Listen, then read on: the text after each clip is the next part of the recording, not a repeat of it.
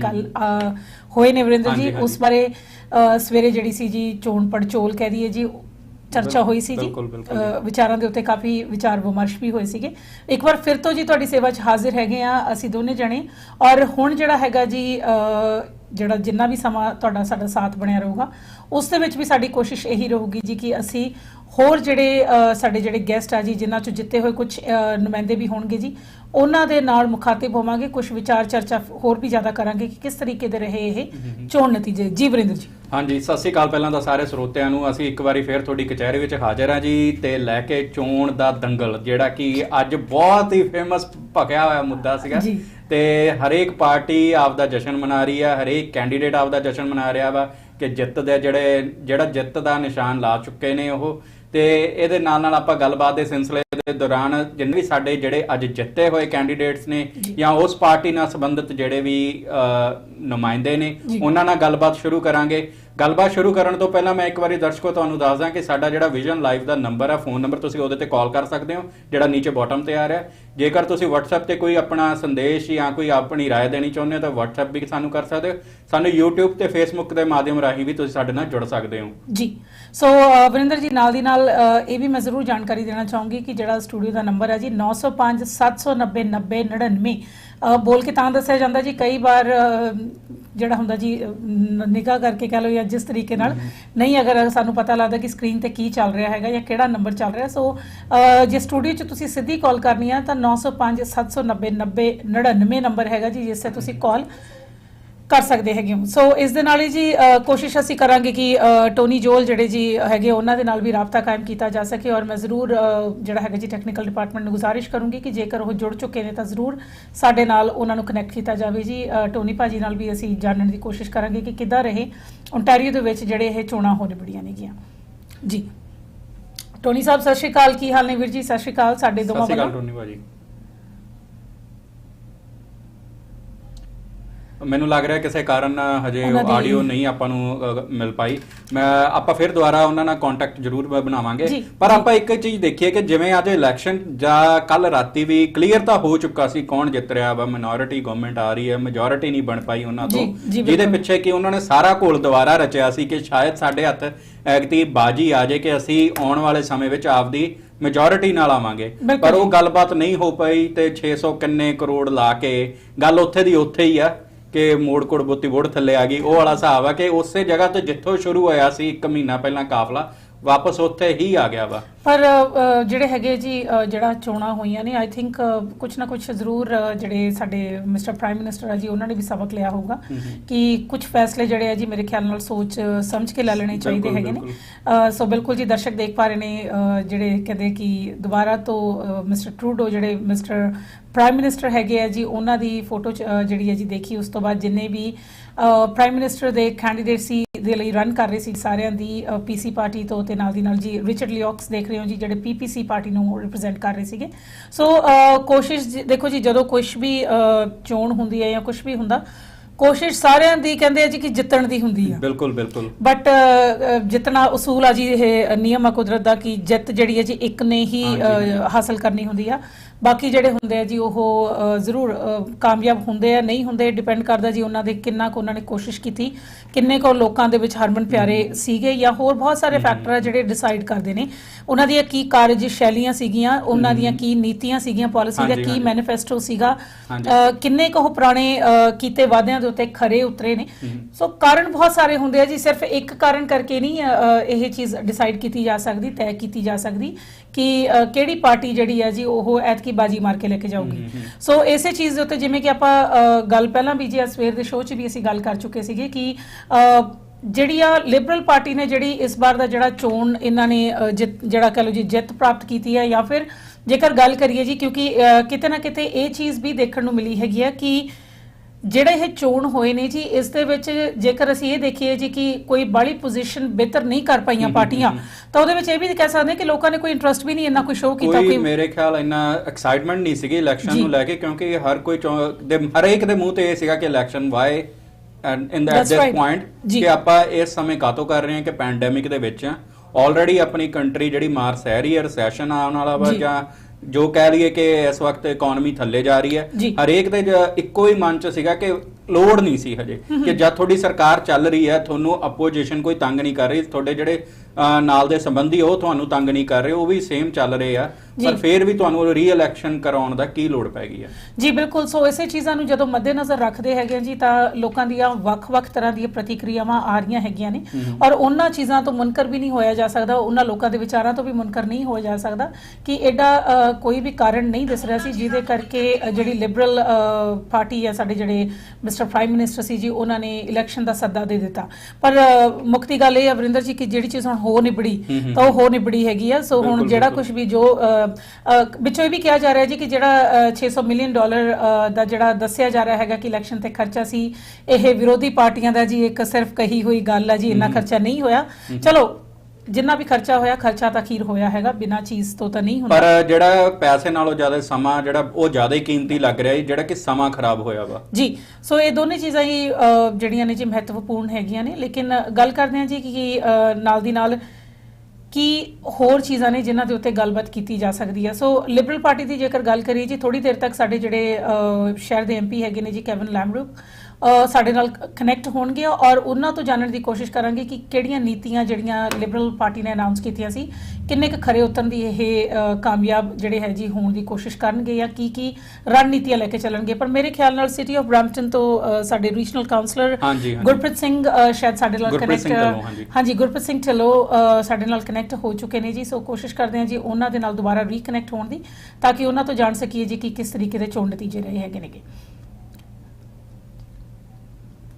ਕਈ ਵਾਰ ਪਤਾ ਕੀ ਹੁੰਦਾ ਸੰਦੀਪ ਜੀ ਕਿ ਆਪਾਂ ਤਿਆਰੀ ਖਿੱਚ ਲੈਨੇ ਇਲੈਕਸ਼ਨ ਦੀ ਤੇ ਇੱਕ ਪਾਰਟੀ ਆਪਦਾ ਪੂਰਾ ਤਿਆਰ ਹੁੰਦੀ, ਦੂਸਰੀ ਪਾਰਟੀ ਨਹੀਂ ਤਿਆਰ ਹੁੰਦੀ, ਬਟ ਫਿਰ ਵੀ ਇਸ ਵਾਰੀ ਇਹ ਦੇਖਣ ਨੂੰ ਮਿਲਿਆ ਕਿ ਆਪੋਜੀਸ਼ਨ ਭਾਵੇਂ ਤਿਆਰ ਸੀ ਨਹੀਂ ਤਿਆਰ ਸੀ, ਉਹਨਾਂ ਨੇ ਆਪਦਾ ਪੂਰਾ ਜਮਖਮ ਲਾਇਆ, ਪੂਰੀ ਜਿੰਨਾ ਕਰ ਸਕਦੇ ਸੀ ਉਹਨਾਂ ਨੇ ਆਪਦਾ ਪੂਰਾ ਜ਼ੋਰ ਲਾਇਆ। ਇਹਦੇ ਵਿੱਚ NDP ਨੂੰ ਥੋੜਾ ਜਿਹਾ ਪਰਸੈਂਟੇਜ ਵੱਧ ਆਈ ਹੈ ਤੇ ਜਿਹੜੀ ਦੂਸਰੀ ਕੰਜ਼ਰਵੇਟਿਵ ਆ ਦੂਸਰੇ ਨੰਬਰ ਤੇ ਰਹੀ ਹੈ, ਉਹਨਾਂ ਨੂੰ ਵੀ ਪਰਫਾਰਮੈਂਸ ਬਿਲਕੁਲ ਜੈਨੂਇਨ ਜੀ ਮਿਲ ਚੁੱਕੀ ਹੈ ਤਕਰੀਬਨ।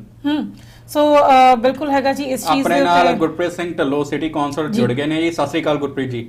ਸਤਿ ਸ਼੍ਰੀ ਅਕਾਲ ਢਿੱਲੋਂ ਸਾਹਿਬ ਐਂਡ ਸਵਾਗਤ ਵਨਸ ਅਗੇਨ ਜੀ। We welcome you on the board of Vision Punjab. Thank you so much. Sorry ਥੋੜੀ ਟੈਕਨੀਕਲ ਡਿਫਿਕਲਟੀ ਸੀ ਪਹਿਲਾਂ, ਆਈ ਅਪੋਲੋਜਾਈਜ਼। ਥੈਂਕ ਯੂ ਜੀ। ਢਿੱਲੋਂ ਸਾਹਿਬ, ਸੋ ਤੁਸੀਂ ਜਿਹੜਾ ਹੈਗਾ ਜੀ ਰੀਜਨਲ ਕਾਉਂਸਲਰ ਹੈਗੇ ਜੀ ਸਿਟੀ ਆਫ ਬ੍ਰੈਂਪਟਨ ਤੋਂ, ਤੇ ਜੇਕਰ ਗੱਲ ਕਰੀਏ ਜੀ ਸਿਟੀ ਆਫ ਬ੍ਰੈਂਪਟਨ ਜੇਕਰ ਦੇਖਿਆ ਜਾਵੇ ਤਾਂ ਜੀ ਦੂਸਰਾ ਪੰਜਾਬ ਕਹਿਲਾਉਂਦਾ ਹੈਗਾ ਆਪਦੇ ਆਪ ਦੇ ਵਿੱਚ। ਤੇ ਜੇਕਰ ਜਿਹੜੀਆਂ ਇਹ ਚੋਣਾਂ ਜਿਹੜੇ ਇਲੈਕਸ਼ਨਸ ਹੋਏ ਨੇ ਜੀ, ਇਹ ਇਹਨਾਂ ਦੇ ਜਿਹੜੇ ਰਿਜ਼ਲਟਸ ਆਏ ਨੇ, ਤੁਸੀਂ ਕਿਸ ਤਰੀਕੇ ਨਾਲ ਦੇਖਦੇ ਹੋ ਜੀ ਇਹਨਾਂ ਰਿਜ਼ਲਟਸ ਨੂੰ? ਇਟਸ ਹੁਣ ਦੇਖੋ ਜੀ, ਹੁਣ ਸਟੇਟਸ ਕੋ ਬੇਸਿਕਲੀ ਜੋ ਪਹਿਲਾਂ ਸੀਗਾ ਉਹ ਹੁਣ ਸੇਮ ਐਗਜ਼ੈਕਟ ਜੀ। ਤੁਸੀਂ ਸੁਣ ਪਾ ਰਹੇ ਹੋ ਢਿੱਲੋਂ ਸਾਹਿਬ? ਤੁਹਾਡੀ ਆਵਾਜ਼ ਨਹੀਂ ਸਾਡੇ ਤੱਕ ਪਹੁੰਚ ਪਾ ਰਹੀ ਹੈਗੀ ਜੀ।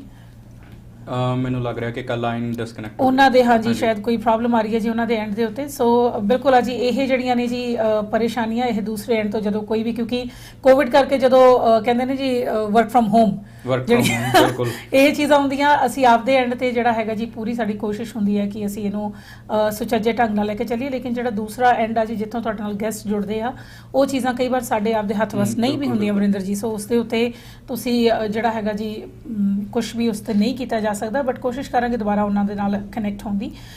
ਸੋ ਬਿਲਕੁਲ ਵਰਿੰਦਰ ਜੀ, ਜਿਹੜੀ ਗੱਲਬਾਤ ਹੈ ਮੈਂ ਗੱਲ ਕਰ ਰਹੀ ਸੀ ਜੀ ਕਿ ਜਿਹੜੀ ਲਿਬਰਲ ਪਾਰਟੀ ਨੇ ਜਿਹੜਾ ਮੈਨੀਫੈਸਟੋ ਜਾਂ ਜਿਸ ਚੀਜ਼ ਦੇ ਉੱਤੇ ਜਿੱਥੇ ਵੀ ਕੰਪੇਨ ਕੀਤੀ ਹੈ ਜੀ, ਹਾਲਾਂਕਿ ਕੰਪੇਨ ਦੇ ਵਿੱਚ ਵੀ ਰਲੀ ਮਿਲੀ ਪ੍ਰਤੀਕਿਰਿਆਵਾਂ ਸੀ, ਬੜਾ ਕੁਝ ਦੇਖਣ ਨੂੰ ਮਿਲਿਆ ਜੀ। ਅੱਜ ਕੀ ਕੰਪੇਨਿੰਗ ਜਦੋਂ ਹੋ ਰਹੀ ਸੀ, ਚਾਹੇ ਉਹ ਮਿਸਟਰ ਪ੍ਰਾਈਮ ਮਿਨਿਸਟਰ ਦੀ ਸੀ ਜੀ, ਮਿਸਟਰ ਟਰੂਡੋ ਦੀ, ਤਾਂ ਲੋਕ ਜਿਹੜੇ ਸੀ ਜੀ ਕਾਫੀ ਲੋਕਾਂ ਨੇ ਵਿਰੋਧ ਵੀ ਹੋ ਰਿਹਾ ਸੀਗਾ ਉਹਨਾਂ ਦਾ।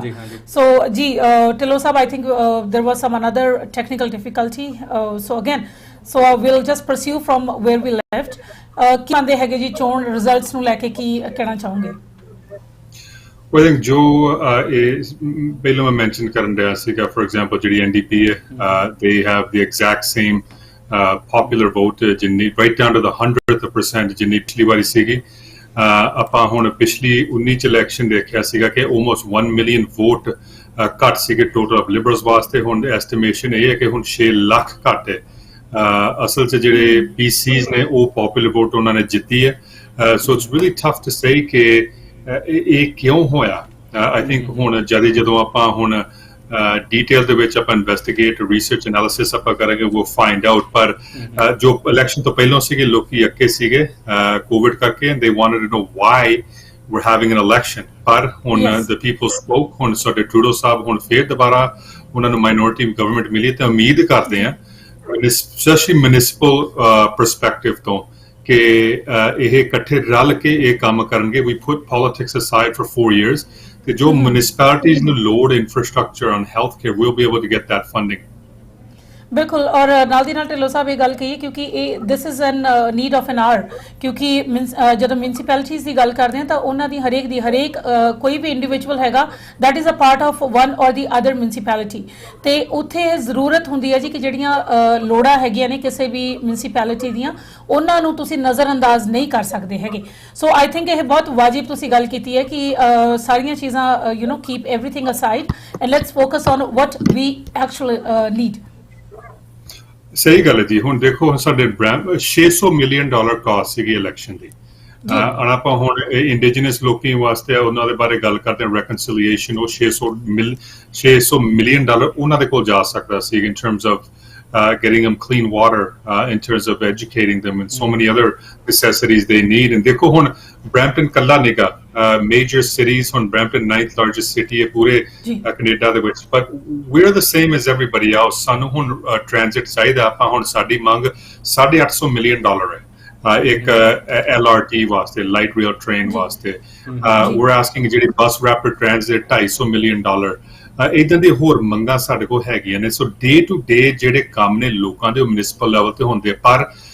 ਮਿਊਨਿਸਪਲ ਐਕਟ ਸੇਜ਼ ਕਿ ਸਾਡੀ ਜਿਹੜੀ ਅਬਿਲਿਟੀ ਮਨੀ ਕਲੈਕਟ ਕਰਨ ਵਾਸਤੇ ਉਹ ਲਿਮਿਟਡ ਹੈ ਸੋ ਸਾਡੀ ਇੱਕ ਟੈਕਸ ਰੈਵਨਿਊ ਹੁੰਦਾ ਸਾਡੇ ਥੋੜੇ ਬਹੁਤੇ ਪੈਸੇ ਜਿਹੜੇ ਹੁਣ ਫੀਸ ਹੁੰਦੀਆਂ ਨੇ for example municipal services we provide public transit but most of the money we need for major infrastructure projects comes from the federal government and so we're really hoping again that a lot of these necessities that we're asking for on municipal level okay ਉਹ ਜਿਹੜੀਆਂ ਮੰਗਾਂ ਸਾਡੀਆਂ ਨੇ ਕਿ ਪੂਰੀਆਂ ਹੋਣ next 4 ਸਾਲਾਂ ਦੇ ਵਿੱਚ ਜੀ ਬਿਲਕੁਲ ਸੋ ਨਾਲ ਦੀ ਨਾਲ ਜੀ ਇਸ ਦਾ ਇੱਕ ਜਿਹੜਾ ਹਿੱਸਾ ਹੈਗਾ definitely we were talking about that liberal has a campaigning and manifesto ਦੇ ਵਿੱਚ ਗੱਲ ਕਰ ਰਹੀ ਸੀ ਜੀ ਅਫੋਰਡੇਬਲ ਹਾਊਸਿੰਗ ਦੀ ਗੱਲ ਕਰ ਰਹੀ ਸੀ ਸੋ ਆਈ ਥਿੰਕ ਇਹ ਵੀ ਇੱਕ ਜਿਹੜੀ ਹੈ ਜੀ ਲੋੜ ਹੈਗੀ ਹੈ ਜਿਸ ਦੇ ਉੱਤੇ ਆਈ ਥਿੰਕ ਸਾਰਿਆਂ ਨੂੰ ਰਲ ਮਿਲ ਕੇ ਕੰਮ ਕਰਨ ਦੀ ਜ਼ਰੂਰਤ ਹੈ ਬਿਕਾਜ਼ ਜੇਕਰ ਲਿਬਰਲਸ ਇਮੀਗ੍ਰੇਸ਼ਨ ਦੀ ਗੱਲ ਕਰਦੇ ਆ ਜਾਂ ਹੋਰ ਚੀਜ਼ਾਂ ਦੀ ਗੱਲ ਕਰਦੇ ਤਾਂ ਉਹਨਾਂ ਦੇ ਵਿੱਚ ਇਹ ਸਾਰੀਆਂ ਚੀਜ਼ਾਂ ਨੀਡਡ ਹੈਗੀਆਂ ਨੇ ਜਿਹਦੇ ਵਿੱਚ ਅਫੋਰਡੇਬਲ ਹਾਊਸਿੰਗ ਹੋ ਗਿਆ ਜੀ ਜਾਂ ਜਿਹੜੀਆਂ ਨੈਸੈਸਿਟੀਜ਼ ਜਿਹੜੀਆਂ ਬੇਸਿਕ ਚੀਜ਼ਾਂ ਨੇ ਉਹਦੇ ਚ ਹੈਲਥ ਸਿਸਟਮ ਆ ਜੀ ਜਾਂ ਜਿਵੇਂ ਤੁਸੀਂ ਗੱਲ ਕਰਦੇ ਹੋ ਜੀ clean water all those things have to be there to make sure that we are a part of a country which is known for best living standard ਉਹ ਇੱਕ ਗੱਲ ਸਾਡੇ ਆਪਣੀ ਕਮਿਊਨਿਟੀ ਨੂੰ ਥੋੜਾ ਜਿਹਾ ਮੈਚੁਰ ਵੀ ਹੋਣਾ ਚਾਹੀਦਾ ਸਾਨੂੰ almost 50 years ਹੋ ਗਏ ਪਰ ਜ਼ਿਆਦਾ ਆਪਾਂ ਇਮੀਗ੍ਰੇਸ਼ਨ ਵੱਲ ਦੇਖਦੇ ਹਾਂ there's a lot of different things we need to start looking at ਸਾਡੀ ਜਿਹੜੀ ਡੈਟ ਹੈ $2.5 trillion ਹੈ ਸਾਡਾ ਡੈਫਿਸਿਟ ਕੀ ਹੈ ਸੋ ਜਿੰਨਾ ਪੈਸਾ ਸਾਡਾ ਰੈਵਨਿਊ ਹੁੰਦਾ ਕੰਪੇਅਰ ਟੂ ਸਾਡੀ ਜਿਹੜੀ ਸਪੈਂਡਿੰਗ ਹੈ ਦੇਖੋ ਜੀ ontario ਵੱਲ ਦੇਖ ਲਓ it's the highest debted state in the world that's not a country and so ਇਹ ਬਹੁਤ ਜ਼ਰੂਰੀ ਇਸ਼ੂਜ਼ ਨੇ ਜਿਹਦੇ ਬਾਰੇ ਸਾਨੂੰ ਹੁਣ ਥੋੜਾ ਜਿਹਾ ਧਿਆਨ ਦੇਣਾ ਚਾਹੀਦਾ ਕਿਉਂਕਿ ਚਲੋ ਅਸੀਂ ਨਹੀਂ ਪਰ ਗਾਂ ਸਾਡੇ ਜਿਹੜੇ ਬੱਚੇ ਉਹਨਾਂ ਦੇ ਗਾਂ ਬੱਚੇ ਉਹਨਾਂ ਨੂੰ ਬਹੁਤ ਵੱਡੀ ਇਹ ਪ੍ਰੋਬਲਮ ਹੋਣੀ ਹੈ so there's a multitude of issues that we really have to start paying attention to as a community ਜੀ ਬਿਲਕੁਲ ਜੀ ਸੋ ਬਿਲਕੁਲ ਮੈਂ ਇਸ ਚੀਜ਼ ਨੂੰ ਜ਼ਰੂਰ ਜਿਹੜਾ ਹੈਗਾ ਜੀ ਚਾਹੁੰਦੀ ਹਾਂ ਕਿ ਸਾਡੇ ਜਿੰਨੇ ਵੀ ਭਾਈਚਾਰਾ ਹੈਗਾ ਵਰਿੰਦਰ ਜੀ ਤੁਸੀਂ ਵੀ ਸਹਿਮਤ ਹੋਵੋਗੇ we always talk about this is not that only we are living here we have generations ਜਿਹੜੇ ਜਿਹਦੇ ਚ ਸਾਡੇ ਆਪਦੇ ਬੱਚੇ ਹੈਗੇ and we always should try ਕਿ ਆਪਾਂ ਅੱਛਾ ਇੱਕ ਬਿਹਤਰ ਕੱਲ ਉਹਨਾਂ ਦੇ ਲਈ ਇੱਕ ਅੱਛਾ ਦੇਸ਼ ਇੱਕ ਅੱਛਾ ਜਿਹੜੀ ਵਾਤਾਵਰਣ ਹੈਗਾ ਜੀ এনवायरमेंट ਹੈਗਾ ਉਹ ਜ਼ਰੂਰ ਉਹਨਾਂ ਲਈ ਛੱਡ ਕੇ ਜਾਈਏ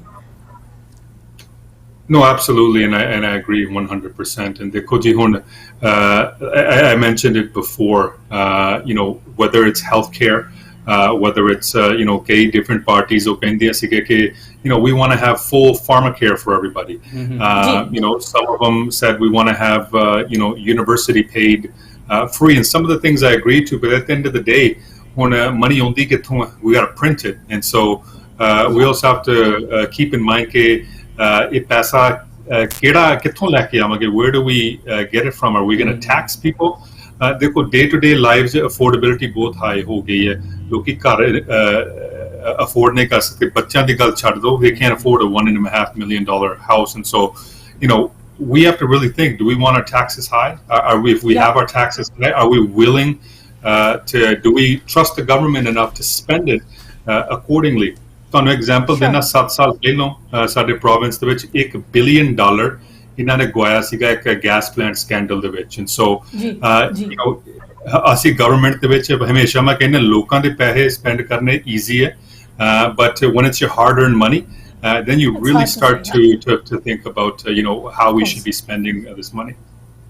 Sure, ਬਿਲਕੁਲ ਜਿਵੇਂ ਤੁਸੀਂ ਗੱਲ ਕਰ ਰਹੇ ਹੋ ਢਿੱਲੋਂ ਸਾਹਿਬ ਕਿ ਆਪਾਂ ਪੈਸੇ ਨੂੰ ਜਿਹੜਾ ਟੈਕਸ ਪੇਅਰ ਦਾ ਪੈਸਾ, ਫਿਰ ਇਲੈਕਸ਼ਨ ਕਰਨ ਦੀ ਕੀ ਲੋੜ ਸੀ? ਸਰਕਾਰ ਇਹਨਾਂ ਦੀ ਵਧੀਆ ਚੱਲ ਰਹੀ ਹੈ ਲਿਬਰਲ ਦੀ, ਤਾਂ 600 ਕਿੰਨੇ ਮਿਲੀਅਨ ਡਾਲਰ ਫਿਰ ਉਹ ਕਾਹਦੇ ਲਈ ਸਪੈਂਡ ਕੀਤੇ ਗਏ? ਉਹੀ ਟੈਕਸ ਸੇਵ ਕਰ, ਜਿਹੜਾ ਪੈਸਾ ਸੀ ਟੈਕਸ ਦਾ ਉਹਨੂੰ ਸੇਵ ਰੱਖਦੇ ਆਪਾਂ ਹੈਲਥ ਕੇਅਰ ਸਿਸਟਮ, ਹਾਂਜੀ ਹੈਲਥ ਕੇਅਰ ਸਿਸਟਮ 'ਚ ਜਿਹੜੇ ਕਿ ਫਰੰਟ ਲਾਈਨ ਵਰਕਰ ਨੇ ਜਾਂ 올ਡ ਏਜ ਹੋਮ 'ਚ ਆਪਾਂ ਨੂੰ ਲੋੜ ਸੀਗੀ, ਉਹਨਾਂ ਤੇ ਖਰਚਿਆ ਜਾਂਦਾ ਉਹੀ ਪੈਸਾ। Well, I think ਜਿਹੜਾ liberals ਦਾ rationale ਸੀਗਾ ਕਿ ਹੁਣ ਸਾਨੂੰ steady leadership ਚਾਹੀਦੀ ਹੈ ਹੁਣ COVID ਵਾਲੇ time ਤੇ, and that's what they ran on. So really ਕੋਈ clear mandate ਆਪਾਂ ਦੇਖਿਆ ਨੀਗਾ ਕਿ basically what we heard was that we can't afford to have the PCs in, and so really we're looking, ਜਿਹਦੇ ਨਾਲ ਮੈਂ ਗੱਲ ਕੀਤੀ ਸੀਗੀ on election ਵਾਲੇ time they want to see some type of platform. What are we actually going to accomplish? What are we doing for the everyday needs? ਹੁਣ ਇੱਕ ਜਿਹੜੀ affordability ਬਾਰੇ ਆਪਾਂ ਗੱਲ ਕਰਦੇ ਸੀਗੇ, how do we keep the housing prices low? How do we keep the cost of living low? And so I'm looking forward to see some firm plans going forward.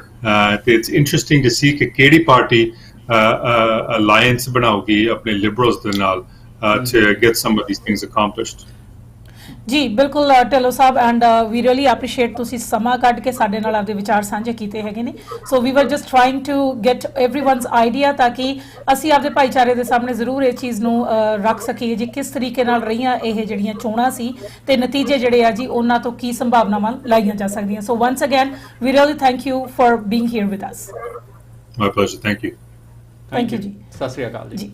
ਜੀ ਹਾਂ, ਸੋ ਇਹ ਸਨ ਜੀ regional councillor city of Brampton ਤੋਂ ਗੁਰਪ੍ਰੀਤ ਢਿੱਲੋਂ ਜੀ, ਔਰ ਇਹਨਾਂ ਨੇ ਬਿਲਕੁਲ ਦਰੁਸਤ ਗੱਲ ਕੀਤੀ ਵਰਿੰਦਰ ਜੀ ਕਿ ਸਿਰਫ ਚੋਣਾਂ ਹੀ ਨਹੀਂ ਹੈਗੀਆਂ ਜਿਨ੍ਹਾਂ ਦੀ ਗੱਲ ਕਰਨੀ ਹੈ, ਸਿਰਫ ਪਾਰਟੀਆਂ ਹੀ ਨਹੀਂ ਹੈਗੀਆਂ, ਜਿਹੜੀਆਂ ਮਿਊਨਿਸਪੈਲਿਟੀਜ਼ ਹੈਗੀਆਂ ਜਿਸ ਲੈਵਲ ਤੇ ਕੰਮ ਹੁੰਦਾ, ਕਿਉਂਕਿ ਗੱਲ ਸਮਝਣ ਦੀ ਬੜੀ ਲੋੜ ਹੈ ਵਰਿੰਦਰ ਜੀ। ਸਾਡੇ ਕੀ ਹੁੰਦਾ ਜੀ ਕਿ ਲੈਟਸ ਸੇ ਸਾਨੂੰ ਕੋਈ ਕੰਸਰਨ ਹੈਗਾ ਜੀ ਕਿ ਕਿਸੇ ਸਟਰੀਟ ਦੇ ਉੱਤੇ ਕੋਈ ਇਸ਼ੂ ਹੈਗਾ, ਜਾਂ ਸਾਡੇ ਨੇਬਰਹੁੱਡ 'ਚ ਬੱਚਿਆਂ ਦੇ ਲਈ ਪਾਰਕ ਹੋਣਾ ਚਾਹੀਦਾ, ਜਾਂ ਛੋਟੇ ਤੋਂ ਛੋਟਾ ਚੀਜ਼, ਉਹਦੇ ਲਈ ਮੈਂ ਬੜੀ ਵਾਰ ਦੇਖਿਆ ਕਿ ਸਾਡਾ ਭਾਈਚਾਰਾ MP MLA ਕੋਲੇ ਪਹੁੰਚਿਆ ਹੁੰਦਾ ਵਾ, ਜਦਕਿ ਇਹ ਮਿਊਨਿਸਪੈਲਿਟੀਜ਼ ਜਿਹੜੇ ਕਾਉਂਸਲਰਸ ਆ ਜੀ ਇਹ ਉਹਨਾਂ ਦਾ ਕੰਮ ਹੈਗਾ।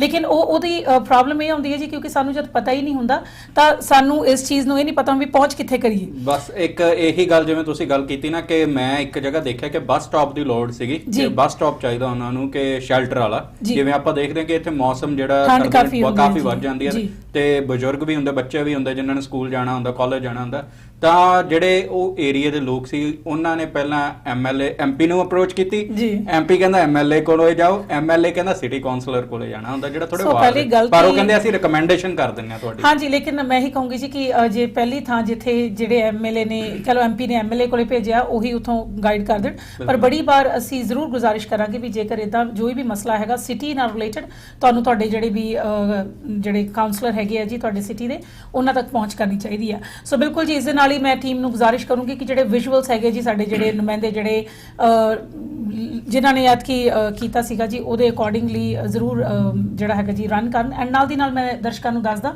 ਕਿ our Kevin Lamru is here and we would love to welcome him on the program. So hi, Kevin, and we just want to congratulate you on your continuous victory once again. Thank you very much.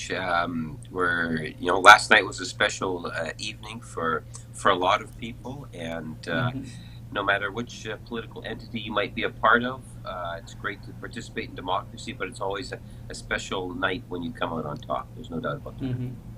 Yeah, so it was a busy night, even though, like, I know, because like every person who was campaigning for you, every person who was connected with you, everyone was looking at the result. So the last night we can see on your I think this is his hat trick or second. More than that, actually. Yeah, hat trick. Yeah, so Kevin is a favorite leader in his riding. Everyone know Kevin from his work, from all the things that he do for his community. So Kevin, let's talk about this victory, because again the Liberals are in power, right? And but the real concern thing is that again there is a minority government. So the purpose was really not solved, because the elections was called just to make this minority government so that it can get more power and everything, but doesn't happen in the real sense what Mr. Prime Minister thought. So what do you have to say about this thing? Well, I think it depends on what way one wants to look at it. I spend a lot of time on the floor of the House. In fact, I might be ranked in the top 2 or 3 members of Parliament that speak the most inside the House of Commons. And I can tell you, going close to 2 years in a minority government, there was very much a poisonous atmosphere, a lot of partisan politics on the floor of the House of Commons back in June. And yes, it would have been wonderful to get a majority government, but we have to accept what we've been given. And another mandated minority government allows us to kind of refocus, turn the page, focus more on, let's say, jobs in our environment and long-term health care for seniors. There's a lot of other priorities are there. And by having the election, I believe that it's saying that Canadians want parliamentarians to work together of all political stripes. And I see that as a strong positive. And that's something that comes out of the election. And that's why I'm glad the election occurred. I was not looking forward to the fall time, because I was there witnessing what was taking place back in June. And it was not a positive atmosphere. Sure, Kevin, but the question comes here is that the scenario doesn't change much, right? It's almost the same. So how about, like, are we again like expecting that Mr. Prime Minister will call again another election in coming 2 years? The seating arrangements really doesn't change that much. You're right. Yeah. But having said that, the atmosphere does. If we would have gone into September, October, sitting in the House, it would have been a continuation of what we were witnessing back in May and June, even before then. I don't know how many times, and you can always, search the Parle website, where I was saying that the opposition was playing a destructive force on the floor of the House of Commons. So by having the election, it in essence gives a mandate to all political parties. And that mandate is that Canadians want us to be a minority government, which means there has to be a sense of cooperation. Not only does the government have to recognize that, but so does the opposition parties. Sure. And last night when I spoke to my volunteers and those people that made it happen in Winnipeg North, I talked about how much as an elected official we love and appreciate our volunteers. And my Indo-Canadian community, in particular, those of Punjabi heritage, really stepped forward and helped me immensely. And I'm so, so grateful for that. And I say thank you. Yeah. Sure. So, Kevin, Varinder has another question for you now. Kevin, Sure. Congratulations. I just want to know, is there any chance any Manitobian MP will get chance in the ministry this time, in this term? Well, there's different levels, different responsibilities for everyone. And for me, I was appointed as the parliamentary secretary, for example, to the government house leader in the Queen's Privy Council. That means, in essence, I was the one that was assisting in managing the proceedings of the House of Commons. In my books, that's just as important as being a minister. Manitoba does have 2 ministers, Dan Vandel and Jim Carr. I suspect with the election, we will see a Liberal minister again, hopefully, from the province of Alberta, which is a positive change. During my coverage in local area in North Winnipeg, there are a lot of people there saying there is no community college in North Side. So, is there in future any community college nearby North Zone? Like we only have a one Red River College, but we don't have any community college that support local people or local kids. You know, it's a good question. Many years ago, I was actually elected. When we were talking about how long I've been around, it's 1988 is when I was first elected to the Manitoba legislature, and during my tenure as an MLA for about 20 years, we talked a lot about education, the importance of education, and just how important Red River is not just to the inner city or that Winnipeg Center area, but also to the North End. And if you contrast to the programming that we had, 30 years ago to today, it is truly amazing. When you go by the Punjab Cultural Center and you see the facility of Red River, of what it is today to what it was just years ago, I think we can all get a sense of pride in terms of to the degree in which it has expanded. And even more than that, how we're seeing more and more international students recognizing the value of what Red River College has to offer.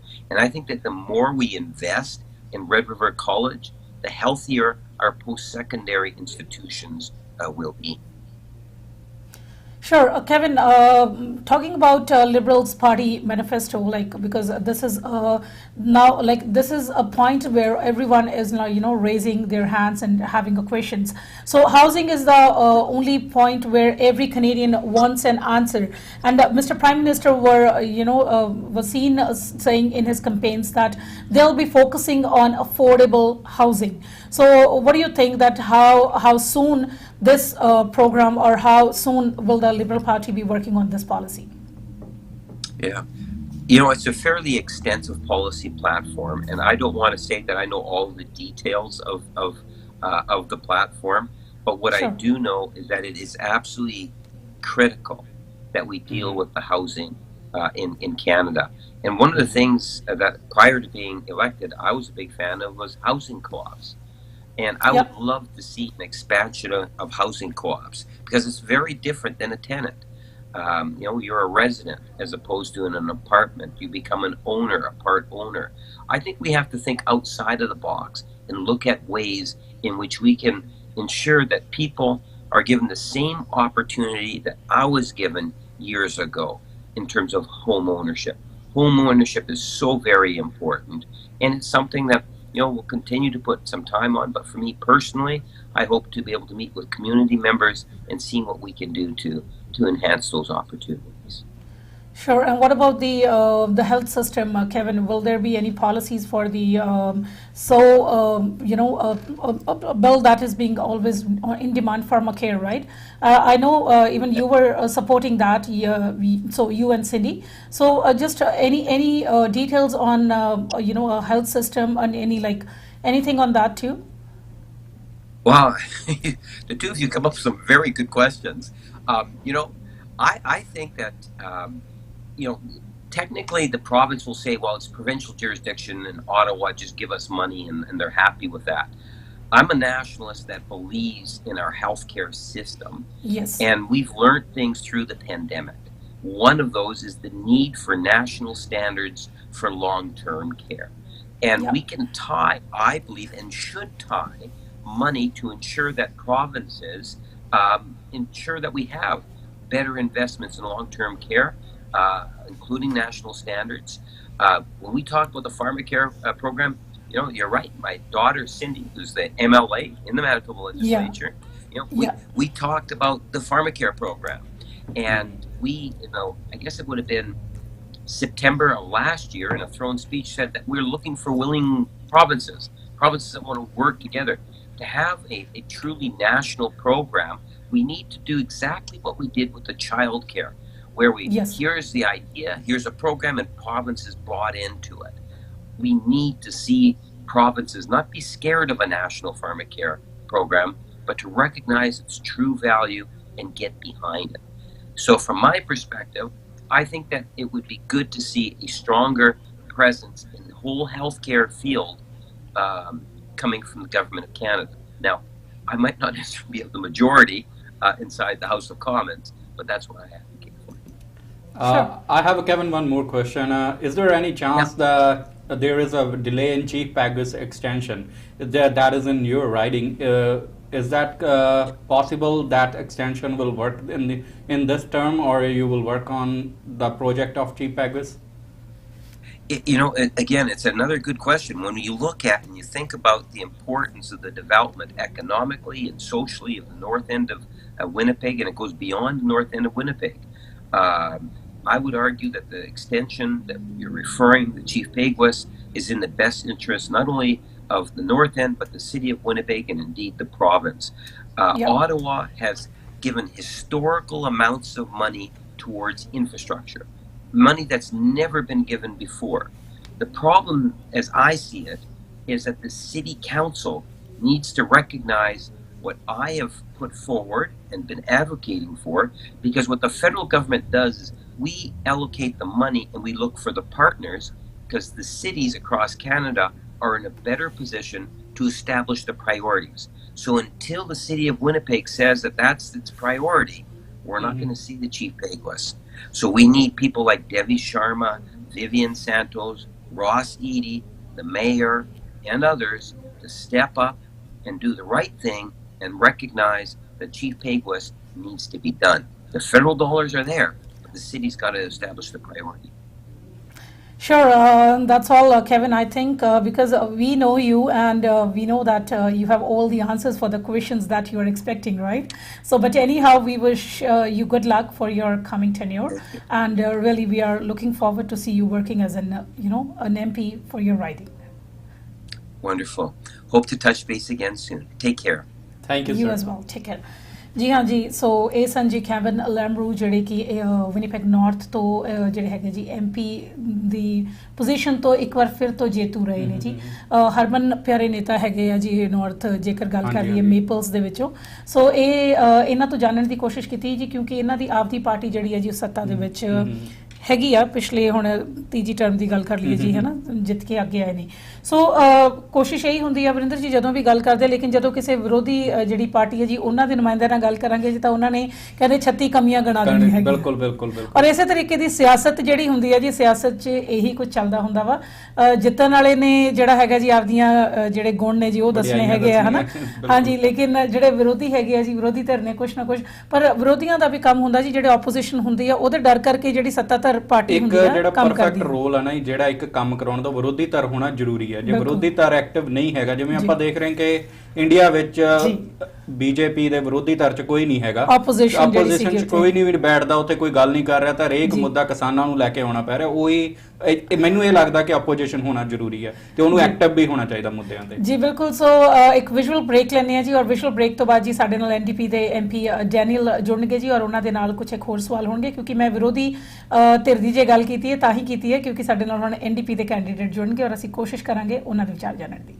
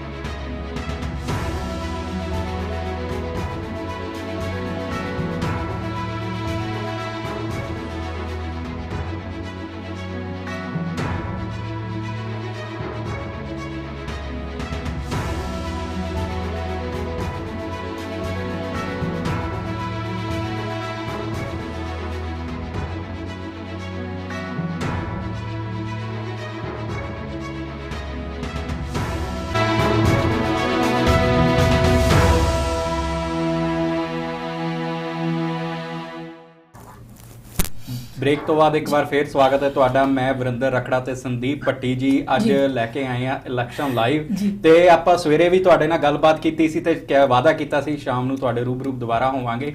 ਤੇ ਅੱਜ ਆਪਾਂ ਗੱਲ ਕੀਤੀ ਕਿ ਪਹਿਲਾਂ ਸਾਰਿਆਂ ਨੂੰ ਪਹਿਲਾਂ ਅਸੀਂ ਟੋਰਾਂਟੋ ਤੋਂ ਗੱਲ ਸ਼ੁਰੂ ਕੀਤੀ ਤੇ ਬਾਅਦ ਵਿੱਚ ਮੈਨੀਟੋਬਾ ਵਿੱਚ ਆਏ ਆ ਤੇ ਮੈਨੀਟੋਬਾ ਦੇ ਐਮਪੀ ਕੈਵਨ ਨਾਲ ਪਹਿਲਾਂ ਗੱਲ ਕੀਤੀ ਤੇ ਹੁਣ ਐਨਡੀਪੀ ਦੇ ਜਿਹੜੇ ਸੀਗੇ ਵਿਨਿੰਗ ਡੈਨੀਅਲ। ਹਾਂਜੀ, Daniel Blaikie is with us. So Daniel, we would like to welcome to our show first. Thank you very much. It's a pleasure to be here. And we would like to congratulate you once again. And we really, can see the victory, happiness. that. So, yes. So how do you feel, Daniel? Well, just a lot of gratitude. I mean, it's a real honor to be elected for a third time to represent folks in Elmwood-Transcona. We had a really great showing of support across the riding, and a lot of people came out to help bring that home. So just very, very thankful to everybody who was a part of this victory. Sure. Daniel, how do you look on the results? Because the results were, I think it's doesn't changes much, right? But being in like NDP succeeded to, change his position a little better now. It has more seats and everything. But how do you look onto the results? Well, I mean, I think it's a pretty clear message from Canadians, first of all, that this election was not warranted and shouldn't have happened in the first place. And it's also a pretty clear message from Canadians, I think, that they want to see a parliament where parties are negotiating, working together, trying to find common ground rather than points of division. And I think we showed very well in the last parliament that we were able to get things done for people in that context. We got a CERB rate raised from $1,000 to $2,000. We were able to pressure the Liberals into 10 paid sick days for all Canadian workers. We got a wage subsidy that was vital to a lot of small businesses. And, we warned against some of the abuses. Like, we thought you shouldn't allow CEOs to get bonuses if they're on the wage subsidy. And you shouldn't allow shareholders to get big bonuses if the company's on the wage subsidy. Where the Liberals ignored that kind of advice, we saw some abuse. But those are the kinds of things I think Canadians want us to actually sit down and do an even better job of negotiating those things and see a government that is inviting that kind of collaboration rather than only doing it when they feel they absolutely have to. I have one question. First, I want to congratulations for your victory.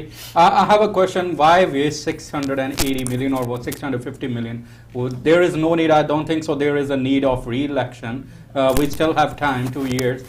And right now we are in a bad recession, not a recession, bad economy right now. We are going through bad time. Why we need a re-election at this point? Well, I think what was clear was that we did not need an election and we shouldn't have had one. And I'll say, New Democrats were very consistent through the pandemic, saying that this is not the time for an election. That's the last thing we need. We reached out often to the government to try and provide them with options and proposals, things. We didn't keep any secrets about what we were willing to do. We were very open, not just with the government, but with Canadians themselves about the kinds of things we thought would be good for the country and the kinds of things that the Liberals would have to do to win our support. And many of the things that Canadians see as an important and successful part of the pandemic response were things that New Democrats were able to negotiate with the government. So there is no need, there was no need for an election. It was a risk that the country didn't need to take and something we didn't need to go through. I personally was raising this issue as early as June of 2020. And in fact, one of the senior committees of the House of Commons did a study of pandemic elections. We spent about 3 months hearing from chief public health officials and from elections officials across the country. And the main recommendation out of that committee from all parties was don't have an election during the pandemic unless you lose a vote in the House. And of course, the Prime Minister didn't lose a vote in the House. And he ignored the fixed election date law that we have. So it was a very frustrating beginning to that election, and I think that's why it was still on the minds of Canadians, even on election day. So talking about NDP, Daniel, because now NDP is in, like, as I said earlier, it's in a strong position now, because again a minority government like the Liberal one with again a minority government is there, and talking about the coalition, the NDP is it's the only option that a Liberal can look onto it. But the NDP leader, Mr. Jagmeet, he already cleared that, like, same as your point of view, that he will also not in a favor of calling early election. So how do you see that? Will there be a chances that the Liberal and NDP will be working in a coalition in the coming in the coming years, like of this? Well, as I say, I mean, we are certainly open to working with whomever in Ottawa wants to work with us to get things done, and and that includes the government. And what I would say is that I think all Canadians know. It takes two to tango, goes the phrase, so a lot is going to depend on the posture of the Liberal government. And for about a year leading into this election, they were a lot less cooperative than they were in the early parts of the Parliament, and we saw what that meant, and we saw that led the Prime Minister to calling an election. So I really hope we're going to see a different posture from the government, and as long as they're willing to sit down and negotiate some things, we'll certainly be there to listen, and we'll be doing everything that we can to make that work without compromising on the things that we think are important. So, we've said very clearly we want to see improvements in healthcare, particularly long-term care, where the pandemic has exposed some major problems. We know that we have to get serious about climate change, and we need to do that now. People have seen through the pandemic the economic consequences of disaster, and if we have a climate disaster, those costs are going to be, comparable to what we saw with the pandemic. So we need to start acting now so that we're not having a conversation 10, 20, or 30 years from now saying, oh, if only we had done this, and why didn't we do that sooner? We know what we have to do to lower greenhouse gas emissions and prepare ourselves for some of the effects of climate change we can't avoid already, and we should be doing that work right away. So I think thank you so much, Daniel, for all the inputs that you had for us. So, and we wish you a good luck for the coming tenure. And yes, hopes to see you soon again with something new from your riding. Yes. Well, thanks so much for having me. It's been a real pleasure to be on your show, and I look forward to returning soon. Thank you so much. Have a good day. You too. जी हाँ, सो ਹੁਣ ਵੇਲਾ ਹੋ ਗਿਆ ਜੀ ਇੱਕ ਛੋਟੀ ਜੀ ਜਿਹੜੀ ਹੈਗੀ ਹੈ ਜੀ ਵਿਸ਼ੂਅਲ ਬ੍ਰੇਕ ਜ਼ਰੂਰ ਲਵਾਂਗੇ ਜੀ, ਔਰ ਨਾਲ ਦੀ ਨਾਲ ਦੱਸਦਾ ਜੀ ਆਉਣ ਵਾਲੇ ਪ੍ਰੋਗਰਾਮ ਦੇ ਵਿੱਚ ਰੂਬੀ ਸਹੋਤਾ ਜੀ ਸਾਡੇ ਨਾਲ ਕਨੈਕਟ ਹੋਣਗੇ ਜੀ, ਔਰ ਉਹਨਾਂ ਤੋਂ ਜਾਣਨ ਦੀ ਕੋਸ਼ਿਸ਼ ਕਰਾਂਗੇ ਕਿਉਂਕਿ ਉਹ ਕਾਫੀ ਲੰਮੇ ਸਮੇਂ ਤੋਂ ਸਿਆਸਤ ਦੇ ਵਿੱਚ ਸਰਗਰਮ ਹੈਗੇ ਆ ਜੀ। ਸੋ ਉਹਨਾਂ ਦੇ ਨਾਲ ਜ਼ਰੂਰ ਗੱਲਬਾਤ ਕਰਾਂਗੇ, ਔਰ ਜੋ ਵੀ ਚੋਣਾਂ ਦੇ ਨਤੀਜੇ ਆ ਜੀ ਕਿਸ ਤਰੀਕੇ ਨਾਲ ਉਹ ਦੇਖਦੇ ਹੈਗੇ ਨੇ ਉਸ ਦੇ ਉੱਤੇ ਜ਼ਰੂਰ ਵਿਚਾਰ ਚਰਚਾ ਰਹੂਗੀ। ਤੁਸੀਂ ਜੁੜੇ ਰਹੋ ਜੀ ਵਿਜ਼ਨ ਲਾਈਵ ਦੇ ਨਾਲ, ਜਿਹੜਾ ਕਿ ਚੱਲ ਰਿਹਾ ਜੀ ਵਿਜ਼ਨ ਪੰਜਾਬ ਚੈਨਲ ਦੇ ਉੱਤੇ।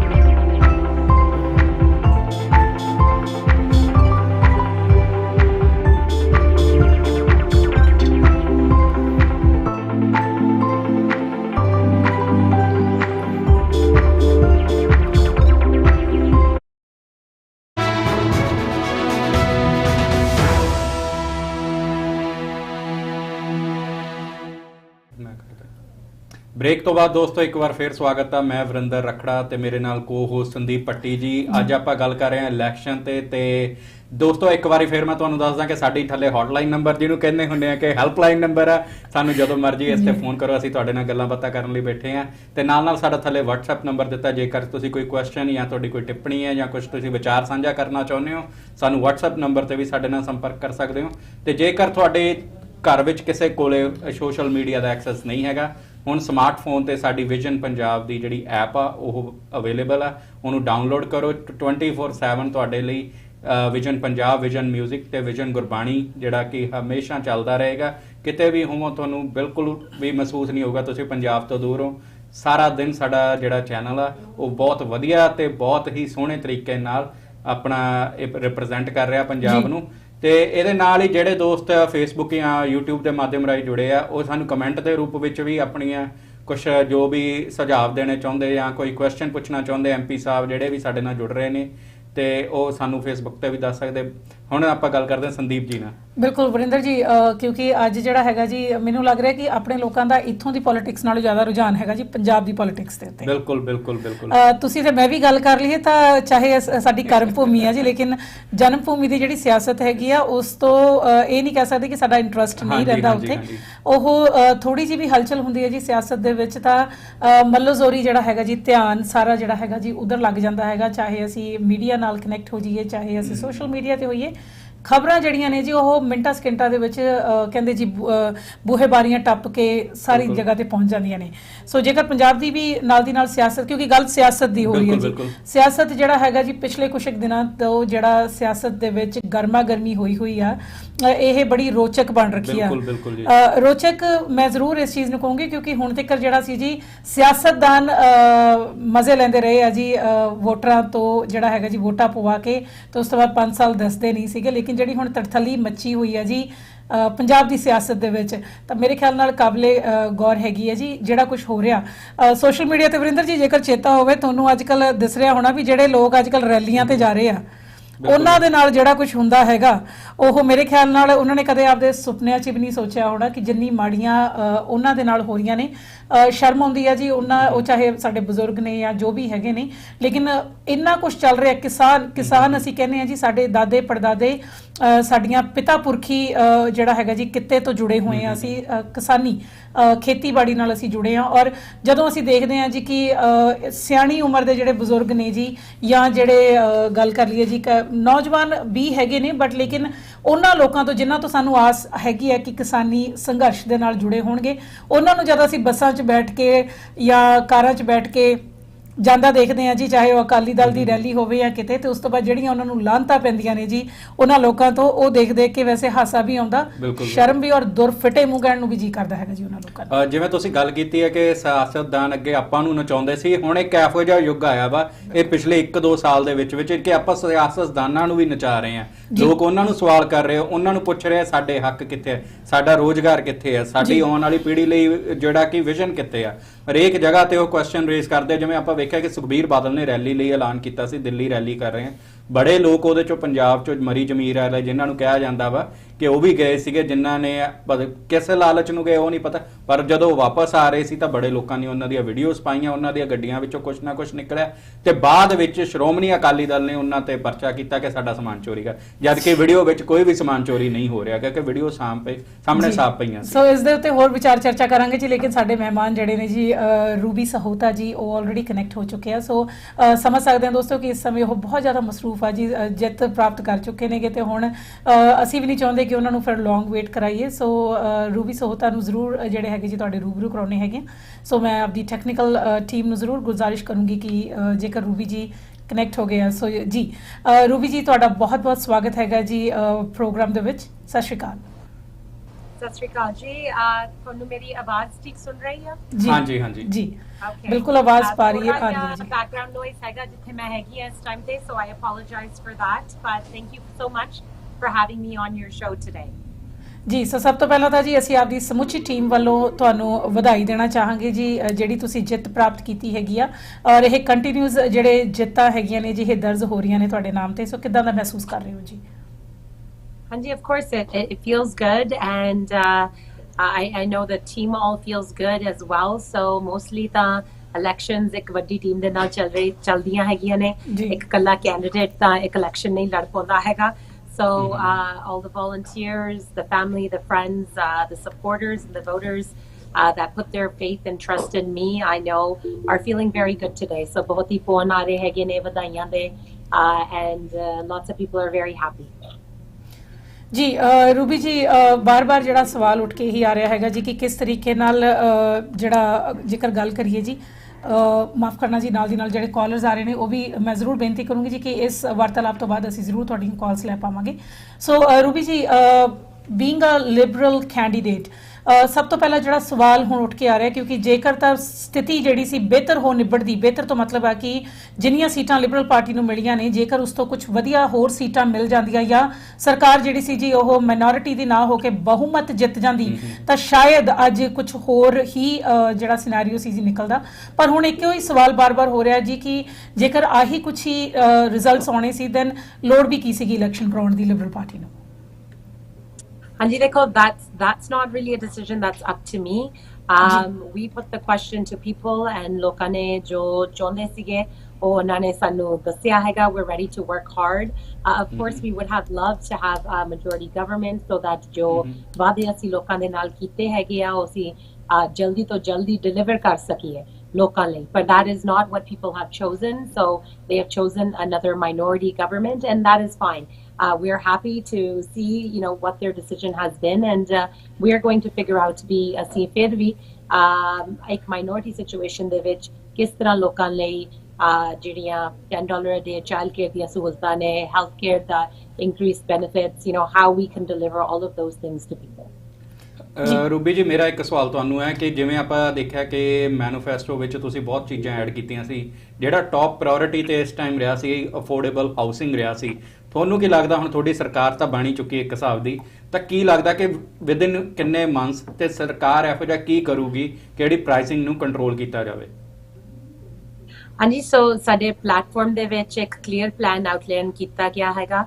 I would still say that ਬਾਕੀ ਸਾਰੀਆਂ ਪਾਰਟੀਆਂ ਦੇ ਨਾਲੋਂ ਇੱਕ ਕੰਪਰੀਹੈਂਸਿਵ ਪਲਾਨ ਸੀਗਾ ਜਿਹਦੇ ਵਿੱਚ ਸਪਲਾਈ ਵੀ ਵਧਾ ਰਹੇ ਹੈਗੀਆਂ, ਯੰਗ ਲੋਕਾਂ ਲਈ ਸੇਵਿੰਗਸ ਕਰਨ ਲਈ ਵੀ ਇੱਕ ਤਰੀਕਾ ਵਧੀਆ ਦੇ ਰਹੇ, naan tax free savings account and many other things such as creating a financial crimes agency and cutting down on speculation and foreign buyers in the market. So we want to deliver on that. Baki jo parties chongiyan, we're going to have to negotiate with other parties now. So let's see, it's a little different in the minority government. Things take longer to deliver, and we will do our best to get those supports to people, make sure housing is more affordable, but we'll have to work with the other parties and see what their interests are. ਜਿਵੇਂ ਤੁਸੀਂ ਗੱਲ ਕੀਤੀ ਕਿ ਅਸੀਂ ਸਹਿਯੋਗੀ ਪਾਰਟੀਆਂ ਨਾਲ ਜਾਂ ਆਪੋਜੀਸ਼ਨ ਨਾਲ ਵੀ ਗੱਲ ਕਰਾਂਗੇ, ਸਹਿਯੋਗੀ ਤੁਹਾਡੇ ਪਿਛਲੇ ਟਰਮ ਦੇ ਵਿੱਚ ਜਿਵੇਂ NDP ਰਹੇ ਜਾਂ ਇਸ ਸਾਲ ਵੀ ਹੁਣ ਤੁਸੀਂ ਉਹਨਾਂ ਨਾਲ ਗੱਠਜੋੜ ਕਰੋਗੇ, ਤਾਂ ਜਿਹੜਾ NDP ਸੀ ਉਹ ਪਹਿਲੇ ਦਿਨ ਤੋਂ ਇਹ ਕਹਿ ਰਿਹਾ ਸੀਗਾ ਕਿ ਫਾਰਮਾ ਕੇਅਰ ਵਿੱਚ ਅਸੀਂ ਇੱਕ ਨਵੀਂ ਚੀਜ਼ ਲੈ ਕੇ ਆ ਰਹੇ ਕਿ ਜਿਹੜਾ ਕਿ ਇਕੱਲਾ ਹਸਪੀਟਲ ਦਾ ਬਿੱਲ ਕ੍ਰੈਡਿਟ ਕਾਰਡ ਨਾਲ ਨਹੀਂ, ਹੈਲਥ ਕਾਰਡ ਨਾਲ ਪੇ ਹੋਵੇ, ਕਿ ਫਾਰਮੇਸੀ ਦੇ ਜਿਹੜੀਆਂ ਦਵਾਈਆਂ ਨੇ ਉਹ ਵੀ ਵਿੱਚ ਇਨਕਲੂਡ ਕੀਤੀਆਂ ਜਾਣ, ਜਿਹੜਾ ਹੈਲਥ ਕੇਅਰ ਸਿਸਟਮ ਦੇ ਵਿੱਚ ਮਤਲਬ ਫ੍ਰੀ ਸਭ ਨੂੰ ਮਿਲੇ, ਜੋ ਵੀ ਉਹਨਾਂ ਦਾ ਇਲਾਜ ਆ ਦਵਾਈਆਂ ਵੀ ਫ੍ਰੀ ਹੋਣ। ਤੁਸੀਂ ਉਹਦੇ 'ਚ ਕੀ ਕਹਿਣਾ ਚਾਹੋਗੇ? Anji, we have a very strong universal healthcare system in Canada. I'm full supporter of our universal healthcare. I think ਸਿਰਫ conservative party ਸੀਗੀ ਜਿਹੜੇ ਕਹਿ ਰਹੇ ਸੀਗੇ ਵੀ ਕੁਝ ਪ੍ਰਾਈਵੇਟਾਈਜੇਸ਼ਨ ਵੀ ਚੰਗੀ ਹੋ ਸਕਦੀ ਹੈਗੀ ਆ within a universal system, and conservative party ਨੂੰ ਵੀ ਕਾਫੀ ਸਪੋਰਟ ਮਿਲੀ ਹੈਗੀ ਆ Canadians ਤੋਂ। So we'll have to work with all of these parties to figure out ਵੀ ਜੋ ਸਾਡਾ ਪ੍ਰੋਗਰੈਸਿਵ ਏਜੰਡਾ ਹੈਗਾ ਅਸੀਂ ਉਸ ਪ੍ਰੋਗਰੈਸਿਵ ਏਜੰਡਾ ਤੇ ਕਿਸ ਤਰ੍ਹਾਂ ਡਿਲੀਵਰ ਕਰ ਸਕੀਏ Canadians ਲਈ। ਜੀ ਰੂਬੀ ਜੀ, ਇਹ ਆਸ ਲਾਈ ਜਾ ਸਕਦੀ ਹੈਗੀ ਹੈ ਜੀ ਕਿ ਆਉਣ ਵਾਲੇ ਹੁਣ ਸਮੇਂ ਦੇ ਵਿੱਚ ਲਿਬਰਲ ਸਰਕਾਰ ਇਸ ਵੱਲ ਧਿਆਨ ਨਾ ਦਿੰਦੇ ਹੋਏ ਕਿ ਉਹ ਮਿਨੋਰਿਟੀ ਗਵਰਨਮੈਂਟ ਹੈ ਜਾਂ ਕਿਸ ਤਰੀਕੇ ਨਾਲ ਉਹ ਇੱਕ ਬਿਹਤਰ ਕੈਨੇਡੀਅਨ ਸਿਸਟਮ ਜਿਹੜਾ ਇੱਕ ਸਾਰਿਆਂ ਦੇ ਲੋਕਾਂ ਦੇ ਕਹਿ ਲਓ ਜੀ ਅਫੋਰਡੇਬਿਲਟੀ ਦੀ, ਚਾਹੇ ਉਹ ਹਾਊਸਿੰਗ ਹੋਵੇ ਜੀ, ਚਾਹੇ ਉਹ ਹੈਲਥ ਸਿਸਟਮ ਹੋਵੇ ਜਾਂ ਐਜੂਕੇਸ਼ਨ ਹੋਵੇ ਜਾਂ ਹੋਰ ਬਹੁਤ ਸਾਰੇ ਮੁੱਦੇ ਆ ਜਿਹੜੇ ਕੈਨੇਡੀਅਨਸ ਦੀ ਲੋੜ ਹੈਗੇ ਆ, ਉਹਨਾਂ ਦੇ ਉੱਤੇ ਧਿਆਨ ਦਿਓਗੀ ਬਜਾਏ ਇਹਦੇ ਕਿ ਫਿਰ ਤੋਂ ਕਿਵੇਂ ਅਸੀਂ ਮੈਜੋਰਿਟੀ ਆ ਜੀ ਉਹ ਹਾਸਲ ਕਰਨੀ ਹੈਗੀ ਆ। Of course, we are going to work. People have put us back to work. That is what the decision that people have made. So I'm working today as well. I haven't taken a day off, and we're going to try our best to deliver for people. But I do think people have to realize that election the purpose ehi siga bhi je we'll have a clear mandate. Is to baad sanu pata hoga ਪਿਛਲੀ election pandemic ਤੋਂ ਪਹਿਲਾਂ ਹੋਈ ਸੀਗੀ ਵੀ pandemic ਤੋਂ ਬਾਅਦ ਹੁਣ pandemic ਦੇ ਵਿਚਾਲੇ ਲੋਕ ਕਿਸ ਤਰ੍ਹਾਂ feel ਕਰ ਰਹੇ ਹੈਗੇ ਨੇ, what they want to see in their government, and obviously the people have chosen that they want to see us continue to work together. So we are going to do that for Canadians, but sometimes legislation does take longer. That's why we asked Canadians to give us that strong mandate and strong majority, but that doesn't mean the will is not there. The will is there on our behalf. to work for people, to get those things done, because whenever the next election comes, if it's in 4 years or whenever it is, we want to be able to go back to the road and say we have achieved and accomplished, many things that we have promised. ਇੱਕ ਸਵਾਲ ਮੇਰਾ ਇੱਥੇ ਹੋਰ ਹੈ ਕਿ ਜਿਵੇਂ ਅਸੀਂ ਹਰ ਜਗ੍ਹਾ ਦੇਖਿਆ ਸੀਗਾ ਕਿ ਚਰਚਾ ਦਾ ਵਿਸ਼ਾ ਬਣਿਆ ਸੀ, ਮੈਂ ਵੀ ਤੁਹਾਡੇ MPs ਨੂੰ ਸਵਾਲ ਕੀਤਾ ਸੀਗਾ ਕਿ ਇੰਡੀਆ ਤੋਂ ਫਲਾਈਟਸ ਬੰਦ ਸੀਗੀਆਂ, ਤਾਂ ਇਲੈਕਸ਼ਨ ਤੋਂ ਜਿਸ ਦਿਨ ਫਾਈਨਲ ਕਾਲ ਸੀ ਉਸ ਤੋਂ ਮਤਲਬ ਜਿਸ ਦਿਨ ਇਲੈਕਸ਼ਨ ਹੋਣਾ ਸੀ ਲਾਸਟ, ਉਦੋਂ ਇੱਕ ਦਿਨ ਪਹਿਲਾਂ ਹੀ ਫਲਾਈਟਾਂ ਖੋਲ੍ਹੀਆਂ ਗਈਆਂ। ਕਿ ਇਹ ਇਲੈਕਸ਼ਨ ਕਰਕੇ ਹੀ ਇੰਡੀਆ ਦੀਆਂ ਫਲਾਈਟਾਂ ਬੰਦ ਸੀਗੀਆਂ ਕਿ ਦੂਸਰੇ ਜਿੰਨੇ ਵੀ ਲੋਕ ਉਹਨਾਂ 'ਤੇ ਉਂਗਲ ਚੱਕ ਰਹੇ ਸੀ ਉਹਨਾਂ ਲਈ, ਤੇ ਉਹਨਾਂ ਨੂੰ ਪਤਾ ਲੱਗ ਗਿਆ ਹੁਣ ਤਾਂ ਇਲੈਕਸ਼ਨ ਹੋਣ ਵਾਲੀਆਂ, ਹੁਣ ਕੋਈ ਫਰਕ ਨਹੀਂ ਹੈਗਾ, ਇੱਕ ਦਿਨ ਰਹਿ ਗਿਆ ਤੇ ਹੁਣ ਫਲਾਈਟਾਂ ਖੋਲ੍ਹ ਦਿਓ? ਕਿਉਂਕਿ PR even citizens even students 2-3 lakh ਰੁਪਇਆ ਖਰਚ ਕੇ ਇਨ ਰੂਟ ਹੋ ਕੇ ਕੈਨੇਡਾ ਪਹੁੰਚ ਰਹੇ ਸੀ, ਜੋ ਕਿ ਇੱਕ ਬਹੁਤ ਦਿੱਕਤ ਪਰੇਸ਼ਾਨੀ ਦਾ ਉਹਨਾਂ ਨੂੰ ਸਾਹਮਣਾ ਕਰਨਾ ਪੈ ਰਿਹਾ ਸੀਗਾ ਜੀ। So flights ਅਜੇ ਕੱਲ ਨੂੰ ਖੁੱਲਣਗੀਆਂ, ਇਲੈਕਸ਼ਨ ਤੋਂ ਇੱਕ ਦਿਨ ਪਹਿਲਾਂ ਨਹੀਂ ਖੁੱਲੀਆਂ ਹੈਗੀਆਂ। ਐਂਡ ਜਿਹੜਾ ਵੀ ਬੈਨ ਲੱਗਿਆ ਸੀਗਾ, ਜੋ restrictions ਸੀਗੇ ਪਹਿਲਾਂ ਤੋਂ ਹੀ 21 ਤਰੀਕ ਦੇ ਹੀ ਚੱਲਦੇ ਸੀ। We did not know that the election would be on the 20th back in when this ban first started in March, ਪਰ ਜਿਸ ਤਰ੍ਹਾਂ ਤੁਸੀਂ ਦੇਖ ਰਹੇ ਸੀਗੇ ਹਰ ਇੱਕ ਵਾਰ ਜਦੋਂ ਐਕਸਟੈਂਸ਼ਨ ਹੁੰਦੀ ਸੀ ਉਹ 21 ਤਰੀਕ ਤੇ ਹੀ ਹੁੰਦੀ ਸੀਗੀ। So it went from March 21st to April to June to July and then all the way to September. Health Canada made this decision, and it was very important for Health Canada to stop these direct flights kyunki jo infection rate apne country de vich aa rahi sigi, it was quite high from these direct flights, and hun bhi ਜੋ ਤੁਸੀਂ ਦੇਖ ਰਹੇ ਹੈਗੇ flights ਵੈਸੇ ਹੀ ਨਹੀਂ ਖੋਲੀਆਂ ਗਈਆਂ ਹੈਗੀਆਂ ਨੇ। ਟੈਸਟਿੰਗ ਦੇ ਵਿੱਚ ਫਰਕ ਉਹਨਾਂ ਨੇ they've created some differences for India. They're going to have to test themselves at the airport. ਉਹਨਾਂ ਦੇ ਆਵਰਸ ਵੀ ਟੈਸਟਿੰਗ ਦੇ ਡਿਫਰੈਂਟ ਹੈਗੇ ਆ, ਜਿਸ ਤਰ੍ਹਾਂ 72 ਆਵਰਸ ਦੇ ਵਿੱਚ ਪਹਿਲਾਂ ਦੱਸਿਆ ਗਿਆ ਸੀ ਵੀ ਬਾਕੀ ਮੁਲਕਾਂ ਤੋਂ ਜਦੋਂ ਟੈਸਟ ਕਰਾਉਣਾ ਤੁਸੀਂ ਆਪਦਾ PCR ਟੈਸਟ ਕਰਾ ਸਕਦੇ ਹੈਗੇ ਹੋ। The rules are a little bit different, so ਮੈਂ ਇਹੀ ਬੇਨਤੀ ਕਰੂੰਗੀ ਵੀ ਫਲਾਈਟ ਤੇ ਚੜ੍ਹਨ ਤੋਂ ਪਹਿਲਾਂ ਔਰ ਬੁੱਕ ਕਰਨ ਤੋਂ ਪਹਿਲਾਂ ਤੁਸੀਂ ਰੂਲਸ ਨੂੰ ਚੰਗੀ ਤਰ੍ਹਾਂ ਸਮਝੋ। ਤੁਹਾਨੂੰ ਆਥੋਰਾਈਜ਼ਡ ਜਿਹੜੀ ਫੈਸਿਲਿਟੀ ਉੱਥੇ 에ਅਰਪੋਰਟ ਤੇ ਬਣਾਈ ਗਈ ਹੈਗੀ ਆ, ਉੱਥੇ ਹੀ ਤੁਸੀਂ ਆਪਦਾ ਟੈਸਟ ਕਰਾ ਸਕਦੇ ਹੋ, ਕਿਤੇ ਹੋਰ ਬਾਹਰੋਂ ਇੰਡੀਆ ਦੇ ਵਿੱਚ ਟੈਸਟ ਨਹੀਂ ਕਰਾ ਸਕਦੇ। ਬਿਕਾਜ਼ ਵਾਟ ਵੀ ਵਰ ਸੀਇੰਗ ਵਾਸ ਜਿਹੜੇ ਟੈਸਟ ਕਰਾ ਕੇ ਤਾਂ ਵੀ ਚੜ੍ਹ ਰਹੇ ਸੀ ਲੋਕ ਉੱਥੋਂ, ਇੱਥੇ disproportionately or jada infections positive aa rahe sige jadon ithe land hunde si almost 50%. So we are still making sure that there is strict policy in place, but I think it's also time, right? Kyunki bahut log stuck hai ne kafi time de, so koi na koi ta ਉਹਨਾਂ ਲਈ ਰਸਤਾ ਬਣਾਉਣਾ ਪੈਣਾ ਸੀ, ਪਰ we have made some other provisions so that Canadians ਨੂੰ ਫਿਰ ਵੀ safe ਰੱਖਿਆ ਜਾ ਸਕੇ। ਮੇਰਾ ਇੱਕ ਲਾਸਟ ਸਵਾਲ ਹੈ ਤੁਹਾਡੇ ਲਈ ਕਿ ਤੁਹਾਨੂੰ ਕੀ ਲੱਗਦਾ ਕਿ ਕਿਤੇ ਨਾ ਕਿਤੇ ਕੋਈ ਕਮੀ ਰਹਿ ਗਈ ਸੀ, ਤੇ ਹੁਣ ਇਸ ਵਾਰ ਜਿਵੇਂ ਦੁਬਾਰਾ ਸਰਕਾਰ ਚੁਣ ਕੇ ਆਇਆ, ਉਹ ਜਿਹੜੀ ਥੋੜੀ ਬਹੁਤ ਕਮੀ ਪੇਸ਼ੀ ਰਹਿੰਦੀ ਸੀ ਮੈਜੋਰਿਟੀ ਲਈ, ਉਹ ਕੀ ਉਹਦੇ ਤੇ ਵਰਕਆਊਟ ਕੀਤਾ ਜਾਊਗਾ ਕਿ ਅਗਲੀ ਟਰਮ ਦੇ ਵਿੱਚ ਮੈਜੋਰਿਟੀ ਨਾਲ ਆ ਸਕਣਗੇ ਇਹ? Look, only time will tell. Our job is to deliver for people. Our job is to work hard. I know for myself, मैं कह सकती है कि भी कल रात भी मैं यही अपने supporters and voters ਨੂੰ ਤੇ ਜਿਨ੍ਹਾਂ ਨੇ ਨਹੀਂ ਵੀ ਵੋਟ ਪਾਈ ਹੈਗੀ ਇਹੀ ਮੈਸੇਜ ਦਿੱਤਾ ਹੈਗਾ ਆ that I'm going to work harder than even before. Make sure that ਜਿੰਨੇ ਵੀ ਲੋਕ ਆਪਦੇ ਇਸ਼ੂਜ਼ ਮੇਰੇ ਤੱਕ ਲੈ ਕੇ ਆਉਣਾ ਚਾਹੁੰਦੇ ਹੈਗੇ ਨੇ ਉਹ ਇਸ਼ੂਜ਼ ਨੂੰ ਮੈਂ ਚੰਗੀ ਤਰ੍ਹਾਂ ਸੁਣੂੰਗੀ, ਸਮਝੂੰਗੀ ਐਂਡ ਉਹਨਾਂ ਦੀ ਆਵਾਜ਼ ਆਟਵਾ ਤੱਕ ਪਹੁੰਚਾਉਂਗੀ। But the rest is up to the voters of Brampton North and Canadians to decide. ਜੇ ਉਹਨਾਂ ਨੂੰ ਸਾਡੇ ਕੰਮ ਪਸੰਦ ਆਏ, then hopefully we will see a majority in the next election. ਜੀ ਰੂਬੀ ਜੀ ਤੁਹਾਡਾ ਬਹੁਤ ਬਹੁਤ ਧੰਨਵਾਦ ਜੀ, ਤੁਸੀਂ ਆਪਦੇ ਵਿਚਾਰ ਸਾਡੇ ਚੈਨਲ ਦੇ ਜ਼ਰੀਏ ਜੀ ਲੋਕਾਂ ਤੱਕ ਪਹੁੰਚਾਏ ਨੇ, ਤੇ ਸਾਡੇ ਵੱਲੋਂ ਜੀ ਬਹੁਤ ਬਹੁਤ ਸ਼ੁਭਕਾਮਨਾਵਾਂ ਜੀ ਤੁਹਾਡੇ ਜਿਹੜਾ ਵੀ ਇਹ ਟੈਨਿਓਰ ਤੁਸੀਂ ਹੁਣ ਅੱਗੇ ਕੰਮ ਕਰਨਾ ਹੈਗਾ। So we wish you good luck. Thank you so much. I appreciate the time on your show today, and I want to thank you, all of the media that has helped in sending our message out to people. You make this democracy stronger, and I appreciate that.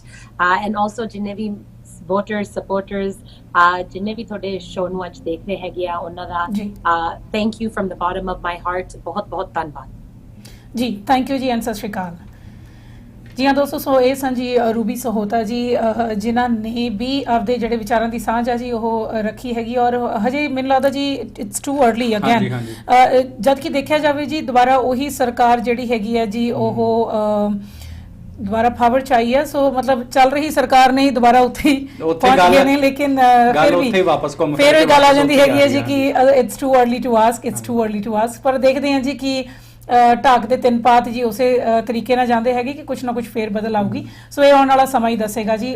ਸੋ ਇਸ ਤੋਂ ਬਾਅਦ ਜੀ ਮੈਂ ਜ਼ਰੂਰ ਜਿਹੜਾ ਹੈਗਾ ਜਿਹੜੀ ਹੈਗੀ ਜੀ ਗੁਜ਼ਾਰਿਸ਼ ਕਰੂੰਗੀ ਜੀ ਕਿ ਸਾਡੇ ਨਾਲ ਬਹੁਤ ਛੇਤੀ ਜੀ ਜਸਵਿੰਦਰ ਦਿਓਲ ਜੀ ਜਿਹੜੇ NDP ਤੋਂ NDP ਦੇ MLA ਹੈਗੇ ਆ ਜੀ ਪਾਰਟੀ ਤੋਂ, ਉਹ ਵੀ ਸਾਡੇ ਨਾਲ ਕਨੈਕਟ ਹੋਣਗੇ ਜੀ, ਔਰ ਉਹਨਾਂ ਤੋਂ ਜ਼ਰੂਰ ਅਸੀਂ ਜਿਹੜਾ ਹੈਗਾ ਜੀ ਜਾਣਕਾਰੀ ਲੈਣ ਦੀ ਕੋਸ਼ਿਸ਼ ਕਰਾਂਗੇ ਕਿ ਕੀ ਸਮਝਦੇ ਆ ਜੀ ਕਿਸ ਤਰੀਕੇ ਨਾਲ ਇਹ ਇਲੈਕਸ਼ਨ ਜਿਹੜੀਆਂ ਸੀ ਜੀ ਉਹ ਨਿਬੜੀਆਂ ਨੇ।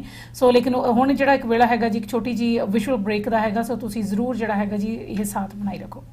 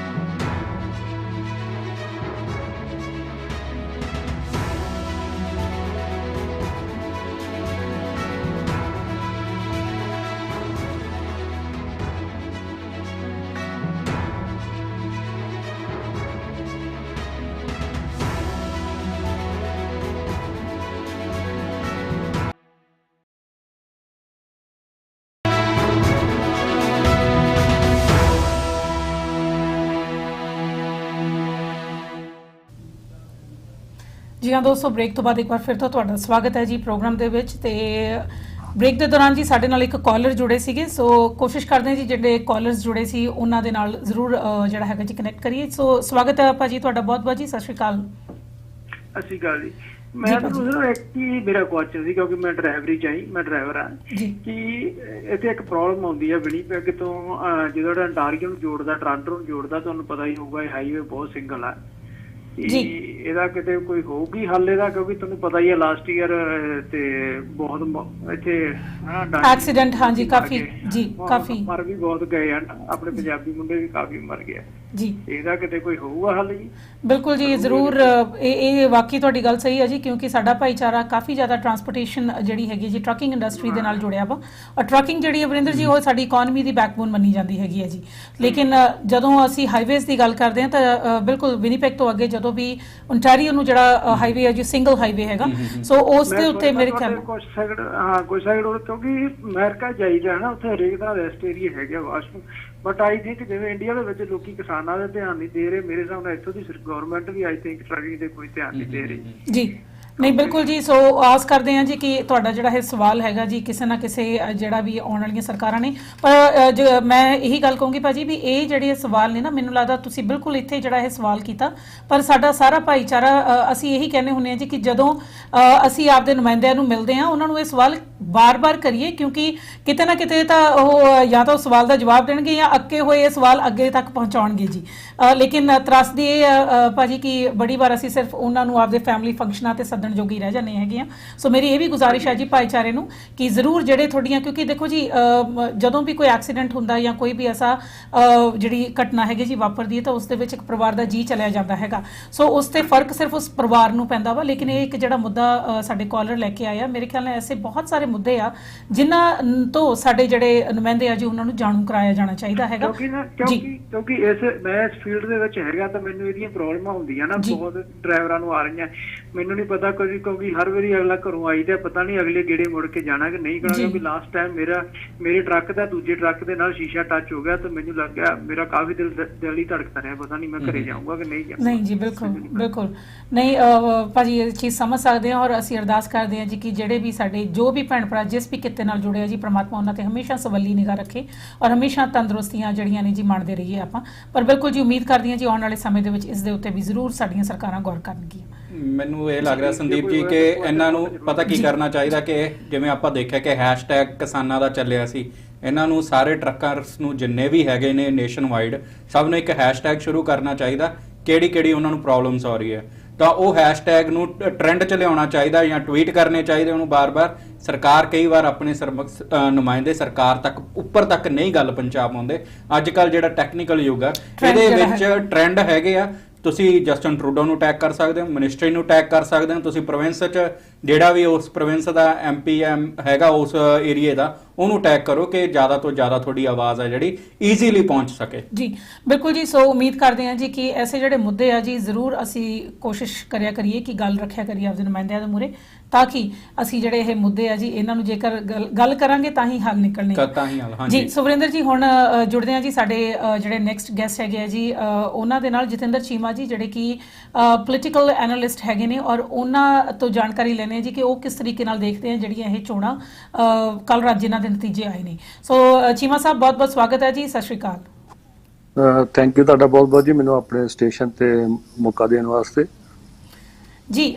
ਚੀਮਾ ਸਾਹਿਬ ਲੰਘੀ ਰਾਤ ਚੋਣਾਂ ਦੇ ਨਤੀਜੇ ਆ ਗਏ ਜੀ, ਐਡਵਾਂਸ ਪੋਲਿੰਗ ਚੱਲ ਰਹੀ ਸੀਗੀ, ਲਿਬਰਲ ਜਿਹੜੀ ਪਾਰਟੀ ਸੀ ਜੀ ਉਹ ਪੱਬਾਂ ਭਰ ਹੋਈ ਫਿਰਦੀ ਸੀ ਵੀ ਸ਼ਾਇਦ ਇਹ ਜਿਹੜੀਆਂ ਚੋਣਾਂ ਨੇ ਜੀ ਇਹਨਾਂ ਦੇ ਵਿੱਚ ਅਸੀਂ ਬਹੁਮਤ ਲੈ ਜਾਵਾਂਗੇ, ਔਰ ਕਿਤੇ ਨਾ ਕਿਤੇ ਜਿਹੜਾ ਕੋਵਿਡ ਦੇ ਦੌਰਾਨ ਜਿਹੜਾ ਸਰਬ ਦੇ ਕੇ ਲੋਕਾਂ ਨੂੰ ਜਿਹੜਾ ਇਹਨਾਂ ਨੇ ਗੱਫੇ ਵੰਡੇ ਸੀ, ਮੈਨੂੰ ਲੱਗਦਾ ਉਹ ਦੁਬਾਰਾ ਉਹਨੂੰ ਇਨਕੈਸ਼ ਕਰਨਾ ਚਾਹੁੰਦੀ ਸੀ, ਪਰ ਜਿਹੜੀ ਉਹਨਾਂ ਨੇ ਸੁਪਨੇ ਲਏ ਸੀ ਜਾਂ ਜਿਹੜੀ ਉਹ ਪਿਕਚਰ ਤਿਆਰ ਕਰੀ ਬੈਠੇ ਸੀ ਉਹੋ ਜਿਹਾ ਕੁਝ ਨਿਕਲਿਆ ਨਹੀਂ ਜੀ ਰਿਜ਼ਲਟ।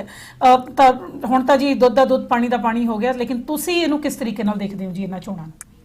ਦੇਖੋ ਜੀ ਇਹ ਇਲੈਕਸ਼ਨਾਂ ਦੇ ਵਿੱਚ ਨੋ ਡਾਊਟ ਹੈ ਕਿ ਟਰੂਡੋ ਨੂੰ ਇਹ ਜਿਹੜਾ ਗੈਂਬਲ ਕਿਉਂ ਖੇਡਣਾ ਪਿਆ ਸੀਗਾ, ਕਿਉਂਕਿ ਉਹਦੇ ਕੋਲ ਦੋ ਸਿਚੁਏਸ਼ਨ ਸੀਗੀਆਂ ਵੀ ਆਈਦਰ ਟੂ ਪਲੇ ਗੈਂਬਲ ਔਰ ਟੂ ਲੀਵ ਦਿਸ ਗੈਂਬਲ। ਲੇਕਿਨ ਜਦੋਂ ਉਹ ਆਪਣੀ ਹਿਸਟਰੀ 'ਚ ਆਪਣੇ ਫਾਦਰ ਦੀ ਹਿਸਟਰੀ ਵਿੱਚ ਦੇਖਦਾ, ਜੇ ਮੈਂ ਤੁਹਾਨੂੰ ਥੋੜਾ ਜਿਹਾ ਬੈਕ ਲੈ ਕੇ ਜਾਣਾ ਚਾਹਾਂਗਾ ਪੀਅਰ ਟਰੂਡੋ ਦੇ ਨਾਲ ਕੀ ਹੋਇਆ ਸੀਗਾ 1977 ਦੇ ਜਦੋਂ Pierre as a prime minister rule ਕਰ ਰਿਹਾ ਸੀ ਕੈਨੇਡਾ ਨੂੰ, ਤਾਂ ਉਸ ਵੇਲੇ ਉਹਦੇ ਐਡਵਾਈਜ਼ਰ ਨੇ ਉਹਨੂੰ ਇਹ ਐਡਵਾਈਸ ਕੀਤਾ ਸੀਗਾ ਕਿ ਇਲੈਕਸ਼ਨਾਂ ਕਰਵਾ ਦੇਣੀਆਂ ਚਾਹੀਦੀਆਂ ਨੇ। ਲੇਕਿਨ ਉਦੋਂ ਕੀ ਹੋਇਆ ਸੀਗਾ ਕਿ 77 ਦੇ ਵਿੱਚ ਕਿਊਬੈਕ ਦੇ ਵਿੱਚ ਇੱਕ ਗੌਰਮੈਂਟ ਬਣੀ ਸੀ ਜਿਹੜੀ ਸੈਪਰੇਟ ਹੋਣਾ ਚਾਹੁੰਦੀ ਸੀਗੀ ਕੈਨੇਡਾ ਦੇ ਨਾਲੋਂ। ਸੋ ਸਾਰੇ ਕੈਨੇਡਾ 'ਚ ਇਹੋ ਜਿਹਾ ਮਾਹੌਲ ਬਣ ਗਿਆ ਸੀਗਾ ਕਿ ਇੱਕ ਪਾਸੇ ਪੂਰਾ ਕੈਨੇਡਾ ਸੀ ਔਰ ਇੱਕ ਪਾਸੇ ਕਿਊਬੈਕ ਸੀਗਾ, ਔਰ ਉਦੋਂ ਉਹਨੂੰ ਪੂਰੀ ਸਪੋਰਟ ਜਿਹੜੀ ਸੀਗੀ ਉਹਦੇ ਮਗਰ ਸੀਗੀ ਪੀਅਰ ਟਰੂਡੋ ਦੇ। ਲੇਕਿਨ 1977 ਦੇ ਆਪਣੇ ਐਡਵਾਈਜ਼ਰ ਦੇ ਕਹਿਣ ਦੇ ਬਾਵਜੂਦ ਵੀ ਉਹਨੇ ਇਲੈਕਸ਼ਨਾਂ ਨਹੀਂ ਕਰਾਈਆਂ। 78 ਦੇ ਵਿੱਚ ਫਿਰ ਉਹ 'ਤੇ ਦਬਾਅ ਪਿਆ ਲੇਕਿਨ ਨਹੀਂ ਕਰਾਈਆਂ। ਜਦੋਂ 79 'ਚ ਕਰਾਇਆ ਉਦੋਂ ਇੱਕਦਮ ਕੈਨੇਡਾ ਦੀ ਸਿਚੁਏਸ਼ਨ ਚੇਂਜ ਹੋ ਚੁੱਕੀ ਸੀ ਔਰ ਪੀਅਰ ਟਰੂਡੋ ਬੁਰੀ ਤਰ੍ਹਾਂ ਜਿਹੜੀ ਉਹਦੀ ਪਾਰਟੀ ਹਾਰ ਗਈ ਸੀਗੀ। ਸੋ ਜਦੋਂ ਹਿਸਟਰੀ ਨੂੰ ਆਪਾਂ ਵੇਖਦੇ ਹਾਂ ਤਾਂ ਹੋ ਸਕਦਾ ਹੈ ਕਿ ਟਰੂਡੋ ਦੇ ਮਨ ਵਿੱਚ, ਜਿਵੇਂ ਆਪਾਂ ਹੁਣ ਜਸਟਿਨ ਟਰੂਡੋ ਦੀ ਗੱਲ ਕਰਦੇ ਹਾਂ, ਤੇ ਉਹਦੇ ਮਨ ਦੇ ਵਿੱਚ ਵੀ ਕਿਤੇ ਨਾ ਕਿਤੇ ਇਹ ਡਰ ਬੈਠਾ ਹੋਇਆ ਸੀਗਾ, ਕਿਉਂਕਿ ਜਿਹੜੀ ਰੇਟਿੰਗ ਆ ਰਹੀ ਸੀਗੀ, ਦੇਖੋ ਜੇ ਆਪਾਂ ਜੋ ਸਰਬ ਦੀ ਤੁਸੀਂ ਗੱਲ ਕੀਤੀ ਹੈ, ਜਾਂ ਤੁਸੀਂ ਆਪਣਾ ਰੈਂਟਲ ਸਬਸਿਡੀ ਦੀ ਗੱਲ ਕੀਤੀ ਹੈ, ਜਾਂ ਐਮਪਲਾਇਰ ਨੂੰ ਜਿਹੜੇ ਉਹਨਾਂ ਨੇ ਏਡ ਦਿੱਤੀ ਆ, ਉਹਦੇ ਵਿੱਚ ਕਲੀਅਰ ਜਿਹੜੇ ਟ੍ਰੈਂਡ ਆ ਰਹੇ ਸੀਗੇ, 50% ਤੋਂ ਜ਼ਿਆਦਾ ਕੈਨੇਡੀਅਨ ਉਹਦੀ ਸਪੋਰਟ ਕਰ ਰਹੇ ਸੀਗੇ। ਜਿਸ ਹਿਸਾਬ ਨਾਲ ਉਹਨੇ ਕੋਵਿਡ ਨੂੰ ਟੈਕਲ ਕੀਤਾ ਵਾ, ਤਾਂ ਨੈਚੁਰਲੀ ਉਹਦੇ ਵਾਸਤੇ ਇੱਕ ਮਤਲਬ, ਕਿਉਂਕਿ ਵੇਖੋ nobody can predict the future, so ਉਹਨੇ ਗਿਣੀ ਮਿੱਥੀ ਉਸ ਜਿਹੜੀ ਆ ਉਹ ਜੂਆ ਖੇਡਣਾ ਉਹਦੇ ਲਈ ਜ਼ਰੂਰੀ ਸੀਗਾ। ਕਿਉਂਕਿ ਟਰੂਡੋ ਦਾ ਇਹ ਵੀ ਕਹਿਣਾ ਸੀ, ਮੰਨ ਲਓ ਜੇ ਮੈਂ ਨਹੀਂ ਇਲੈਕਸ਼ਨ ਕਰਾਉਂਦਾ ਤਾਂ ਹੈ ਤਾਂ ਮਾਈਨੋਰਿਟੀ ਗਵਰਨਮੈਂਟ ਆ, ਉਹਨੂੰ ਤੋੜਿਆ ਵੀ ਜਾ ਸਕਦਾ ਵਾ। ਸੋ ਉਹਦੇ ਲਈ ਇੱਕ ਹੀ ਆਪਸ਼ਨ ਸੀਗੀ, ਸੋ ਉਹਨੇ ਉਸ ਆਪਸ਼ਨ ਨੂੰ ਯੂਜ਼ ਕਰਨਾ ਬਿਹਤਰ ਸਮਝਿਆ, ਉਹਨੇ ਇਲੈਕਸ਼ਨਾਂ ਜਿਹੜੀਆਂ ਨੇ ਡਿਕਲੇਅਰ ਕਰਤੀਆਂ। ਲੇਕਿਨ ਕੈਨੇਡੀਅਨਸ ਦੇ ਵਿੱਚ ਜਿਹੜਾ ਦੇਖੋ, ਇਹੀ ਆਪਣੇ ਪੋਲੀਟੀਕਲ ਸਿਸਟਮ ਕੈਨੇਡਾ ਦਾ, ਜਦੋਂ ਆਪਾਂ ਆਪਣੇ ਬੈਕ ਹੋਮ ਕੰਟਰੀਜ਼ ਦੇ ਨਾਲ ਕੰਪੇਅਰ ਕਰਦੇ ਆ, ਇੱਥੋਂ ਦੇ ਵੋਟਰ ਬਹੁਤ ਸਿਆਣੇ ਔਰ ਪੜ੍ਹੇ ਲਿਖੇ ਨੇ। ਸੋ ਉਹਨਾਂ ਨੇ ਇਸ ਗੱਲ ਨੂੰ ਬੜਾ ਮਾਈਂਡ ਕੀਤਾ ਕਿ ਟਰੂਡੋ ਨੇ ਜਿਹੜੀਆਂ ਇਲੈਕਸ਼ਨਾਂ ਸਿਰਫ ਆਪਣੇ ਮਤਲਬ ਲਈ ਕਰਵਾ ਰਿਹਾ ਵਾ, ਕਿਉਂਕਿ ਜਿਵੇਂ ਟਰੂਡੋ ਦਾ ਇਹ ਸੀਗਾ ਕਿ ਮੈਂ ਰਿਕਵਰੀ ਜਿਹੜੀ ਆ, ਕਿਉਂਕਿ I want majority to take Canada on a recovery path, ਲੇਕਿਨ ਮੈਨੂੰ ਉਹਦੇ ਲਈ ਮੈਜੋਰਿਟੀ ਚਾਹੀਦੀ ਹੈ। ਲੇਕਿਨ ਉਹ ਇੱਕ ਤਰ੍ਹਾਂ ਦਾ ਟਰੂਡੋ ਦਾ ਬਹਾਨਾ ਸੀ। ਕੈਨੇਡੀਅਨਸ ਮੋਸਟਲੀ ਦਾ ਇਹ ਕਹਿਣਾ ਸੀਗਾ ਕਿ it's a selfish decision of Trudeau, because ਉਹ ਸਿਰਫ ਮੈਜੋਰਿਟੀ ਲੈਣ ਵਾਸਤੇ ਇਹ ਸਾਰਾ ਕੁਝ ਕਰ ਰਿਹਾ ਵਾ। ਲੇਕਿਨ ਦੂਸਰੇ ਪਾਸੇ ਜੇ ਆਪਾਂ ਹੁਣ ਕੰਜ਼ਰਵੇਟਿਵ ਦੀ ਗੱਲ ਕਰ ਲਈਏ, ਕੰਜ਼ਰਵੇਟਿਵ ਨੂੰ ਜਿਹੜੀ ਸਭ ਤੋਂ ਵੱਡੀ ਹਿੱਟ ਜਿਹੜੀ ਉਹਨਾਂ ਦੇ ਜਿਹੜੀ ਕੈਨੇਡਾ ਦੀ ਪੀਪਲਸ ਪਾਰਟੀ ਆ, ਪੀਪਲ ਪਾਰਟੀ ਆਫ ਕੈਨੇਡਾ, ਬਰਨੀਅਰ ਦੀ ਜਿਹੜੀ ਮੈਕਸਿਮ ਬਰਨੀਅਰ ਦੀ, ਉਹਨੇ ਬਹੁਤ ਵੱਡੀ ਹਿੱਟ ਕੀਤੀ। ਅਗਰ ਜੇ ਉਹ 5% ਵੋਟਾਂ ਨਾ ਲੈ ਕੇ ਜਾਂਦਾ ਤਾਂ ਮੇਰੇ ਹਿਸਾਬ ਨਾਲ ਜਿਹੜੇ ਰਾਤ ਰਿਜ਼ਲਟ ਆਏ, ਹੋ ਸਕਦਾ ਵਾ ਮਾਈਨੋਰਿਟੀ ਗਵਰਨਮੈਂਟ ਕੰਜ਼ਰਵੇਟਿਵ ਦੀ ਬਣ ਜਾਂਦੀ। ਜੀ, ਲੇਕਿਨ ਲੋਕਾਂ ਦਾ ਰੁਝਾਨ ਨੂੰ ਕਿਸ ਤਰੀਕੇ ਨਾਲ ਦੇਖਦੇ ਹੋ ਚੀਮਾ ਸਾਹਿਬ? ਲੋਕ ਕਿਉਂਕਿ ਜਦੋਂ ਕੈਂਪੇਨਸ ਦੀ ਗੱਲ ਕਰਦੇ ਜੀ, ਹਰੇਕ ਪਾਰਟੀ ਨੇ ਜਦੋਂ ਵੀ ਕਹਿ ਲਓ ਜੀ ਚੋਣਾਂ ਆ ਜਾਂਦੀਆਂ, ਚਾਹੇ ਉਹ ਇੱਥੇ ਗੱਲ ਕਰ ਲਈਏ, ਚਾਹੇ ਪੰਜਾਬ ਦੀ ਗੱਲ ਕਰ ਲਈਏ, ਕਿਤੇ ਵੀ ਸਿਆਸਤ ਦੀ ਗੱਲ ਕਰਦੇ ਹਾਂ, ਲੇਕਿਨ ਜਦੋਂ ਕੈਨੇਡਾ ਦੇ ਵਿੱਚ ਅਰਲੀ ਇਲੈਕਸ਼ਨ ਹੁਣ ਕਾਲ ਕੀਤੀਆਂ, ਮੇਰੇ ਖਿਆਲ ਨਾਲ ਮਹੀਨਾ ਪਹਿਲਾਂ ਹੀ ਇਹ ਜਿਹੜਾ ਸੀ ਜੀ ਡਿਕਲੇਅਰ ਕੀਤਾ ਕਿ 20 ਸਤੰਬਰ ਨੂੰ ਜੀ ਵੋਟਾਂ ਪੈਣਗੀਆਂ। ਲੋਕਾਂ ਦਾ ਰੁਝਾਨ ਤੁਹਾਨੂੰ ਕਿੱਦਾਂ ਲੱਗਿਆ ਜੀ? ਕਿਉਂਕਿ ਕੱਲ ਵੀ ਪੋਲਿੰਗ ਸਟੇਸ਼ਨ ਦੇ ਉੱਤੇ ਜੇਕਰ ਅਸੀਂ ਆਪਦੇ ਸ਼ਹਿਰ ਦੀ ਗੱਲ ਕਰ ਲਈਏ ਤਾਂ ਇੱਥੇ ਕੋਈ ਇੰਨਾ ਕੋਈ ਖਾਸ ਰੁਝਾਨ ਨਹੀਂ ਦਿਸ ਰਿਹਾ ਸੀ। ਦੂਜੇ ਸ਼ਹਿਰਾਂ ਦੇ ਵਿੱਚ ਕੈਸੀ ਪ੍ਰਤੀਕਿਰਿਆ ਰਹੀ ਹੈ ਜੀ ਲੋਕਾਂ ਦੀ? ਦੇਖੋ, ਜਿੱਥੋਂ ਤੱਕ ਐਲਬਰਟਾ ਦੀ ਗੱਲ ਆ, ਦੇਖੋ ਐਲਬਰਟਾ ਦੇ ਵਿੱਚ ਟੋਟਲੀ ਡਿਫਰੈਂਟ ਸਿਚੁਏਸ਼ਨ ਹੈ। ਮੈਂ ਕਿਉਂਕਿ I am based in Calgary, being a realtor, ਮੈਨੂੰ ਕਈ ਲੋਕਾਂ ਨਾਲ ਮਿਲਣਾ ਹੁੰਦਾ ਵਾ। ਇੱਥੇ ਜਿਹੜਾ ਸਭ ਤੋਂ ਵੱਡਾ ਜਿਹੜਾ ਟਰੂਡੋ ਨੂੰ ਪਤਾ ਸੀਗਾ ਕਿ ਜਿਹੜੀ ਸਾਡੀ ਇਸ ਵੇਲੇ ਜਿਹੜੀ ਪ੍ਰੋਵਿੰਸ਼ੀਅਲ ਗਵਰਨਮੈਂਟ ਹੈ, ਜਸਟਿਨ ਕੈਨੀ ਦੀ ਜਿਹੜਾ ਪ੍ਰੀਮੀਅਰ ਹੈ, ਉਹਦੀ ਜਿਹੜੀ ਰੇਟਿੰਗ ਬਹੁਤ ਡਾਊਨ ਆ ਗਈ ਆ ਕੋਵਿਡ ਕਰਕੇ। ਜਿਸ ਤਰੀਕੇ ਨਾਲ ਉਹ ਕੋਵਿਡ ਨੂੰ ਹੈਂਡਲ ਕਰ ਰਿਹਾ, ਨੰਬਰ ਆਫ ਕੇਸਿਸ ਵੱਧਦੇ ਜਾ ਰਹੇ ਆ। ਔਰ ਅੱਜ ਜਿਵੇਂ ਤੁਹਾਨੂੰ ਪਤਾ ਹੀ ਹੋਏਗਾ ਕਿ ਮੈਂ ਤੁਹਾਡੇ ਨਾਲ ਸ਼ੇਅਰ ਕਰਨਾ ਚਾਹਾਂਗਾ, ਲੇਟੈਸਟ ਜਿਹੜਾ ਉਹਦਾ ਮਿਨਿਸਟਰ ਸੀਗਾ, ਹੈਲਥ ਮਿਨਿਸਟਰ, ਜਿਹੜਾ ਵੈਰੀ ਅਨਪੋਪੂਲਰ ਸੀਗਾ ਅਮੰਗ ਜਿੰਨੇ ਵੀ ਡਾਕਟਰਸ ਲਾ ਲਓ ਜਾਂ ਨਰਸਿਸ ਲਾ ਲਓ, ਹੈਲਥ ਯੂਨੀਅਨਸ ਦੇ ਵਿੱਚ, ਉਹਦਾ ਉਹਨੇ ਅੱਜ ਪੋਰਟਫੋਲੀਓ ਜਿਹੜਾ ਚੇਂਜ ਕਰ ਦਿੱਤਾ ਵਾ। ਸੋ ਟਰੂਡੋ ਨੂੰ ਇਸ ਗੱਲ ਦਾ ਪਤਾ ਹੁੰਦੇ ਹੋਇਆ, ਇਸ ਕਰਕੇ ਉਹਨੇ ਹਰ ਵਾਰੀ ਉਹਨੇ 2 ਵਾਰੀ ਜਿਹੜੀ ਕੈਲਗਰੀ ਸਕਾਈਵਿਊ ਦੀ ਰਾਈਡਿੰਗ ਜਿੱਥੋਂ ਜਾਰਜ ਚਾਰਲ ਲਿਬਰਲ ਦੇ ਜਿੱਤੇ ਨੇ, ਉਹ ਚਾਹੁੰਦੇ ਸੀਗੇ ਕਿ ਜਿਹੜਾ 2000, ਜੇ ਤੁਹਾਨੂੰ ਯਾਦ ਹੋਊਗਾ 2015 ਦੀਆਂ ਇਲੈਕਸ਼ਨ ਵਿੱਚ ਜਦੋਂ ਮੈਜੋਰਿਟੀ ਲੈਂਦਾ ਵਾ ਟਰੂਡੋ, ਤਾਂ ਉਹਦੀਆਂ 4 ਸੀਟਾਂ ਸੀਗੀਆਂ ਲਿਬਰਲਸ ਦੀਆਂ ਐਲਬਰਟਾ 'ਚੋਂ। ਲੇਕਿਨ 2019 ਦੇ ਵਿੱਚ ਜਿਹੜਾ ਤੁਹਾਨੂੰ ਯਾਦ ਹੈ ਕਿ ਪ੍ਰੈਰੀਜ਼ ਦੀ ਆਪਾਂ ਗੱਲ ਕਰ ਲਈ, ਜਿਵੇਂ ਤੁਸੀਂ ਮੈਨੀਟੋਬਾ 'ਚ ਗੱਲ ਕਰ ਰਹੇ ਹੋ, ਮੈਨੀਟੋਬਾ ਤੋਂ ਲੈ ਕੇ ਸਕੈਚੂਅਨ ਤੋਂ ਲੈ ਕੇ ਇੱਥੇ 0 ਸਕੋਰ ਸੀਗਾ ਲਿਬਰਲ ਦਾ, ਠੀਕ ਹੈ ਜੀ। ਤੇ ਉਸ ਕਰਕੇ ਲਿਬਰਲ ਦੇ want to break, ice break ਕਰਨਾ ਚਾਹੁੰਦੇ ਸੀ। ਇਸ ਕਰਕੇ ਉਹਨੇ ਜਿਹੜੇ ਕੈਲਗਰੀ ਸਕਾਈਵਿਊ ਦਾ, ਜਿੱਥੋਂ ਇਹਨਾਂ ਪਹਿਲਾਂ ਇੱਕ ਜਾਰਜ ਚਾਰਲ ਵਰਗੇ ਆਦਮੀ ਨੂੰ ਇਲੈਕਟ ਕੀਤਾ ਰਿਪਰੈਜ਼ੈਂਟ ਕਰਨੀ, ਕਿਉਂਕਿ ਉਹ ਕਾਫੀ ਕੁਆਇਟ ਪੋਪੂਲਰ ਸੀਗਾ ਇਸ ਰਾਈਡਿੰਗ ਦੇ ਵਿੱਚ, ਬੀਇੰਗ ਏ ਕਾਉਂਸਲਰ। ਤੇ ਉਹਨਾਂ ਨੂੰ ਇੱਕ ਇਹੋ ਜਿਹਾ ਸਟਾਰ ਜਿਹੜਾ ਕੈਂਡੀਡੇਟ ਚਾਹੀਦਾ ਜਿਹੜਾ ਉਹਨਾਂ ਨੂੰ ਉਹਦੇ ਵਿੱਚ ਮਿਲਿਆ। ਔਰ ਤੁਸੀਂ ਦੇਖੋ ਟਰੂਡੋ 2 ਵਾਰੀ ਵਿਜ਼ਿਟ ਕਰਕੇ ਗਿਆ ਵਾ ਇਸ ਕੈਲਗਰੀ ਸਕਾਈਵਿਊ ਦੀ ਰਾਈਡਿੰਗ 'ਚ। ਔਰ ਇਲੈਕਸ਼ਨਾਂ ਤੋਂ 2-3 ਦਿਨ ਪਹਿਲਾਂ ਜਿਹੜੀ ਕ੍ਰਿਸਟੀਆ ਫਰੀਲੈਂਡ ਜਿਹੜੀ ਫਾਈਨੈਂਸ ਮਿਨਿਸਟਰ ਔਰ ਡਿਪਟੀ ਪ੍ਰਾਈਮ ਮਿਨਿਸਟਰ ਕੈਨੇਡਾ ਦੀ, ਉਹ ਵੀ ਵਿਜ਼ਿਟ ਕਰਕੇ ਗਈ ਆ। ਸੋ ਉਹਨਾਂ ਨੇ ਹਿੱਟ ਕਰਕੇ ਹੁਣ ਅੱਜ ਵੀ ਮੇਰੇ ਖਿਆਲ 'ਚ ਇੱਕ ਰਾਈਡਿੰਗ ਅੱਜ ਵੀ ਐਡਮਿੰਟਨ ਦੇ ਵਿੱਚ ਹੈਗਾ, ਜਿਹੜੀ ਟੂ ਕਲੋਜ਼ ਹੈ, ਲੇਕਿਨ ਅਜੇ ਡਿਕਲੇਅਰ ਨਹੀਂ ਕੀਤੀ।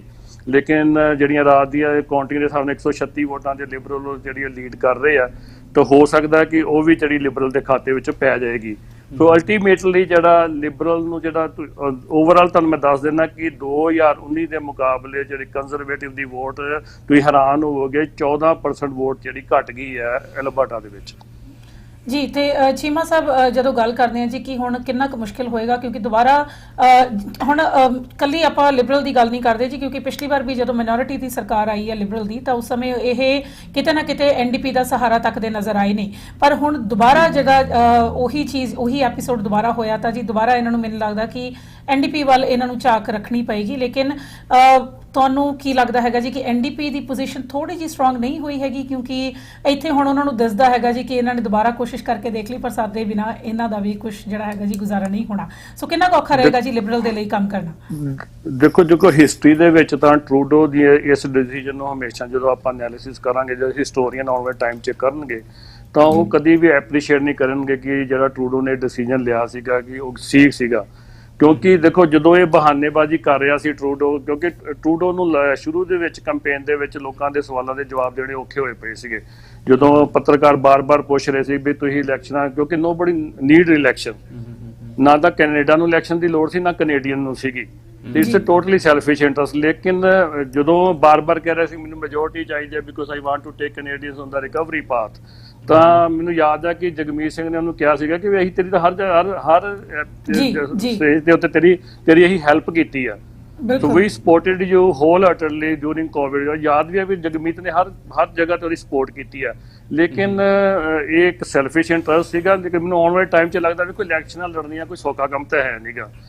ਜੇ ਆਪਾਂ ਜਗਮੀਤ ਹੋਰਾਂ ਦੀ ਪਾਰਟੀ ਦੀ NDP ਦੀ ਗੱਲ ਕਰ ਲਈਏ, ਜਾਂ because it's financially it's big expensive, ਠੀਕ ਹੈ, ਜਿਵੇਂ 600 ਮਿਲੀਅਨ ਦਾ ਤਾਂ ਇਲੈਕਸ਼ਨ ਕੈਨੇਡਾ ਦਾ ਹੀ ਖਰਚਾ ਆਇਆ, ਲੇਕਿਨ ਜਿਹੜਾ ਦੂਸਰੇ ਕੈਂਡੀਡੇਟ ਨੇ ਆਪਣੀ ਜੇਬ 'ਚੋਂ ਵੀ ਤਾਂ ਖਰਚ ਕੀਤਾ ਵਾ। ਸੋ ਬੀਇੰਗ ਪਾਰਟੀਆਂ ਵੀ ਉਹਨਾਂ ਨੂੰ ਕਾਫੀ ਜ਼ਿਆਦਾ ਫੰਡ ਦੀ ਜ਼ਰੂਰਤ ਹੁੰਦੀ ਹੈ ਇਲੈਕਸ਼ਨਾਂ ਕਿਸੇ ਨੋਟੇ। ਕੋਈ ਇੰਡੀਆ ਵਾਲਾ ਸਿਸਟਮ ਤਾਂ ਹੈ ਨਹੀਂ ਕਿ ਕੈਂਡੀਡੇਟ ਨੇ 2 ਨੰਬਰ ਦਾ ਪੈਸਾ ਕਮਾਇਆ ਹੋਇਆ ਤੇ ਜੋ ਮਰਜ਼ੀ ਖਰਚੀ ਜਾਓ। ਇੱਥੇ ਤਾਂ ਪਾਈ ਦਾ ਹਿਸਾਬ ਦੇਣਾ ਪੈਂਦਾ ਵਾ। ਸੋ ਆਉਣ ਵਾਲੇ ਟਾਈਮ 'ਚ ਮੈਨੂੰ ਟਰੂਡੋ ਤਾਂ ਹਿੰਮਤ ਨਹੀਂ ਕਰੇਗਾ ਦੁਬਾਰਾ ਇਲੈਕਸ਼ਨ ਕਰਾਉਣ ਦੀ। ਲੇਕਿਨ ਦੂਸਰੇ ਪਾਸੇ ਕੋਈ ਪਤਾ ਨਹੀਂ ਕਿ ਵੀ ਮੈਂ ਫਿਰ ਤੁਹਾਨੂੰ ਦੁਬਾਰਾ ਪੀਅਰ ਟਰੂਡੋ ਦੇ ਇਤਿਹਾਸ ਵੱਲ ਥੋੜਾ ਜਿਹਾ ਲੈ ਕੇ ਜਾਵਾਂ ਕਿ 79 ਦੇ ਵਿੱਚ ਜਦੋਂ ਬੁਰੀ ਤਰ੍ਹਾਂ ਲਿਬਰਲਸ ਹਾਰ ਗਏ ਸੀ ਪੀਅਰ ਟਰੂਡੋ ਦੀ ਅਗਵਾਈ ਦੇ ਵਿੱਚ, ਤਾਂ ਅਨਫੋਰਚੂਨੇਟਲੀ ਜਦੋਂ ਕੰਜ਼ਰਵੇਟਿਵ ਦੀ ਗਵਰਨਮੈਂਟ ਬਣੀ ਸੀ ਉਹ 1 ਸਾਲ ਬਾਅਦ ਹੀ ਡਿੱਗ ਪਈ ਸੀਗੀ, ਔਰ ਦੁਬਾਰਾ ਫਿਰ ਪੀਅਰ ਟਰੂਡੋ ਜਿਹੜਾ ਵਾ ਮੈਜੋਰਟੀ ਵਿੱਚ ਆ ਗਏ ਸੀ। ਲੇਕਿਨ 1984 ਦੇ ਤੱਕ ਜਾਂਦਿਆਂ ਉਹਦੀ ਪੋਪੂਲੈਰਿਟੀ ਇੰਨੀ ਡਿੱਗ ਪਈ ਸੀਗੀ ਕਿ ਇਲੈਕਸ਼ਨਾਂ ਕਰਾਉਣ ਤੋਂ ਪਹਿਲਾਂ ਉਹਨੂੰ ਆਪਣੀ ਜਿਹੜੀ ਪ੍ਰਾਈਮ ਮਿਨਿਸਟਰਸ਼ਿਪ ਛੱਡਣੀ ਪਈ ਸੀਗੀ। ਔਰ ਜੌਨ ਟਰਨਲ ਜਿਹੜੇ ਆ 10 ਵੀਕ ਲਈ ਪ੍ਰਾਈਮ ਮਿਨਿਸਟਰ ਬਣੇ ਸੀਗੇ, ਉਸ ਤੋਂ ਬਾਅਦ ਫਿਰ ਬੁਰੀ ਤਰ੍ਹਾਂ ਜਿਹੜੀ ਲਿਬਰਲ ਹਾਰ ਗਈ ਸੀ। ਸੋ ਮੇਰਾ ਖਿਆਲ ਹੈ ਕਿ ਹੁਣ ਕਦੀ ਵੀ ਇਹਨਾਂ 4 ਸਾਲਾਂ ਵਿੱਚ ਅਗਰ ਗੌਰਮੈਂਟ ਚੱਲਦੀ ਹੈ ਠੀਕ ਤਰੀਕੇ ਨਾਲ। ਲੇਕਿਨ ਦੂਜੀ ਗੱਲ ਜਿਹੜੀ ਸਭ ਤੋਂ ਵੱਡੀ ਇਹ ਹੈ ਕਿ ਜਿਹੜਾ ਫਿਸਕਲ ਜਿਹੜੀ ਹੈ ਨਾ, ਫਿਸਕਲ ਬੈਲੈਂਸ ਨੂੰ ਕਿਵੇਂ ਲਿਆਂਦਾ ਜਾਏਗਾ, ਕਿਉਂਕਿ ਟਰੂਡੋ ਨੇ ਇੰਨਾ ਜ਼ਿਆਦਾ ਕਰਜ਼ਾ ਸਿਰ ਚੜਾ ਦਿੱਤਾ ਵਾ ਕੈਨੇਡੀਅਨਸ ਦੇ ਉੱਤੇ। ਉਹਦੀ ਮੈਜੋਰਟੀ ਲੈਣ ਦਾ ਮੇਨ ਰੀਜ਼ਨ ਇਹ ਸੀਗਾ ਕਿਉਂਕਿ ਉਹ ਹੁਣ ਫਿਸਕਲ ਬੈਲੈਂਸ ਨੂੰ ਕਰਨ ਵਾਸਤੇ ਉਹਨੂੰ ਟੈਕਸ ਲਾਉਣੇ ਪੈਣੇ ਆ। ਲੇਕਿਨ ਬੀਇੰਗ ਮਾਈਨੋਰਿਟੀ ਉਹਦੇ ਕੋਲ ਫਿਰ ਜਿਹੜੀ ਆ ਇਹ ਚੀਜ਼ ਦੀ ਪਾਵਰ ਨਹੀਂ ਹੋਏਗੀ ਕਿ ਉਹ ਇਹੋ ਜਿਹੇ ਟੈਕਸ ਲਾ ਸਕੇ ਜਿਹੜੇ ਅਨਪੋਪੂਲਰ ਹੋਣ। ਸੋ ਆਉਣ ਵਾਲੇ ਟਾਈਮ 'ਚ ਇਹ ਵੇਖਣਾ ਹੋਏਗਾ ਕਿ ਹੋ ਸਕਦਾ ਕਿ ਹੁਣ ਓਪੋਜੀਸ਼ਨ ਹੀ ਸਰਕਾਰ ਤੋੜਨਗੇ। ਜੀ ਬਿਲਕੁਲ ਚੀਮਾ ਸਾਹਿਬ, ਤੁਸੀਂ ਫਿਜ਼ੀਕਲ ਬਾਰੇ ਗੱਲ ਕੀਤੀ ਹੈ ਜੀ, ਫਾਈਨੈਂਸ਼ੀਅਲ ਬਾਰੇ ਗੱਲ ਕੀਤੀ ਆ। ਸੋ ਇਹ ਮੇਰੇ ਖਿਆਲ ਨਾਲ ਸਾਨੂੰ ਸਾਰਿਆਂ ਨੂੰ ਬੀਇੰਗ ਅ ਕੈਨੇਡੀਅਨ ਸਾਨੂੰ ਸਾਰਿਆਂ ਨੂੰ ਸਮਝਣ ਦੀ ਲੋੜ ਹੋਊਗੀ ਜੀ ਕਿ ਇਹ ਵਿੱਤੀ ਬੋਝ ਕਿਤੇ ਨਾ ਕਿਤੇ ਤਾਂ ਸਾਡੇ ਲੋਕਾਂ ਤੇ ਹੀ ਪੈਣਾ ਹੈਗਾ ਜੀ, ਜਿੰਨੇ ਵੀ ਅਸੀਂ ਲੋਕ ਕੈਨੇਡਾ 'ਚ ਰਹਿ ਰਹੇ ਹਾਂ। ਲੇਕਿਨ ਇਹਨਾਂ ਚੀਜ਼ਾਂ ਨੂੰ ਜੇਕਰ ਅਸੀਂ ਧਿਆਨ ਨਹੀਂ ਕਰਦੇ ਹੈਗੇ ਜਦੋਂ ਵੀ ਅਸੀਂ ਸਰਕਾਰਾਂ ਚੁਣਦੇ, ਕਿਉਂਕਿ ਇੱਥੇ ਇਹ ਬਹੁਤ ਵੱਡਾ ਇੱਕ ਸਵਾਲ ਹੈਗਾ ਕਿ ਜਦੋਂ ਸਰਬ ਦੀ ਗੱਲ ਜਦੋਂ ਲੰਘੇ ਵਰੇ ਕੋਵਿਡ ਨੇ ਜਦੋਂ ਮਾਰ ਮਾਰੀ ਸੀਗੀ ਜੀ, ਤਾਂ ਉਸ ਸਮੇਂ ਚਾਹੇ ਉਹ ਸਰਬ ਸੀ, ਚਾਹੇ ਉਹ ਸੀਬਾ ਸੀ, ਚਾਹੇ ਰੈਂਟ ਸਬਸਿਡੀ ਸੀ, ਜਾਂ ਇਸ ਤਰੀਕੇ ਦੇ ਜਿਹੜੇ ਵੀ ਬੈਨੀਫਿਟਸ ਦਿੱਤੇ ਗਏ ਸੀ, ਉਹਨਾਂ ਦੀ ਐਕਸਪਲੋਇਟੇਸ਼ਨ ਵੀ ਬਹੁਤ ਹੋਈ ਸੀ। ਜੇਕਰ ਤੁਹਾਨੂੰ ਚੇਤਾ ਹੋਵੇ ਤਾਂ ਕੁਝ ਇੱਕ ਐਸੇ ਨਾਮ ਵੀ ਜਿਹੜੇ ਸੀ ਜੀ ਨਸ਼ਰ ਹੋਏ ਸੀ ਜਿਨ੍ਹਾਂ ਨੇ ਬਿਲੀਅਨਸ ਦੇ ਵਿੱਚ ਘੁਟਾਲੇ ਕਰਨ ਦੀ ਕੋਸ਼ਿਸ਼ ਕੀਤੀ ਸੀ। ਇਹ ਇੱਕ ਬਹੁਤ ਵੱਡਾ ਸੁਨੇਹਾ ਹੈਗਾ ਜੀ ਕਿ ਜਿਹੜੀ ਇਹ ਬਹੁਮਤ ਲੈਣ ਦੀ ਕੋਸ਼ਿਸ਼ ਸੀ, ਇਹਦੇ ਪਿੱਛੇ ਕੋਈ ਇਹ ਨਹੀਂ ਸੀਗਾ ਕਿ ਕੋਈ ਇਹਨਾਂ ਨੇ ਪਰਸਨਲ ਲਾਹਾ ਲੈਣਾ ਸੀ ਜਾਂ ਕੁਛ। ਇਹ ਇੱਕ ਕਿਤੇ ਨਾ ਕਿਤੇ ਰੂਲ ਇਹ ਸੀਗਾ ਕਿ ਜਾਂ ਇਹ ਮਨਸ਼ਾ ਸੀਗੀ ਕਿ ਜਿਹੜਾ ਉਹ ਰਿਕਵਰੀ ਹੈ ਜੀ, ਉਹ ਕਿਸ ਤਰੀਕੇ ਨਾਲ ਰਿਕਵਰੀ ਦੇ ਵਿੱਚ ਤੁਸੀਂ ਬਹੁਤ ਬਿਹਤਰ ਇਹਦਾ ਇੱਕ ਜਿਹੜਾ ਹੈਗਾ ਜੀ ਸਵਾਲ ਦਾ ਜਵਾਬ ਦਿੱਤਾ ਕਿ ਇਹ ਟੈਕਸ ਜਿਹੜੇ ਸੀ ਜੀ ਕਿਸ ਤਰੀਕੇ ਨਾਲ ਲੋਕਾਂ ਤੇ ਇੰਪਲਾਈ ਕਰਨੇ ਆ, ਕਿਵੇਂ ਉਗਰਾਉਣੇ ਹੈਗੇ ਆ। ਤਾਂ ਇਹ ਲੋਕਾਂ ਨੂੰ ਵੀ ਸਮਝਣ ਦੀ ਲੋੜ ਆ ਕਿ ਜੇਕਰ ਕੋਈ ਵੀ ਅਸਿਸਟੈਂਸ ਇੱਥੇ ਮਿਲਦੀ ਆ, ਚਾਹੇ ਉਹ ਮੈਟਰਨਿਟੀ ਬੈਨੀਫਿਟ ਆ, ਚਾਹੇ ਉਹ EI ਆ, ਜਾਂ ਕੋਈ ਵੀ ਚੀਜ਼ ਆ, ਉਹਦੀ ਵਰਤੋਂ ਉਨੀ ਕਰੋ ਜੇਕਰ ਤੁਹਾਨੂੰ ਵਾਕਈ ਲੋੜ ਆ। ਪਰ ਬੜੀ ਵਾਰ ਤਰਾਸਦੀ ਹੈ ਚੀਮਾ ਸਾਹਿਬ ਸਾਨੂੰ ਦੇਖਣ ਨੂੰ ਮਿਲਦਾ ਕਿ ਸਾਡੇ ਆਪਦੇ ਭਾਈਚਾਰੇ 'ਚੋਂ ਵੀ, ਕਿਉਂਕਿ ਅਸੀਂ ਇੱਥੇ ਸਿਰਫ ਆਪਦੇ ਭਾਈਚਾਰੇ ਦੀ ਗੱਲ ਕਰ ਰਹੇ ਹਾਂ, ਮਾਫ ਕਰਨਾ, ਪਰ ਬੜੀ ਵਾਰ ਦੇਖਣ ਨੂੰ ਇਹ ਵੀ ਮਿਲਦਾ ਜੀ ਕਿ ਸਾਡੇ ਲੋਕ ਸ਼ਾਇਦ ਇਸ ਚੀਜ਼ ਨੂੰ ਨਹੀਂ ਸਮਝਦੇ ਔਰ ਉਹਨਾਂ ਨੂੰ ਇਹ ਲੱਗਦਾ ਹੁੰਦਾ ਜੀ ਕਿ ਘੰਟੇ ਬਣਾ ਕੇ ਵੈਸੀ ਮੈਟਰਨਿਟੀ ਬੈਨੀਫਿਟ ਲੈ ਲਓ, EI ਦੇ ਲਈ ਜੀ ਅਗਰ EI ਤੇ ਜਾਣਾ ਡਾਕਟਰ ਦੇ ਨੋਟਸ ਆਪ ਹੀ ਸਾਈਨ ਕਰਕੇ ਦੇ ਦਿਓ, ਇਹ ਹੁੰਦਾ ਵਾ ਜੀ, ਇਹਦੇ 'ਚ ਕੋਈ ਮੁਨਕਰ ਨਹੀਂ ਹੋਊਗਾ ਜੇਕਰ ਮੈਂ ਅੱਜ ਇਹ ਗੱਲ ਕਹਿ ਰਹੀ ਹਾਂ। ਲੇਕਿਨ ਐਟ ਦੀ ਐਂਡ ਕੰਨ ਸਾਡਾ ਹੀ ਫੜਿਆ ਜਾਣਾ ਜੀ ਜਦੋਂ ਉਗਰਾਹੀ ਕਰਨ ਦੀ ਗੱਲ ਆਉਣੀ ਆ। ਬਿਲਕੁਲ ਤੁਹਾਡੀ ਗੱਲ ਬਿਲਕੁਲ ਠੀਕ ਹੈ ਜੀ। ਦੇਖੋ ਜੀ, ਜਿਹੜਾ ਗਵਰਨਮੈਂਟ ਦਾ ਰੈਵਨਿਊ ਕਿੱਥੋਂ ਆਉਂਦਾ? ਟੈਕਸ ਤੋਂ ਆਉਣਾ ਵਾ। ਗਵਰਨਮੈਂਟ ਨੇ ਨੋਟ ਛਾਪਣੇ ਨਹੀਂਗੇ, ਜਿਹੜੇ ਉਹਨਾਂ ਨੇ ਵੰਡੇ ਨੇ ਹੁਣ ਰਿਕਵਰ ਵੀ ਕਰਨੇ। ਲੇਕਿਨ ਹੁਣ ਮੈਂ ਤੁਹਾਨੂੰ ਇੱਕ ਗੱਲ ਦੱਸ ਦਿੰਦਾ ਕਿ ਇਹ ਕੰਢਿਆਂ ਦਾ ਤਾਜ ਜਿਹੜਾ ਵਾ ਦੁਬਾਰਾ ਜਿਹੜਾ ਵਾ ਟਰੂਡੋ ਦੇ ਸਿਰ ਦੇ ਉੱਤੇ ਆ ਕੇ ਲੱਗ ਗਿਆ ਵਾ, ਤੇ ਉਹਦੇ ਲਈ ਆਉਣ ਵਾਲਾ ਟਾਈਮ ਜਿਹੜਾ ਬਹੁਤ ਡਿਫਿਕਲਟ ਹੋਏਗਾ ਈਵਨ ਕੈਨੇਡੀਅਨਸ ਵਾਸਤੇ। ਜਿਵੇਂ ਕੱਲ ਸਟਾਕ ਮਾਰਕੀਟ ਵਿੱਚ ਤੁਸੀਂ ਦੇਖਿਆ ਸੀ, ਵਰਲਡ ਵਾਈਡ ਸਟਾਕ ਮਾਰਕੀਟਸ ਡਿੱਗ ਪਈਆਂ ਨੇ, ਕਿਉਂਕਿ ਜਿਹੜਾ ਚਾਈਨਾ ਦੇ ਵਿੱਚ ਡਿਵੈਲਪਰਸ ਦਾ ਇੱਕ ਨਵਾਂ ਕ੍ਰਾਈਸਿਸ ਆਇਆ ਕਿ ਇਹ ਕਿਹਾ ਜਾ ਰਿਹਾ ਕਿ ਚਾਈਨਾ ਜਿਹੜਾ ਸਲੋ ਡਾਊਨ ਹੋਣ ਜਾ ਰਿਹਾ ਵਾ। ਆਉਣ ਵਾਲੇ ਟਾਈਮ ਕੈਨੇਡਾ ਵਾਸਤੇ ਕਾਫੀ ਡਿਫਿਕਲਟ ਹੋਣਗੇ ਜੀ। ਔਰ ਇਹ ਕਿਤੇ ਨਾ ਕਿਤੇ ਸੰਕੇਤ ਵੀ ਹੋਊਗਾ ਜੀ। ਜਿਵੇਂ ਇਹਨਾਂ ਨੇ ਗੱਲ ਕੀਤੀ ਕਿ ਚਾਈਨਾ ਦਾ ਇੱਕ ਜਿਹੜਾ ਸੀਗਾ ਡਿਵੈਲਪਰ ਸੀਗਾ, ਉਹਦੇ ਵੱਲੋਂ ਸਭ ਤੋਂ ਵੱਡੀ ਜਿਹੜੀ ਉਹਨੇ ਬੈਂਕਰਪਸੀ ਫਾਈਲ ਕੀਤੀ ਆ ਉਸ ਬੰਦੇ ਨੇ, ਤਾਂ ਉਹਦੇ ਤੋਂ ਵੀ ਆਪਾਂ ਨੂੰ ਸਮਝ ਲੈਣਾ ਚਾਹੀਦਾ ਕਿ ਆਲਰੇਡੀ ਆਪਾਂ ਰਿਸੈਸ਼ਨ ਵੱਲ ਨੂੰ ਵਧਦੇ ਜਾ ਰਹੇ ਹਾਂ। ਤੇ ਜਿਵੇਂ ਸਰ ਤੁਸੀਂ ਇੱਕ ਗੱਲ ਕਹੀ ਹੈ ਚੀਮਾ ਸਾਹਿਬ ਕਿ ਜਿਹੜੀ ਇਹ ਗਵਰਨਮੈਂਟ ਨੇ ਵਾਅਦੇ ਤਾਂ ਬਹੁਤ ਕੀਤੇ ਆ, ਪਰ ਉਹ ਵਾਅਦਿਆਂ ਨੂੰ ਪੂਰੇ ਕਿਵੇਂ ਕਰਨਗੇ? ਉਹਨਾਂ ਕੋਲੇ ਜੇਬ 'ਚ ਉਹਨੇ ਪੈਸੇ ਹੈਗੇ ਜਿੰਨਾ ਉਹ ਖਰਚਣ ਨੂੰ ਕਹਿ ਰਿਹਾ ਕਿ ਅਸੀਂ ਅਫੋਰਡੇਬਲ ਹਾਊਸਿੰਗ ਲਿਆਵਾਂਗੇ, ਉਹਦੇ ਲਈ ਉਹਨਾਂ ਕੋਲ ਪੈਸਾ ਹੈਗਾ? ਫਾਰਮਾ ਕੇਅਰ ਲਈ ਉਹਨਾਂ ਕੋਲ ਪੈਸਾ ਹੈਗਾ? ਜਾਂ ਜਿਹੜੇ ਵੀ ਉਹ ਆਪਣੇ ਚੋਣ ਮੈਨੀਫੈਸਟੋ 'ਚ ਉਹਨਾਂ ਨੇ ਵਾਅਦੇ ਕੀਤੇ ਉਹਨਾਂ ਨੂੰ ਪੂਰੇ ਕਰ ਪਾਉਣਗੇ ਕਿ ਉਹ ਦੁਬਾਰਾ ਟਰਮ 'ਚ ਕਦੇ ਆ ਪਾਉਣਗੇ, ਕਿ ਉਹ ਬਸ ਇੱਕ ਜੁਮਲਾ ਸੀਗਾ ਜਿਵੇਂ ਆਪਾਂ ਦੇਖ ਲੈਨੇ ਕਿ ਉਵੇਂ ਹੀ ਨਿਕਲ ਜਾਏਗਾ? ਸਰ ਦੇਖੋ, ਮੈਂ ਤੁਹਾਨੂੰ ਜਿਵੇਂ ਅੱਗੇ ਵੀ ਦੱਸਿਆ ਕਿ ਮੇਰਾ ਮੇਨ ਪ੍ਰੋਫੈਸ਼ਨ ਰੀਅਲ ਸਟੇਟ ਹੈਗਾ ਵਾ। ਮੈਂ ਤੁਹਾਨੂੰ ਦੱਸ ਦੀ ਜੋ ਕਿਉਂਕਿ ਬੀਇੰਗ ਰੀਅਲ ਸਟੇਟ ਵੀ ਮੈਂ ਕਾਫੀ ਪ੍ਰੋਗਰਾਮਾਂ ਦੇ ਵਿੱਚ TV ਤੇ ਔਰ ਰੇਡੀਓ ਤੇ ਮੇਰਾ ਡਿਸਕਸ਼ਨਸ ਕਰਦਾ ਰਹਿੰਦਾ ਵਾ। ਜੋ ਹਾਲਾਤ ਹੈ ਇਸ ਵੇਲੇ ਓਨਟਾਰੀਓ ਔਰ BC ਦੇ ਹੈਗੇ ਨੇ, ਤੁਸੀਂ ਵੀ ਚੰਗੀ ਤਰ੍ਹਾਂ ਜਾਣਦੇ ਹੋਵੋਗੇ ਕਿ ਜਿਹੜੀ ਅਫੋਰਡੇਬਿਲਟੀ ਹੈ। ਦੇਖੋ, ਜਿੱਥੇ ਘਰ BC ਦੇ ਵਿੱਚ ਸਰੀ ਵੈਨਕੂਵਰ ਦੀ ਆਪਾਂ ਗੱਲ ਕਰ ਲਈਏ ਤਾਂ 1.75 ਮਿਲੀਅਨ ਦਾ ਐਵਰੇਜ ਪ੍ਰਾਈਸ ਹੈ ਇਸ ਵੇਲੇ ਸਿੰਗਲ ਡਿਟੈਚ ਹੋਮ ਦਾ। ਔਰ ਜੇ ਆਪਾਂ ਟੋਰਾਂਟੋ ਦੀ ਗੱਲ ਕਰ ਲਈਏ ਤਾਂ ਟੋਰਾਂਟੋ 'ਚ ਆਲਮੋਸਟ 1.1 ਮਿਲੀਅਨ ਤੇ ਪਹੁੰਚ ਚੁੱਕਿਆ। ਤੁਸੀਂ ਦੇਖੋ, ਜੇ ਆਪਾਂ ਵੇਜਿਸ ਵੇਖੀਏ ਕਿ ਇਹ ਤਾਂ ਹੈ ਨਹੀਂ ਕਿ ਵੀ ਕੈਲਗਰੀ ਔਰ ਵਿਨੀਪੈਗ ਜਿਹੜੇ ਉਹ is not a part of Canada, ਉੱਥੇ ਕੋਈ ਜ਼ਿਆਦਾ ਲੋਕਾਂ ਨੂੰ ਪੈਸੇ ਬਣ ਰਹੇ ਨੇ। ਲੇਕਿਨ ਇਹਦੇ ਵਿੱਚ ਮੈਂ ਤੁਹਾਨੂੰ ਹੁਣ ਰੀਸੈਂਟਲੀ ਦੱਸ ਦਿੰਦਾ ਵਾਂ ਕਿ ਅੱਜ ਦੀ ਡੇਟ ਦੇ ਵਿੱਚ ਇੰਨੇ ਲੋਕ ਅੰਟਾਰੀਓ ਤੋਂ ਮੂਵ ਕਰ ਰਹੇ ਨੇ ਕੈਲਗਰੀ ਨੂੰ। ਮੈਂ ਅਗਰ ਤੁਸੀਂ ਇੱਥੇ ਜਿਹੜੀ ਰਜਿਸਟਰੀ ਜਿੱਥੇ ਲੋਕੀ ਲਾਇਸੈਂਸ ਆ ਕੇ ਕਰਵਾਉਂਦੇ, ਇੱਥੇ ਨਾਰਥ ਈਸਟ ਦੀ ਜਿਹੜੀ ਰਜਿਸਟਰੀ ਜਿੱਥੇ ਮੋਸਟਲੀ ਆਪਣੀ ਕਮਿਊਨਿਟੀ ਰਹਿੰਦੀ ਹੈ ਜ਼ਿਆਦਾ ਇਮੀਗ੍ਰੈਂਟਸ ਦੀ, ਉਹਨਾਂ ਦੀ ਰਜਿਸਟਰੀ ਤੇ ਰੋਜ਼ ਲੰਬੀਆਂ ਲਾਈਨਾਂ ਲੱਗਦੀਆਂ ਨੇ। ਅਗਰ ਜਾ ਕੇ ਤੁਸੀਂ ਪੁੱਛੋ ਵੀ ਤੁਸੀਂ ਇਹ ਲਾਈਨਾਂ ਕਿਉਂ ਲੱਗੀਆਂ ਨੇ, ਤੇ they are most of them they are from Ontario, ਜਿਹੜੇ ਆਪਣੇ ਲਾਇਸੈਂਸ ਚੇਂਜ ਕਰਾ ਰਹੇ ਨੇ, ਕਿਉਂਕਿ ਉਹਨਾਂ ਨੂੰ ਪਤਾ ਲੱਗ ਗਿਆ ਕਿ ਆਉਣ ਵਾਲੇ ਟਾਈਮ ਦੇ ਵਿੱਚ ਜਿਹੜੇ ਲੋਕ ਘਰ ਲੈਣ ਤੋਂ ਵਾਂਝੇ ਰਹਿ ਗਏ ਆ। ਔਰ ਇਹ ਬੜਾ ਵੱਡਾ ਚੈਲੰਜ ਟਰੂਡੋ ਦੀ ਗੌਰਮੈਂਟ ਦੇ ਵਾਸਤੇ ਹੋਏਗਾ ਕਿ ਇਹਨੂੰ ਅਫੋਰਡੇਬਿਲਟੀ ਨੂੰ ਕਿਵੇਂ ਇੰਪਰੂਵ ਕੀਤਾ। ਵਾਅਦੇ ਤਾਂ ਕਰ ਲਏ ਆ ਵੀ ਇਹੀ 1 ਸਾਲ ਲਈ ਜਿਹੜਾ ਵਾ, ਉਹਨਾਂ ਨੇ ਇਹ ਵੀ ਕਿਹਾ ਵਾ ਟਰੂਡੋ ਦਾ ਇਹ ਕਹਿਣਾ ਕਿ ਮੈਂ 1 ਸਾਲ ਲਈ ਜਿਹੜਾ ਵਾ ਫਲਿੱਪਿੰਗ ਉੱਤੇ ਬੈਨ ਲਾ ਦਾਂਗਾ। ਫਲਿੱਪਿੰਗ ਦਾ ਤਾਂ ਸ਼ਾਇਦ ਤੁਸੀਂ ਸਮਝਦੇ ਹੋਗੇ ਕਿ ਜੇ ਕੋਈ ਬੰਦਾ ਇਨਵੈਸਟਮੈਂਟ ਐਜ ਪ੍ਰਾਪਰਟੀ ਲੈਂਦਾ ਤਾਂ ਉਹ 1 ਸਾਲ ਵੇਚ ਨਹੀਂ ਸਕਦਾ। ਹਾਂਜੀ। ਲੇਕਿਨ ਹੁਣ ਐਕਚੁਅਲੀ ਵੇਖਣਾ ਪਏਗਾ। ਮੇਰੇ ਖਿਆਲ 'ਚ ਹੋ ਸਕਦਾ ਕਿ ਟਰੂਡੋ ਅੰਦਰ ਰਾਤ ਦਿਮਾਗ 'ਚ ਇੱਕ ਪਾਸੇ ਇਹ ਵੀ ਸੋਚਦਾ ਹੋਵੇ ਕਿ ਇਸ ਤੋਂ ਚੰਗਾ ਮੈਂ ਹਾਰ ਜਾਂਦਾ, ਉਹ ਜ਼ਿਆਦਾ ਵਧੀਆ ਸੀ ਜੇ ਮੈਨੂੰ ਮੈਜੋਰਟੀ ਨਹੀਂ ਮਿਲਦੀ। ਜੀ ਸ਼ਾਇਦ ਤਾਂ ਹੀ ਉਹਨਾਂ ਨੇ ਵਾਅਦਾ ਵੀ ਕੀਤਾ ਸੀ, ਵਾਅਦਾ ਮਾਫ ਕਰਨਾ ਜੀ, ਉਹਨਾਂ ਨੇ ਇਹ ਸਟੇਟਮੈਂਟ ਦਿੱਤੀ ਸੀ ਵੀ ਜੇ ਨਾ ਮੈਜੋਰਿਟੀ ਦੇ ਵਿੱਚ ਨਾਲ ਵਿਨ ਹੋਏ ਤਾਂ ਮੈਂ ਅਸਤੀਫਾ ਦੇ ਦੂੰਗਾ। ਪਰ ਹੁਣ ਦੇਖੋ ਜੀ ਇਹ ਗੱਲ ਸ਼ਾਇਦ ਰਹਿੰਦੀ ਹੈ ਕਿ ਨਹੀਂ ਰਹਿੰਦੀ। ਵਾਅਦੇ ਕਦੇ ਵਫਾ ਨਹੀਂ ਹੁੰਦੇ ਜੀ, ਤੁਹਾਨੂੰ ਪੋਲੀਟੀਸ਼ੀਅਨਸ ਦਾ ਪਤਾ। Politician you go to any part of this world, ਉਹ ਹਮੇਸ਼ਾ ਆਪਣੇ ਵਾਸਤੇ ਸੋਚਦਾ। ਜਦੋਂ ਇਹਨਾਂ ਨੇ ਆਪਣੇ ਪੈਸੇ ਵਧਾਉਣੇ ਹੁੰਦੇ ਸਾਰੀਆਂ ਪਾਰਟੀਆਂ ਇੱਕ ਹੋ ਜਾਂਦੀਆਂ ਨੇ, ਜਦੋਂ ਲੋਕਾਂ ਨੂੰ ਦੇਣਾ ਹੁੰਦਾ ਤਾਂ ਦੇ ਡਿਵਾਈਡਡ ਹਾਊਸ ਬਣ ਜਾਂਦਾ। ਬਿਲਕੁਲ ਹਾਂਜੀ ਬਿਲਕੁਲ। ਚੀਮਾ ਸਾਹਿਬ ਇੱਕ ਸਵਾਲ ਹੋਰ ਆਉਂਦਾ ਹੈਗਾ, ਕਿਉਂਕਿ ਜਦੋਂ ਹੁਣ ਵਿੱਤੀ ਬੋਝ ਜਦੋਂ ਸਰਕਾਰ ਤੇ ਪੈਣਾ ਜੀ, ਕਿਉਂਕਿ ਸਾਰੀਆਂ ਚੀਜ਼ਾਂ ਨੂੰ ਆਪਾਂ ਨੂੰ ਸਕਾਰਾਤਮਕ ਰੂਪ ਦੇ ਵਿੱਚ ਅਸੀਂ ਦੇਖਦੇ ਜ਼ਰੂਰ ਹਾਂ, ਲੇਕਿਨ ਉਹ ਕਿੰਨੇ ਲਾਈਕ ਪੋਸੀਬਿਲਿਟੀ ਕੀ ਹੈ ਉਹਨਾਂ ਦੀ, ਕਿਸ ਤਰੀਕੇ ਨਾਲ ਪੂਰੇ ਹੋਣਗੇ। ਤਾਂ ਇਹਦੇ 'ਚ ਇੱਕ ਸਵਾਲ ਆਉਂਦਾ ਜੀ ਕਿ ਜੇਕਰ ਤੁਹਾਨੂੰ ਚੇਤਾ ਹੋਵੇ ਕਿ ਪਿੱਛੇ ਜਦੋਂ ਲਿਬਰਲ ਸਰਕਾਰ ਆਈ ਸੀ ਤਾਂ ਲਿਬਰਲ ਨੂੰ ਇਮੀਗ੍ਰੇਸ਼ਨ ਵਾਸਤੇ ਵੀ ਜੀ ਹਰਮਨ ਪਿਆਰੀ ਸਰਕਾਰ ਮੰਨਿਆ ਜਾਂਦਾ ਹੈਗਾ। ਲਿਬਰਲ ਇੱਧਰ ਜਿੱਤਦੇ ਆ ਜੀ ਤੇ ਛਾਲਾਂ ਪੁੱਠੀਆਂ ਪੰਜਾਬ 'ਚ ਲੱਗਣ ਲੱਗ ਜਾਂਦੀਆਂ ਨੇ ਕਿ ਹੁਣ ਤਾਂ ਜਿਹੜੇ ਕੈਨੇਡਾ ਦੇ ਵੀਜ਼ੇ ਆ ਜੀ ਉਹ ਖੁੱਲਣ ਲੱਗ ਜਾਣੇ ਆ। ਤਾਂ ਕੀ ਤੁਸੀਂ ਮੰਨਦੇ ਹੋ ਜੀ ਕਿ ਹੁਣ ਵੀ ਜਿਹੜਾ, ਕਿਉਂਕਿ ਇਹ ਵੀ ਇੱਕ ਸੋਰਸ ਆਫ ਇਨਕਮ ਹੀ ਮੰਨਿਆ ਜਾਂਦਾ ਹੈਗਾ ਇਮੀਗ੍ਰੇਸ਼ਨ ਨੂੰ, ਕੀ ਮੰਨਦੇ ਹੋ ਜੀ? ਕੱਲ ਦੀ ਇੱਕ ਗੱਲ ਕਰੀਏ ਵਰਿੰਦਰ ਜੀ, ਸ਼ਾਇਦ ਆਪਾਂ ਡਿਸਕਸ ਕੀਤਾ ਇਸ ਬਾਰੇ, ਕੁਛ ਇੱਕ ਜਿਹੜੀਆਂ ਗਲਤਫਹਿਮੀਆਂ ਨੇ ਜੀ ਉਹ ਆਲਰੇਡੀ ਘੁੰਮ ਰਹੀਆਂ ਨੇ ਜੀ ਕਿ ਐਸੇ ਵਿਜ਼ਟਰ ਵੀਜ਼ੇ ਲੱਗ ਰਹੇ ਜੀ ਜਿੱਥੇ ਕੋਈ ਇਨਕਮ ਪ੍ਰੂਫ ਨਹੀਂ, ਕੁਛ ਨਹੀਂ। ਹਾਲਾਂਕਿ ਜਿਹੜੇ ਐਸੇ ਗੱਲਾਂ ਹੁੰਦੀਆਂ, ਮੇਰੇ ਖਿਆਲ ਇਹਨਾਂ ਦਾ ਕੋਈ ਬੇਸਰ ਪੈਰ ਦੀਆਂ ਗੱਲਾਂ ਹੁੰਦੀਆਂ ਨੇ, ਲੇਕਿਨ ਕੀ ਮੰਨਦੇ ਹੋ ਜੀ ਕਿ ਇਹਨਾਂ ਚੀਜ਼ਾਂ ਦੇ ਉੱਤੇ ਵੀ ਹੋ ਸਕਦਾ ਜਿਹੜੀ ਸਰਕਾਰ ਹੈ ਜੀ ਸ਼ਾਇਦ ਫਿਰ ਤੋਂ ਉਹੀ ਵੀਜ਼ਿਆਂ ਦਾ ਲੰਗਰ ਜਿਹੜਾ ਹੈ ਜੀ ਚਾਲੂ ਕਰ ਦੇਵੇ ਵੀ ਚਲੋ ਸਾਨੂੰ ਤਾਂ ਪੈਸਾ ਆ ਹੀ ਰਿਹਾ ਹੈਗਾ? ਦੇਖੋ ਨੋ ਡਾਊਟ ਜੇ ਤੁਸੀਂ ਮੇਰੇ ਕੋਲ ਇਮੀਗ੍ਰੇਸ਼ਨ ਦੇ ਬਾਰੇ ਗੱਲ ਦੇਖੋ ਦਿਸ ਕੰਟਰੀ ਨੀਡਸ ਇਮੀਗ੍ਰੇਸ਼ਨ।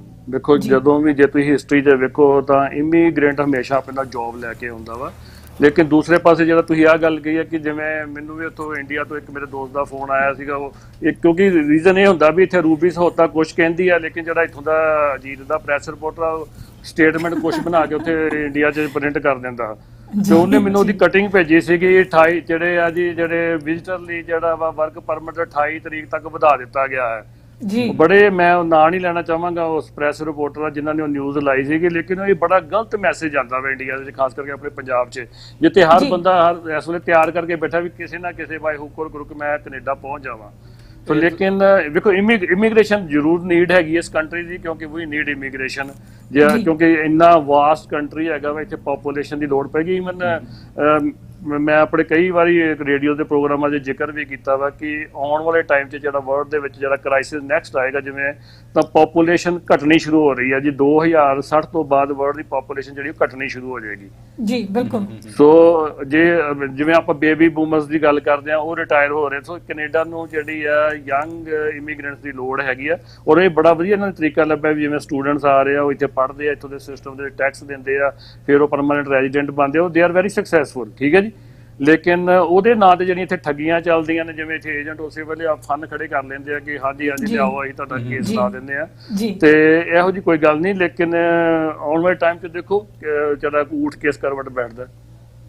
बिल्कुल चीमा साहब, और मेरे ख्याल ਨਾਲ ਇਹੀ ਚੀਜ਼ ਸਮਝਣ ਦੀ ਲੋੜ ਹੈਗੀ ਹੈ ਜੀ ਕਿ ਜਾਣਕਾਰੀ ਜਿਹੜੀਆਂ ਪੁਖਤਾ ਹੋਣੀਆਂ ਚਾਹੀਦੀਆਂ ਤਾਂ ਕਿ ਤੁਸੀਂ ਜਿਹੜੇ ਵੀ ਠੱਗੀਆਂ ਠੋਰੀਆਂ ਹੈਗੀਆਂ ਨੇ ਜੀ ਜਿਹੜੀਆਂ, ਕਿਉਂਕਿ ਇਮੀਗ੍ਰੇਸ਼ਨ ਨਾਲ ਫਿਰ ਬਹੁਤ ਸਾਰੀਆਂ ਚੀਜ਼ਾਂ ਜੁੜਦੀਆਂ ਨੇ, ਲਮਾਈਆਂ ਨੇ ਜੀ, ਹੋਰ ਬਹੁਤ ਸਾਰੀਆਂ ਚੀਜ਼ਾਂ ਨੇ, ਪਰ ਉਹਨਾਂ ਤੋਂ ਬਚਿਆ ਜਾ ਸਕੇ, ਕਿਉਂਕਿ ਫਿਰ ਐਸੀਆਂ ਚੀਜ਼ਾਂ ਦਾ ਕੋਈ ਪ੍ਰੂਫ ਨਹੀਂ ਹੁੰਦਾ, ਕੋਈ ਤੱਥ ਨਹੀਂ ਹੁੰਦਾ, ਸਿਰਫ ਤੇ ਸਿਰਫ ਬੰਦਾ ਜਿਹੜੇ ਆਪਦੇ ਪੈਸੇ ਗਵਾ ਲੈਂਦਾ ਜੀ, ਔਰ ਉਸ ਤੋਂ ਬਾਅਦ ਮੱਥੇ ਤੇ ਸਿਰ ਮਾਰ ਕੇ ਰੋਂਦਾ ਵੀ ਹੈ, ਪਛਤਾਉਂਦਾ ਵੀ ਹੈ ਕਿ ਮੈਂ ਸਮੇਂ ਸਿਰ ਕਿਉਂ ਨਹੀਂ ਇਸ ਬਾਰੇ ਸੋਚਿਆ ਹੈਗਾ। ਸੋ ਜ਼ਰੂਰ ਮੈਂ ਇਹੀ ਕਹੂੰਗੀ ਚੀਮਾ ਸਾਹਿਬ ਕਿ ਤੁਸੀਂ ਸਮਾਂ ਕੱਢ ਕੇ ਜੀ ਸਾਨੂੰ ਇੰਨੀ ਜਿਹੜੀ ਹੈ ਜੀ ਸਾਡੇ ਦਰਸ਼ਕਾਂ ਤੱਕ ਆਪਦੇ ਵਿਚਾਰ ਰੱਖੇ, ਸੋ ਅਸੀਂ ਬਹੁਤ ਬਹੁਤ ਸ਼ੁਕਰਗੁਜ਼ਾਰ ਹਾਂ ਜੀ ਤੁਹਾਡੇ, ਬਹੁਤ ਬਹੁਤ ਧੰਨਵਾਦ। ਥੈਂਕ ਯੂ ਵੈਰੀ ਮਚ ਜੀ। ਫਿਊਚਰ ਦੇ ਵਿੱਚ ਵੀ ਤੁਹਾਨੂੰ ਕਿਸੇ ਤਰ੍ਹਾਂ ਦੀ ਕੋਈ ਇਮੀਗ੍ਰੇਸ਼ਨ ਸੌਰੀ ਜੇ ਰੀਅਲ ਸਟੇਟ ਉੱਤੇ ਵੀ ਕੋਈ ਪੁੱਛਣਾ ਹੋਵੇ ਤਾਂ, ਕਿਉਂਕਿ ਮੇਰਾ ਪ੍ਰੋਫੈਸ਼ਨ ਰੀਅਲ ਸਟੇਟ ਹੈ, ਲੇਕਿਨ ਮੇਰਾ ਪੈਸ਼ਨ ਹੈ ਕਿ ਮੈਂ ਰਾਜਨੀਤੀ ਉੱਤੇ ਵੀ, ਫਾਈਨੈਂਸ ਉੱਤੇ ਵੀ ਕਾਫੀ, ਹਾਂਜੀ ਮੈਂ ਸਾਰਾ ਕੁਝ ਪੜ੍ਹਦਾ ਹਾਂ, ਮੇਰਾ ਪੈਸ਼ਨ ਹੈ।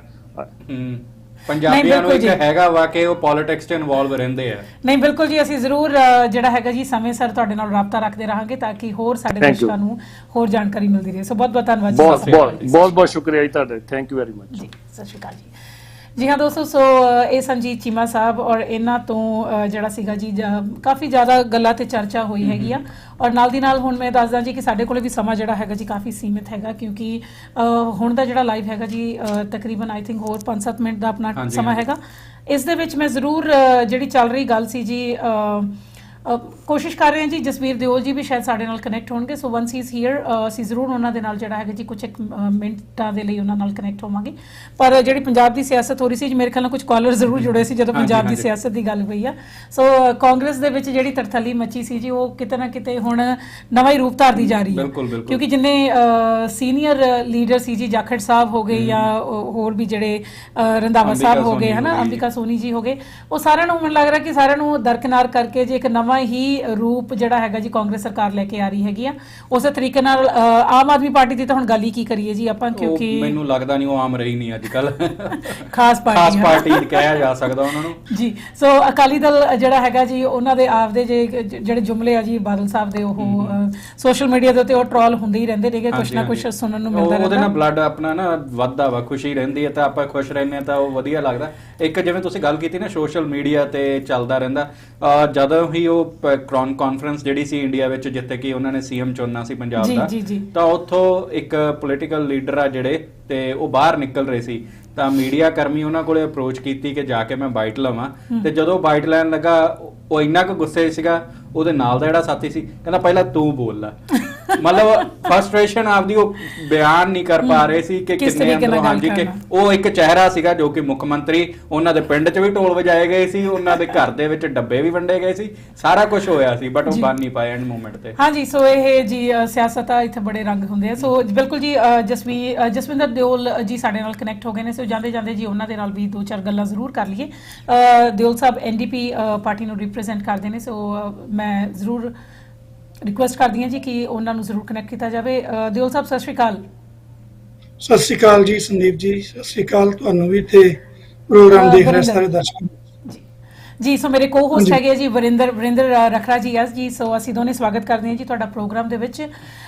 ਦਿਓਲ ਸਾਹਿਬ, ਇੱਕੋ ਹੀ ਸਵਾਲ ਅੱਜ ਤਾਂ ਹਰੇਕ ਜਿਹੜਾ ਵੀ ਸਾਡੇ ਕਹਿ ਲਓ ਜੀ ਵਿਹੜੇ ਮਹਿਮਾਨ ਆ ਰਿਹਾ, ਕਿਉਂਕਿ ਜਿਹੜਾ ਵਿਚਾਰ ਇਸ ਸਮੇਂ ਹੈਗਾ ਜੀ ਚਰਚਾ ਦਾ ਵਿਸ਼ੇ ਉਹੀ ਆ ਜੀ ਲੰਘੀਆਂ ਚੋਣਾਂ ਦੇ ਨਤੀਜੇ। ਤੁਸੀਂ ਐਨਡੀਪੀ ਪਾਰਟੀ ਨਾਲ ਰਾਬਤਾ ਰੱਖਦੇ ਹੈਗੇ ਹੋ ਜੀ। ਐਨਡੀਪੀ ਕਾਫੀ ਜਿਹੜਾ ਹੈਗਾ ਜੀ ਪਿਛਲੀ ਵਾਰ ਨਾਲੋਂ ਥੋੜੀ ਜਿਹੀ ਸਟਰੋਂਗ ਹੋਰ ਉੱਭਰ ਕੇ ਆਈ ਆ, ਖਾਸ ਕਰਕੇ ਲਿਬਰਲਸ ਲਈ ਤਾਂ ਕਹਿੰਦੇ ਜੀ ਤਿਨਕੇ ਦਾ ਸਹਾਰੇ ਵਾਲਾ ਕੰਮ ਹੈਗਾ ਤੁਹਾਡੀ ਪਾਰਟੀ ਦਾ। ਤੁਸੀਂ ਕਿੱਦਾਂ ਦੇਖਦੇ ਹੋ ਜੀ ਇਸ ਸਾਰੇ ਚੋਣ ਨਤੀਜੇ?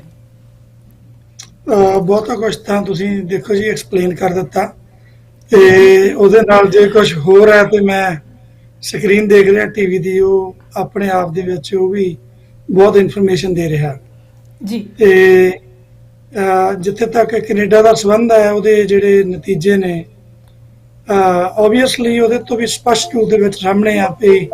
ਲੋਕਾਂ ਨੇ ਜਿਹੜਾ ਟਰੂਡੋ ਸਾਹਿਬ ਦਾ ਇਸ ਕੋਵਿਡ ਦੇ ਦੌਰਾਨ ਜਿਸ ਤਰ੍ਹਾਂ ਉਹਨਾਂ ਨੇ ਇਲੈਕਸ਼ਨ ਕਰਾਈ ਆ ਜੀ, ਉਹਦੇ ਸੰਬੰਧ ਦੇ ਵਿੱਚ ਵੀ ਲੋਕਾਂ ਨੇ ਆਪਣਾ ਰਿਸਪੌਂਸ ਮੈਂ ਸਮਝਦਾ ਦਿੱਤਾ, ਤੇ ਨਾਲ ਦੀ ਨਾਲ ਜਿਹੜੀ ਪਾਰਟੀ ਨੇ ਬਦਲ ਪੇਸ਼ ਕਰਨਾ ਸੀ ਮੋਟੇ ਰੂਪ ਦੇ ਵਿੱਚ, ਤੇ ਉਹਨਾਂ ਨੂੰ ਵੀ ਉਹਨਾਂ ਨੇ ਜਿਹੜਾ ਰਿਜੈਕਟ ਕੀਤਾ। ਸਟੇਟਸ ਕੋ ਜਿਹੜਾ ਤਕਰੀਬਨ ਸਾਹਮਣੇ ਆਇਆ, ਤੇ ਐਨਡੀਪੀ ਨੇ ਕੁਝ ਜਿਹੜਾ ਗੇਨ ਕੀਤਾ ਇਹਦੇ ਵਿੱਚ। ਸਪੈਸ਼ਲੀ ਮੈਂ ਕਹਿ ਸਕਦਾ ਜਿੱਥੇ ਮੈਂ ਇੱਥੇ ਰਹਿਣਾ ਆ, ਜਿੱਥੋਂ ਮੈਂ ਆਪਣੇ ਹਲਕੇ ਦੇ ਲੋਕਾਂ ਨੂੰ ਰਿਪਰੈਜ਼ੈਂਟ ਕਰਦਾ, ਉੱਥੇ ਖਾਸ ਤੌਰ ਦੇ ਉੱਤੇ ਸ਼ਾਇਦ ਇਹਨਾਂ ਐਨਡੀਪੀ ਜਿਹੜੀ ਫੈਡਰਲ ਵਾਲੀ ਐਨਡੀਪੀ ਪਾਰਟੀ ਆ, ਜਦੋਂ ਉਹਨਾਂ ਨੇ ਵੀ ਇਸ ਢੰਗ ਨਾਲ ਸ਼ਾਇਦ ਨਾ ਸੋਚਿਆ ਹੋਵੇ, ਕਿਉਂਕਿ ਜਿਹੜੀ ਅਪਰੋਚ ਕੈਨੀ ਸਾਹਿਬ ਦੀ ਹੈ, ਜਿਹੜਾ ਇਹਨਾਂ ਦਾ ਸਾਰੇ ਪੂਰੇ ਦੇ ਪੂਰੇ ਕੋਵਿਡ-19 ਦਾ ਪੈਂਡੈਮਿਕ ਜਿਹੜਾ ਸੀਗਾ ਉਹਦੇ ਦੌਰਾਨ ਜਿਹੜੀ ਇਹਨਾਂ ਨੇ ਕਿਸ ਤਰ੍ਹਾਂ ਲੋਕਾਂ ਨੂੰ ਲੀਡ ਕੀਤਾ, ਉਹਦੇ ਵਿੱਚ ਜਿਹੜਾ ਇਹਦਾ ਪਰਛਾਵਾਂ ਸੀ ਉਹ ਫੈਡਰਲ ਇਲੈਕਸ਼ਨ ਤੇ ਵੀ ਸਾਹਮਣੇ ਆਇਆ। ਤਕਰੀਬਨ ਫੈਡਰਲ ਇਲੈਕਸ਼ਨ ਦੇ ਦੌਰਾਨ ਉਹ ਸੀਨ ਤੋਂ ਲਾਂਭੇ ਵੀ ਰਹੇ ਨੇ, ਜਿਵੇਂ ਉਹਨਾਂ ਨੂੰ ਕਿਤੇ ਹਦਾਇਤਾਂ ਕੀਤੀਆਂ ਗਈਆਂ ਹੋਣ ਕਿ ਤੁਸੀਂ ਕੋਈ ਕੰਟਰੋਵਰਸੀ ਨਾ ਕ੍ਰੀਏਟ ਹੋਵੇ। ਪਰ ਉਹਦੇ ਬਾਵਜੂਦ ਜਿਹੜਾ ਮੇਰਾ ਆਪਣਾ ਹਲਕਾ, ਜਿੱਥੇ ਜਿਹੜੀ ਇਸ ਵੇਲੇ ਲੱਗਦਾ ਵੀ ਕੰਜ਼ਰਵੇਟਿਵ ਜਿਹੜੇ ਆ ਸੀਟ ਤਾਂ ਭਾਵੇਂ ਉਹ ਰਿਟੇਨ ਕਰਕੇ ਲੱਗਦੇ, ਪਰ ਅਜੇ ਵੀ ਜਿਹੜੇ ਮੇਲ ਇਨ ਬੈਲਟ ਆ ਉਹਨਾਂ ਦਾ ਇੰਤਜ਼ਾਰ ਹੋ ਰਿਹਾ।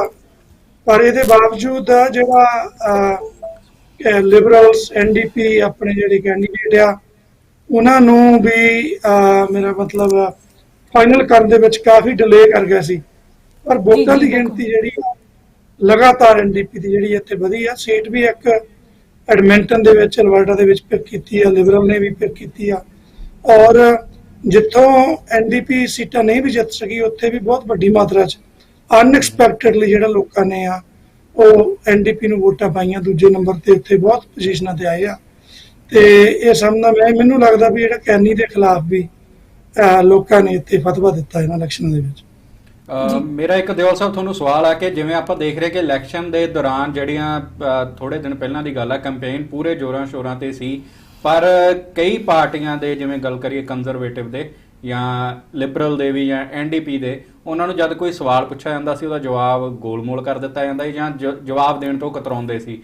ਕਿ ਉਹਨਾਂ ਦੇ ਕੋਈ ਉੱਪਰੋਂ ਆਰਡਰ ਸੀਗਾ ਕਿ ਇਸ ਗੱਲ ਤੇ ਕੋਈ ਆਨਸਰ ਨਹੀਂ ਕਰਨਾ, ਜੋ ਆਪ ਹੀ ਆਪਣਾ ਸੈਲਫ ਡਿਸੀਜਨ ਦੇ ਰਹੇ ਸੀ? ਕਿਉਂਕਿ ਬੜੇ ਸਵਾਲ ਇਹੋ ਜਿਹੇ ਪੁੱਛੇ ਗਏ ਜਿਨ੍ਹਾਂ ਦੇ ਉਹਨਾਂ ਨੇ ਆਨਸਰ ਨਹੀਂ ਦਿੱਤੇ ਮੀਡੀਆ ਸਾਹਮਣੇ। ਬਹੁਤ ਮੈਂ ਦੇਖੋ ਜੀ ਅਵੇਅਰ ਨਹੀਂ ਹੈ, ਜਦੋਂ ਕੋਈ ਪਾਰਟੀਕੂਲਰ ਕੇਸ ਹੋਵੇ ਤਾਂ ਸਮਝਣ ਦੀ ਕੋਸ਼ਿਸ਼ ਕੀਤੀ ਜਾ ਸਕਦੀ ਆ, ਪਰ ਮੈਂ ਸਮਝਦਾ ਕਿ ਮੋਟੇ ਰੂਪ ਦੇ ਵਿੱਚ ਲੋਕਾਂ ਨੇ ਤਾਂ ਬਿਲਕੁਲ ਸਪਸ਼ਟ ਕਰ ਦਿੱਤਾ। ਜਿੱਥੇ ਐਨਡੀਪੀ ਦੀ ਗੱਲ ਮੈਂ ਸਮਝਦਾ ਜਿਹੜੀ ਲੀਡਰਸ਼ਿਪ ਆ ਉਹਦੀ ਪ੍ਰੋਫਾਈਲ ਜਿਹੜੀ ਆ ਆਪਣੇ ਜਗਮੀਤ ਸਿੰਘ ਉਹਨਾਂ ਦੀ ਇਹਨਾਂ ਇਲੈਕਸ਼ਨਾਂ ਵਿੱਚ ਬਾਕਾਇਦਾ ਉੱਭਰੀ ਆ, ਜਿੱਥੇ ਉਹਨਾਂ ਦਾ ਨਿੱਜੀ ਤੌਰ ਦੇ ਉੱਤੇ ਜਿਹੜਾ ਕਿ ਲੀਡਰ ਦੀ ਪਪੂਲੈਰਿਟੀ ਹੁੰਦੀ ਆ, ਭਰੋਸੇਯੋਗਤਾ ਹੁੰਦੀ ਆ ਇੰਡੀਵਿਜੂਅਲ ਤੌਰ ਦੇ ਉੱਤੇ, ਜਿੱਥੇ ਦੋਨੇ ਹੀ ਜਿਹੜੇ ਪ੍ਰੋਮੀਨੈਂਟ ਪਾਰਟੀਆਂ ਦੇ ਲੀਡਰ ਸੀਗੇ ਉਹਨਾਂ ਨੂੰ ਉਹਦੇ ਵਿੱਚ ਲਾਸ ਦੇਖਣ ਨੂੰ ਮਿਲਿਆ। ਉੱਥੇ ਬਹੁਤ ਹੀ ਚਮਤਕਾਰੀ ਢੰਗ ਦੇ ਨਾਲ ਲੋਕ ਸਗੋਂ ਜੇ ਐਨਡੀਪੀ ਦੀ ਜਿਹੜੀ ਰਾਜਨੀਤੀ ਆ ਜਾਂ ਵਿਚਾਰਧਾਰਾ ਬਾਰੇ ਕਿਸੇ ਨੂੰ ਪੂਰੀ ਸਮਝਦਾਰੀ ਨਾ ਹੋਵੇ, ਪਰ ਇੱਕ ਗੱਲ ਸਪਸ਼ਟ ਸੀ, ਉਹਨਾਂ ਨੇ ਜਿਹੜੀ ਅਪਰੋਚ ਸੀ, ਜਿਹੜੀ ਪਹੁੰਚ ਸੀ, ਜਿਹੜੀ ਸਪਸ਼ਟਤਾ ਸੀ ਜਗਮੀਤ ਸਿੰਘ ਹੋਣਾ ਦੀ, ਉਹਨਾਂ ਦੇ ਵਿੱਚ ਜ਼ਰੂਰ ਉਹਨਾਂ ਨੇ ਭਰੋਸਾ ਪ੍ਰਗਟ ਕੀਤਾ। ਉਹ ਦਿਖਾਈ ਦੇ ਰਿਹਾ ਸੀ ਕਿ ਜੇ ਸ਼ਾਇਦ ਉਹ ਐਨਡੀਪੀ ਦੇ ਪਲੇਟਫਾਰਮ ਤੋਂ ਨਾ ਹੋਣ ਤੇ ਲੋਕ ਉਹਨਾਂ ਨੂੰ ਨੰਬਰ 1 ਤੇ ਜਿਹੜਾ ਪ੍ਰਾਈਮ ਮਿਨਿਸਟਰ ਦੇ ਰੂਪ 'ਚ ਦੇਖ ਰਹੇ ਨੇ। ਪਰ ਇੱਕ ਇਹ ਵੀ ਗੱਲ ਦੇਖਣਯੋਗ ਬਣਦੀ ਹੈ ਕਿ ਐਨਡੀਪੀ ਨੂੰ ਇਸ ਵਾਰ ਪਿਛਲੇ ਵਾਰੀ ਨਾਲੋਂ ਜ਼ਿਆਦਾ ਵੀ ਪਿਆਰ ਮਿਲਿਆ ਵਾ ਤੇ ਜਗਮੀਤ ਸਿੰਘ ਵੀ ਕਾਫੀ ਵਧੀਆ ਤਰੀਕੇ ਨਾਲ ਉੱਭਰ ਕੇ ਸਾਹਮਣੇ ਆਏ ਨੇ। ਉਹਨਾਂ ਨੇ ਹਰੇਕ ਜਿਹੜਾ ਵੀ ਉਹਨਾਂ ਨੂੰ ਕੁਐਸਚਨ ਪੁੱਟ ਕੀਤਾ ਜਾਂਦਾ ਸੀ, ਈਵਨ ਮੈਂ ਵੀ ਉਹਨਾਂ ਦੀ ਇੱਥੇ ਕੰਪੇਨ ਸੀਗੀ ਤੇ ਮੈਂ ਵੀ ਉਹਨਾਂ ਨੂੰ 2-3 ਕੁਐਸਚਨ ਪੁੱਛੇ ਸੀ, ਉਹਨਾਂ ਨੇ ਬੜੇ ਸੋਹਣੇ ਤਰੀਕੇ ਨਾਲ ਜਵਾਬ ਦਿੱਤਾ ਸੀ ਕਿ ਪੁਆਇੰਟ ਟੂ ਪੁਆਇੰਟ ਹਰੇਕ ਚੀਜ਼ ਨੂੰ ਕਲੀਅਰ ਕਰ ਦੇਗੇ, ਜੋ ਕਿ ਅਸੀਂ ਫਿਊਚਰ ਵਿੱਚ ਉਹਨਾਂ ਨੂੰ ਐਜ਼ ਏ PM ਵੀ ਦੇਖ ਸਕਦੇ ਹਾਂ ਕਿ ਜੇ ਉਹ ਵਧੀਆ ਪਰਫਾਰਮ ਇਦਾਂ ਹੀ ਕਰਦੇ ਰਹਿੰਦੇ ਨੇ। ਤੁਸੀਂ ਕੀ ਦੇਖਦੇ ਹੋ ਕਿ ਪਾਰਟੀ ਉਹਨਾਂ ਨੂੰ ਨੈਕਸਟ ਜਦ ਇਲੈਕਸ਼ਨ ਹੋਊਗੀ ਉਹਨਾਂ ਨੂੰ ਕੰਟੀਨਿਊ ਕਰੇਗੀ ਜਾਂ ਕੋਈ ਨਵਾਂ ਚਿਹਰਾ PM ਦੇ ਵਜੋਂ ਲਿਆਏਗੀ? ਦੇਖੋ ਇਹ ਤਾਂ ਵੱਡੇ ਲੈਵਲ ਤੇ ਹੋਣ ਵਾਲੀਆਂ ਬਹੁਤ ਵੱਡੀਆਂ ਤਬਦੀਲੀਆਂ ਹੁੰਦੀਆਂ, ਤੁਸੀਂ ਗੱਲ ਕੀਤੀ ਆ, ਪਰ ਇਸ ਵੇਲੇ ਜਾਣੀ ਕਿ ਬਹੁਤ ਚਮਤਕਾਰੀ ਢੰਗ ਦੇ ਨਾਲ ਉਹ ਨੈਸ਼ਨਲ ਲੈਵਲ ਦੇ ਉੱਤੇ ਜਿਹੜਾ ਇੱਕ ਲੀਡਰ ਦੇ ਰੂਪ ਚ ਉੱਭਰ ਕੇ ਸਾਹਮਣੇ ਆਏ ਆ,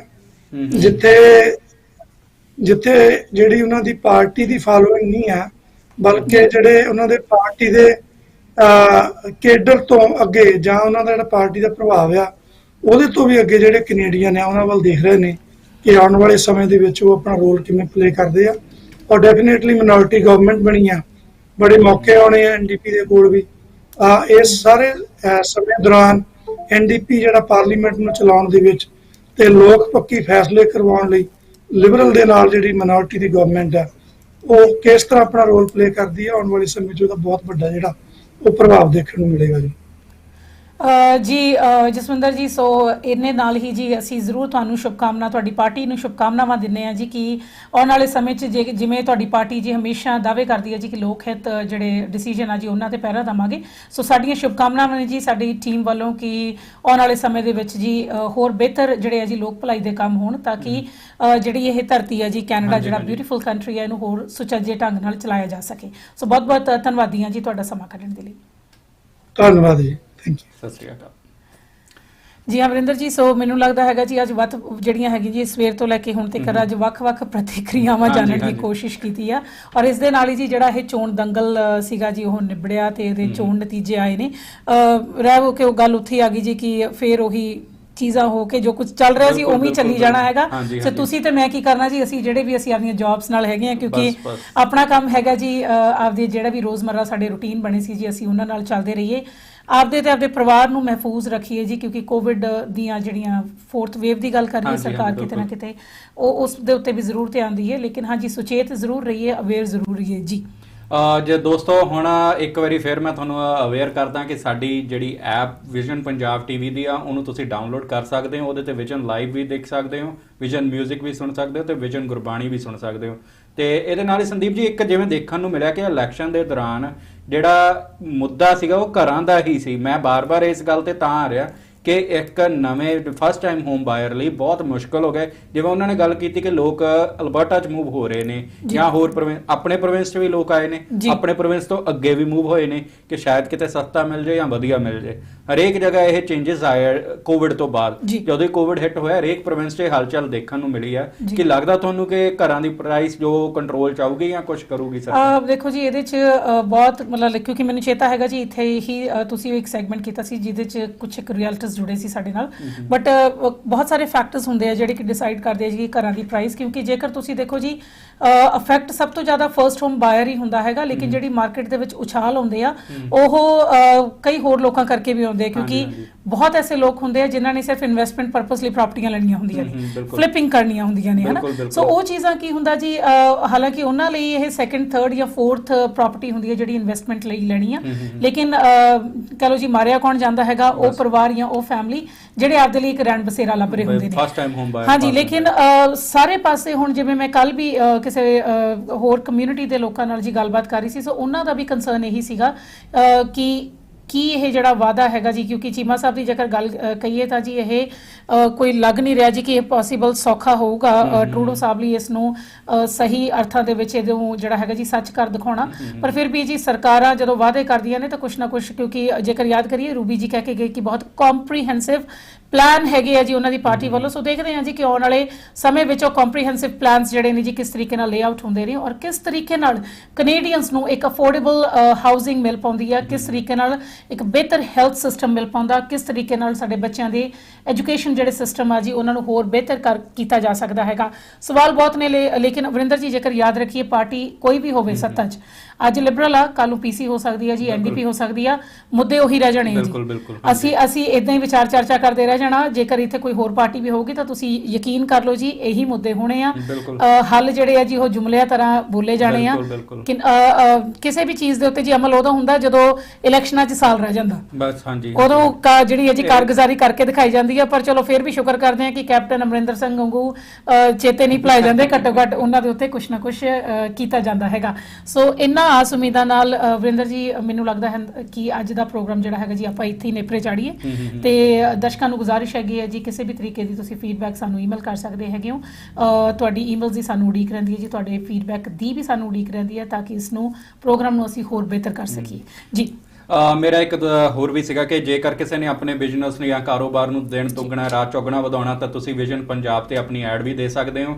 ਸਾਡੇ ਹੇਠਾਂ ਦਿੱਤੇ ਗਏ ਨੰਬਰ ਤੇ ਤੁਸੀਂ ਜਦ ਮਰਜ਼ੀ ਸੰਪਰਕ ਕਰਕੇ ਆਪਣੇ ਬਿਜ਼ਨਸ ਦੀ ਡਿਟੇਲਸ ਦੇ ਕੇ ਐਡ ਨੂੰ ਪ੍ਰਮੋਟ ਕਰ ਸਕਦੇ ਹੋ। ਬਿਜ਼ਨਸ ਵੱਧਦੇ ਫੁੱਲਦੇ ਹੀ ਚੰਗੇ ਲੱਗਦੇ ਨੇ ਤੇ ਜਿਵੇਂ ਬਿਜ਼ਨਸ ਵਧੂਗਾ ਤਾਂ ਇਕਨੋਮੀ ਆਪਣੇ ਘਰ ਦੀ ਵੀ ਵਧੀਆ ਬਣੂਗੀ।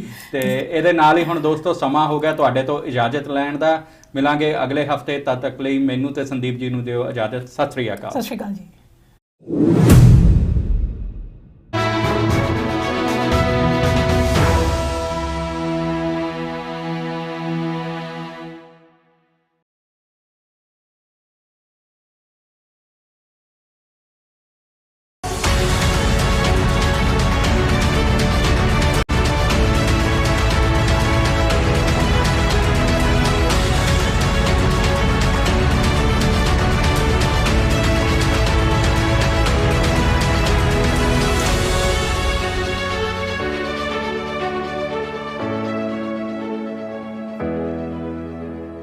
ਵਿਜ਼ਨ ਪੰਜਾਬ ਟੀਵੀ ਦੇਖ ਰਹੇ ਸਾਰੇ ਦਰਸ਼ਕਾਂ ਦਾ ਪ੍ਰੋਗਰਾਮ ਚਰਚਾ ਦਾ ਮੁੱਦਾ ਇਸ ਵਕਤ ਹੈ ਜੀ। ਚਰਚਾ ਪੰਜਾਬ 'ਚ ਬਦਲੀ ਰਾਜਨੀਤਿਕ ਫਿਜ਼ਾ ਦੀ, ਬਦਲੇ ਰੰਗ ਰੂਪ ਦੀ, ਬਦਲੇ ਢੰਗ ਦੀ, ਬਦਲੇ ਨਵੇਂ ਮੁੱਖ ਮੰਤਰੀ ਦੀ। ਜਿੱਥੇ ਕਾਂਗਰਸ ਦੇ ਅੰਦਰ ਅਜੇ ਕਿਸੇ ਨੂੰ ਕੁਝ ਸਮਝ ਨਹੀਂ ਆ ਰਿਹਾ ਕਿ ਹੋ ਕੀ ਰਿਹਾ ਤੇ 2022 'ਚ ਕੀ ਹੋਏਗਾ, ਉੱਥੇ ਵਿਰੋਧੀ ਪਾਰਟੀਆਂ ਨੂੰ ਵੀ ਸਮਝ ਰਿਹਾ ਕਿ ਹੁਣ ਉਹ ਆਪਣੀ ਕਿਸ ਨੀਤੀ ਤੇ ਜਾਣ। ਸੋ ਜਿੱਥੇ ਉਹ ਸਥਿਤੀ ਦੇ ਉੱਤੇ ਗੱਲ ਕਰਾਂਗੇ ਉੱਥੇ ਚਰਚਾ ਤਾਂ ਕੈਪਟਨ ਅਮਰਿੰਦਰ ਦੀ ਵੀ ਖੂਬ ਹੋ ਰਹੀ ਆ ਕਿ ਸਿਸਮਾਂ ਤੇ ਰੋਟੀ ਲਈ ਸੱਦਦੇ ਨੇ ਤੇ ਚੰਨੀ ਉਸ ਦਿਨ ਨਹੀਂ ਜਾਂਦੇ ਤੇ ਉਹਦੇ ਕੀ ਮਾਇਨੇ ਨੇ ਸੱਦਣ ਦੇ। ਰਾਹੁਲ ਗਾਂਧੀ ਚੰਡੀਗੜ੍ਹ ਆਉਂਦੇ ਨੇ ਤੇ ਕੈਪਟਨ ਦੇ ਘਰ ਨਹੀਂ ਜਾਂਦੇ, ਉਹਦੇ ਕੀ ਨੇ ਮਾਇਨੇ।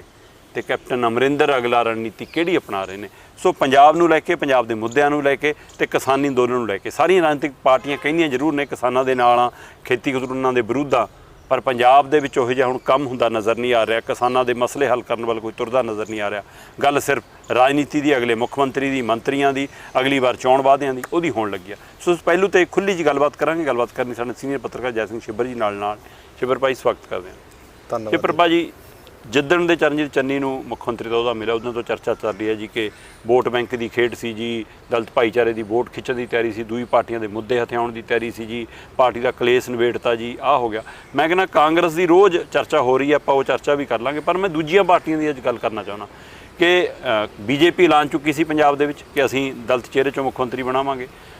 ਅਕਾਲੀ ਦਲ ਕਹਿ ਚੁੱਕਿਆ ਸੀ ਬਸਪਾ ਨਾਲ ਗੱਠਜੋੜ ਕਰਕੇ ਕਿ ਲਓ ਜੀ ਹੁਣ ਸਾਰਾ ਵੋਟ ਬੈਂਕ ਸਾਡੇ ਕੋਲ ਆਉਣਾ, ਅਸੀਂ ਉਪ ਮੁੱਖ ਮੰਤਰੀ ਬਣਾਵਾਂਗੇ। ਤੇ ਇੱਧਰ ਇਹ ਵੀ ਕਹਿ ਚੁੱਕੇ ਸੀ ਆਮ ਆਦਮੀ ਪਾਰਟੀ ਵਾਲੇ ਕਿ ਅਸੀਂ ਵੀ ਜਦ ਇਹ ਵੀ ਕਹਿੰਦੇ ਕਿ ਸਾਡਾ ਮੁੱਖ ਮੰਤਰੀ ਸਿੱਖ ਚਿਹਰਾ ਹੋਏਗਾ, ਪਰ ਇਹ ਨਹੀਂਗਾ, ਸਿੱਖ ਭਾਈਚਾਰਾ ਦਲਿਤ 'ਚੋਂ ਵੀ ਹੋ ਸਕਦਾ ਜਿਵੇਂ ਚੰਨੀ ਬਣੇ ਨੇ। ਸੋ ਇਸ ਲਈ ਹੁਣ ਉਹਨਾਂ ਪਾਰਟੀਆਂ ਦਾ ਕੀ ਲੱਗਦਾ ਕਿ ਗੁਣਾ ਘਟਾ ਫਰਕ ਪੈ ਗਿਆ। ਉਹਨਾਂ ਨੂੰ ਸਮਝ ਨਹੀਂ ਆਈ ਕਿ ਜਿਹੜਾ ਦਾਅ ਸੀ 2022 ਲਈ ਖੇਡ ਰਹੇ ਸੀ ਉਹ ਕਾਂਗਰਸ ਨੇ ਹੁਣੇ ਖੇਡਤਾ, ਕਿ ਉਹਦੇ ਪਰ ਕੋਈ ਅਸਰ ਪਿਆ। ਉਹਨਾਂ ਪਾਰਟੀਆਂ ਦੀ ਇਕੱਲੀ ਦੀ ਰਣਨੀਤੀ ਨੂੰ ਕਿਵੇਂ ਦੇਖਦੇ ਹੋ? ਦੇਖੋ ਜਿਹੜੀ ਤੁਸੀਂ ਦੂਜੀ ਪਾਰਟੀਆਂ ਦੀ ਗੱਲ ਕੀਤੀ ਆ, ਦਾਅ ਖੇਡਿਆ, ਦਾਅ ਤਾਂ ਦੇਖੋ ਜਿਹੜਾ ਆਪਾਂ ਸੀਪ ਖੇਡਦੇ ਆ ਜਦੋਂ, ਹੈ ਨਾ, ਜਿਹੜਾ ਤੁਰਤ ਪੱਤਾ ਚੱਲਦਾ ਹੈ, ਜਿਹੜਾ ਦਾਅ ਮਾਰ ਗਿਆ ਹੈ ਨਾ, ਉਹ ਮਾਰ ਗਿਆ। ਜਦੋਂ ਬੀਜੇਪੀ ਨੇ ਮੁੱਖ ਮੰਤਰੀ ਐਲਾਨ ਦੀ ਗੱਲ ਕੀਤੀ ਤਾਂ ਸਾਰੀਆਂ ਪਾਰਟੀਆਂ ਬੀਜੇਪੀ ਦੀ ਲੀਡਰਸ਼ਿਪ ਨੂੰ ਇੱਕ ਸਵਾਲ ਖੜੇ ਕਰਦੀਆਂ ਤੀਆਂ ਕਿ ਤੁਹਾਡੇ ਕੋਲ ਬਾਕੀ ਸੂਬੇ ਨੇ, ਯੂਪੀ ਨੇ, ਪੰਜਾਬ ਤੋਂ ਬਾਅਦ ਯੂਪੀ ਇੱਕ ਅਜਿਹਾ ਸੂਬਾ ਜਿੱਥੇ ਸਭ ਨਾਲੋਂ ਵੱਧ ਆਬਾਦੀ ਹੈ ਦਲਿਤ ਭਾਈਚਾਰੇ ਦੀ, ਜਾਂ ਹੋਰ ਵੀ ਸੂਬੇ ਨੇ, ਜਾਂ ਉੱਤਰਾਖੰਡ ਚੋਣ ਹੋਈ ਤੀ ਜਾਂ ਹੋਰ ਹੋਈ ਤੀ, ਵੀ ਉੱਥੇ ਤੁਸੀਂ ਕਿਉਂ ਨਹੀਂ ਲਾ ਰਹੇ? ਉਹਨਾਂ ਪਰ ਸਵਾਲ ਖੜੇ ਕਰ ਦਿੱਤੇ ਨਾ ਵੀ ਤੁਸੀਂ ਪੰਜਾਬ ਦੇ ਵਿੱਚ ਕਿਉਂ ਵੰਡ ਪਾਉਣ ਦੀ ਰਾਜਨੀਤੀ ਕਰਦੇ ਹੋ ਜੀ, ਮੁੱਖ ਮੰਤਰੀ ਲਾਉਣ ਦੀਆਂ ਗੱਲਾਂ ਕਰਦੇ ਨੇ, ਵੰਡ ਪਾਉਣ ਦੀ, ਵੰਡ ਪਾਉ ਨੀਤੀ ਦੇ ਤਹਿਤ ਚੱਲ ਰਹੇ ਨੇ, ਵੀ ਤੁਸੀਂ ਪਹਿਲਾਂ ਉੱਥੇ ਲਾ ਕੇ ਦਿਖਾਓ। ਇਹ ਸਵਾਲ ਖੜੇ ਕਰਦੇ ਸੀਗੇ। ਹੁਣ ਜਦੋਂ ਇਹ ਸਿਸਟਮ ਬਦਲਿਆ, ਪੰਜਾਬ ਦਾ ਕਾਟੋ ਕਲੇਸ਼ ਚੱਲਿਆ, ਕੈਪਟਨ ਅਮਰਿੰਦਰ ਸਿੰਘ ਹੋਰਾਂ ਨੂੰ ਗੱਦੀ ਤੇ ਲਾਇਆ, ਤੇ ਇਹਨਾਂ ਵਾਸਤੇ ਫਿਰ ਇਹੀ ਸਵਾਲ ਖੜਾ ਹੋਣਾ ਸੀਗਾ ਜੇਕਰ ਇਹ ਭਵਿੱਖ ਦੇ ਵਿੱਚ ਆਪਣੀ ਦਲਿਤ ਰਾਜਨੀਤੀ ਖੇਡਦੇ, ਤਾਂ ਇਹਨਾਂ ਨੇ ਸਾਰਾ ਸਿਨੈਰੀਓ ਨੂੰ ਦੇਖਦੇ ਹੋਏ, ਪੰਜਾਬ ਦੀ ਰਾਜਨੀਤੀ ਨੂੰ ਦੇਖਦੇ ਹੋਏ ਇੱਕ ਕੈਪਟਨ ਅਮਰਿੰਦਰ ਸਿੰਘ ਨੂੰ ਥੱਲੇ ਲਾਤਾ, ਦੂਜੇ ਬਾਕੀ ਜਿਹੜੀ ਪਾਰਟੀ ਦੇ ਅੰਦਰ ਗਰੁੱਪਿਜ਼ਮ ਚੱਲ ਰਹੀ ਸੀ ਉਹਨੂੰ ਸ਼ਾਂਤ ਕਰਨ ਦਾ ਯਤਨ ਕੀਤਾ, ਤੇ ਇੱਕ ਪੰਜਾਬ ਦੇ ਵਿੱਚ ਅਨੁਸੂਚਿਤ ਜਾਤੀ ਵਰਗ ਦੇ ਵਿਅਕਤੀ ਨੂੰ ਮੁੱਖ ਮੰਤਰੀ ਦੀ ਕੁਰਸੀ 'ਤੇ ਬਿਠਾ ਕੇ ਇੱਕ ਨਵੀਂ ਜਿਹੜੀ ਕਿ ਰਾਜਨੀਤੀ ਸਫਾ ਦੇ ਵਿੱਚ ਆਜ਼ਾਦ ਭਾਰਤ ਹੁਣ ਤੱਕ ਜਿਹੜਾ ਕਿ ਹੁਣ ਤੱਕ ਇੱਕ ਇਹ ਠੱਪਾ ਲੱਗਿਆ ਹੋਇਆ ਦਾ ਵੀ ਪੰਜਾਬ ਦੇ ਵਿੱਚ ਜਿਹੜਾ ਜੱਟ ਸਿੱਖ ਆ ਉਹੀ ਮੁੱਖ ਮੰਤਰੀ ਬਣ ਸਕਦਾ, ਉਹ ਪਿਰਤ ਵੀ ਤੋੜਤਾ ਦਿੱਤੀ, ਇਹਨਾਂ ਨੇ ਪਿਰਤ ਤੋੜ ਦਿੱਤੀ। ਹੁਣ ਇੱਕ ਰਾਹ ਖੁੱਲ੍ਹ ਗਿਆ ਦੀਪਕ ਜੀ ਕਿ ਅਗਲਾ ਮੁੱਖ ਮੰਤਰੀ ਜ਼ਰੂਰੀ ਨਹੀਂ ਕਿ ਦਲਿਤ ਹੋਵੇ, ਜ਼ਰੂਰੀ ਨਹੀਂ ਕਿ ਉਹ ਜੱਟ ਹੋਵੇ, ਹੁਣ ਅਗਲਾ ਮੁੱਖ ਮੰਤਰੀ ਹਿੰਦੂ ਵੀ ਬਣ ਸਕਦਾ ਹੈ, ਇਹ ਵੀ ਮੰਗ ਉੱਠਣੀ ਹੈ, ਅਗਲਾ ਮੁੱਖ ਮੰਤਰੀ BC ਵੀ ਬਣ ਸਕਦਾ। ਹੁਣ ਜਿਹੜੀ ਜੱਟ ਵਾਲੀ ਗੱਲ ਰੱਖੀ ਹੋਈ ਸੀ ਨਾ ਵੀ ਜੱਟ ਸਿੱਖ ਵਾਲੀ, ਉਹ ਪਿਰਤ ਗਈ ਟੁੱਟ। ਹੁਣ ਤਾਂ ਜਿਹੜੀ ਪਾਰਟੀ ਦੇ ਕੋਲ ਜਾਂ ਜਿਹੜੇ ਵੋਟਰ ਵੱਧ ਹੋਣਗੇ, ਜਿਹੜੇ ਬੰਦੇ ਇਕੱਠ ਵੱਡਾ ਕਰਨਗੇ, ਉਹਨਾਂ ਨੂੰ ਦਾਅਵੇ ਦੇ ਮੁਤਾਬਕ ਉਹਨਾਂ ਨੂੰ ਆਪਣਾ ਕਹਿੰਦੇ ਹੁੰਦੇ ਨੇ ਵੀ ਜਿਹਦੀ ਝੋਲੀ 'ਚ ਦਾਣੇ ਉਹਦੇ ਕਮਲੇ ਵੀ ਸਿਆਣੇ, ਉਹਦਾ ਭਾਰ ਪਊਗਾ। ਹੁਣ ਉਹ ਚਾਹੇ ਅਸੀਂ ਪਿੱਛੇ ਨੂੰ ਜਾ ਰਹੇ ਹਾਂ ਕਿ ਅੱਗੇ ਨੂੰ ਜਾ ਰਹੇ ਹਾਂ, ਜਾਂ ਤਾਂ ਅਸੀਂ ਦੇਖੋ ਪਿੱਛੇ ਰਹੇ ਆ ਸਾਨੂੰ ਨਹੀਂ, ਪਰ ਇੱਕ ਪਹਿਲੂ ਇਹ ਵੀ ਜ਼ਰੂਰ ਹੈ ਸ਼ਿਬਰ ਜੀ ਕਿ ਤੁਸੀਂ ਦੇਖੋ ਤਾਂ ਹੁਣ ਤੱਕ ਇਹ ਧੱਕੇਸ਼ਾਹੀ ਵੀ ਤਾਂ ਹੁੰਦੀ ਆਈ ਨਾ, ਜੇ ਇਸ ਵਾਰ ਚੰਨੀ ਬਣੇ ਤਾਂ ਉਹ ਸਿਰਫ ਇਸ ਲਈ ਬਣਾਏ ਗਏ ਕਿ 34% ਵੋਟ ਹੈ ਤੇ ਅਸੀਂ ਉਹ ਵੋਟ ਹੁਣ ਹਾਸਲ ਕਰਨੀ ਹੈ। ਜਿਹੜਾ ਕੈਪਟਨ ਅਮਰਿੰਦਰ ਦੇ ਜਾਣ ਨਾਲ ਘਾਟਾ ਪੈਣਾ ਕਾਂਗਰਸ ਨੂੰ, ਉਹ ਘਾਟਾ ਅਸੀਂ ਸ਼ਾਇਦ ਇੰਜ ਪੂਰਾ ਕਰ ਲਈਏ। ਪਰ ਇੱਕ ਪਾਸੇ ਸਾਰੀਆਂ ਪਾਰਟੀਆਂ ਨੇ ਵੋਟਾਂ ਤਾਂ ਵਰਤੀਆਂ ਨਾ ਉਸ ਭਾਈਚਾਰੇ ਦੀਆਂ, ਚਾਹੇ ਉਹ ਦਲਿਤ ਭਾਈਚਾਰਾ ਹੈ, ਚਾਹੇ ਉਹ ਪਛੜੇ ਭਾਈਚਾਰਾ, ਚਾਹੇ ਉਹ ਹਿੰਦੂ ਭਾਈਚਾਰਾ ਹੈ, ਪੰਜਾਬ 'ਚ ਵੋਟਾਂ ਤਾਂ ਪਾਈਆਂ ਨਾ ਉਹਨਾਂ ਨੇ ਕਿਸੇ ਨਾ ਕਿਸੇ। ਪਹਿਲਾਂ ਕਦੇ ਵਾਰੀ ਕਿਉਂ ਨਹੀਂ ਲਿਆਂਦੀ? ਫਿਰ ਪਹਿਲਾਂ ਵਾਰੀ ਇਸ ਕਰਕੇ ਨਹੀਂ ਆਇਆ ਦੀਪਕ ਜੀ, ਹੁਣ ਤੱਕ ਰਾਜਨੀਤਿਕ ਜਿਹੜੀਆਂ ਪਾਰਟੀਆਂ ਉਹ ਪੱਤੇ ਉਦੋਂ ਹੀ ਖੇਡਦੀਆਂ ਰਹੀਆਂ ਜਾਂ ਖੇਲਦੀਆਂ ਜਦੋਂ ਉਹਨਾਂ ਨੂੰ ਜ਼ਰੂਰਤ ਹੁੰਦੀ ਆ, ਨਹੀਂ ਤਾਂ ਸਮੇਂ-ਸਮੇਂ ਉਹ ਆਪਣੇ ਵੋਟ ਬੈਂਕ ਨੂੰ ਵਰਤਦੀਆਂ ਹੀ ਰਹੀਆਂ। ਇਹ ਗੱਲ ਸਹੀ ਹੈ ਕਿ ਹੁਣ ਤੱਕ ਇਸ ਵਰਗ ਨੂੰ ਵੀ SC BC ਵਰਗ ਨੂੰ ਸਾਰੀਆਂ ਪਾਰਟੀਆਂ ਨੇ ਵਰਤਿਆ। ਹੁਣ ਜਦੋਂ ਪੰਜਾਬ ਦੇ ਵਿੱਚ ਦੇਖੋ ਅਕਾਲੀ ਦਲ ਤੇ ਬਹੁਜਨ ਸਮਾਜ ਪਾਰਟੀ ਦਾ ਗੱਠਜੋੜ ਹੋਇਆ, ਰਾਜਨੀਤਿਕ ਤੌਰ ਤੇ ਉਹਨਾਂ ਦਾ ਜਿਹੜਾ ਕੱਦ ਆ ਕੁਝ ਹੱਦ ਤੱਕ ਵਧਿਆ, ਭਾਵੇਂ ਕਿ ਕੁਝ ਪਾਰਟੀਆਂ ਇਹ ਕਹਿ ਰਹੀਆਂ ਕਿ ਕੋਈ ਫਰਕ ਨਹੀਂ ਪੈਣਾ, ਪਰ ਜਦ ਅਸੀਂ ਪਿੰਡਾਂ 'ਚ ਜਾਂਦੇ ਆ, ਸ਼ਹਿਰਾਂ 'ਚ ਜਾਂਦੇ ਆ, ਤਾਂ ਉੱਥੇ ਚਰਚਾ ਜਿਹੜੀਆਂ ਹਰ ਹੱਟੀ ਭੱਟੀ ਤੇ ਗੱਲ ਚਰਚਾ ਹੁੰਦੀ ਆ ਕਿ BSP ਦੇ ਨਾਲ ਅਕਾਲੀ ਦਲ ਨੂੰ ਰਲ ਕੇ ਪਹਿਲਾਂ ਨਾਲੋਂ ਫਾਇਦਾ ਹੋਣਾ। ਦੇਖੋ ਇਹ ਗੱਲ ਚਰਚਾ ਹੈ ਕਿ ਪੰਜਾਬ ਦੇ ਵਿੱਚ ਬਹੁਜਨ ਸਮਾਜ ਪਾਰਟੀ ਦਾ ਜਿਹੜਾ ਵੋਟ ਬੈਂਕ ਆ ਉਹ BJP ਨਾਲੋਂ ਜ਼ਿਆਦਾ, ਇਹ ਗੱਲ ਸਾਰੇ ਮੰਨਦੇ ਨੇ। ਪਰ ਇਹ ਗੱਲ ਠੀਕ ਹੈ ਕਿ ਉਹਨਾਂ ਦੇ ਆਪਣੇ ਉਮੀਦਵਾਰ ਨਹੀਂ ਸੀ, ਉਹਨਾਂ ਦੇ ਆਪਣੇ ਉਮੀਦਵਾਰ ਨਾ ਹੋਣ ਕਰਕੇ ਉਹ ਜਿਹੜਾ ਵੋਟ ਬੈਂਕ ਆ ਉਹ ਕਾਂਗਰਸ ਕਿੰਨੀ, ਅਕਾਲੀ ਦਲ ਕਿੰਨੀ ਜਾਂ BJP ਕਿੰਨੀ ਜਾਂ ਆਮ ਆਦਮੀ ਪਾਰਟੀ ਕਿੰਨੀ ਖਿਸਕ ਜਾਂਦਾ ਸੀਗਾ। ਜਦ ਪਾਰਟੀ ਦਾ ਆਪਣਾ ਉਮੀਦਵਾਰ ਹੁੰਦਾ ਫਿਰ ਉਹ ਵੋਟ ਬੈਂਕ ਆ ਜਿਹੜਾ ਵਾਪਸ ਮੁੜ ਆਉਂਦਾ। ਹੁਣ ਸੇਮ ਜਿਵੇਂ ਕਿ 2017 ਦੇ ਵਿੱਚ ਹੋਇਆ, 2017 ਦੇ ਵਿੱਚ ਕੀ ਹੋਇਆ, ਜਿਹੜਾ BJP ਦਾ ਵੋਟ ਬੈਂਕ ਸੀਗਾ, BJP ਦਾ ਵੋਟ ਬੈਂਕ ਸੀਗਾ, ਉਹ ਕਾਂਗਰਸ ਨੂੰ ਕਨਵਰਟ ਹੋਇਆ ਸੀਗਾ, ਕਿਉਂਕਿ ਉਹ ਦੂਜੇ ਪਾਸੇ ਨਹੀਂ ਗਿਆ, ਉਹ ਕਾਂਗਰਸ ਨੂੰ ਆਇਆ ਸੀਗਾ। ਹੁਣ ਕਾਂਗਰਸ ਨੂੰ ਇਹ ਪਤਾ ਲੱਗ ਗਿਆ ਕਿ ਜਿਹੜਾ ਕਿਸਾਨ ਅੰਦੋਲਨ ਚੱਲ ਰਿਹਾ ਇਹਦੇ ਨਾਲ ਜਿੰਨਾ ਸਾਡੇ ਕਿਸਾਨ ਭਾਈਚਾਰੇ BJP ਦੇ ਆਗੂਆਂ ਪਰ ਤੰਗ ਪਰੇਸ਼ਾਨ ਕਰ ਰਹੇ ਨੇ, ਉਹਦੇ ਨਾਲ ਜਿਹੜਾ ਹਿੰਦੂ ਭਾਈਚਾਰਾ ਉਹਨੂੰ ਡਰਾਇਆ ਜਾ ਰਿਹਾ ਹੈ।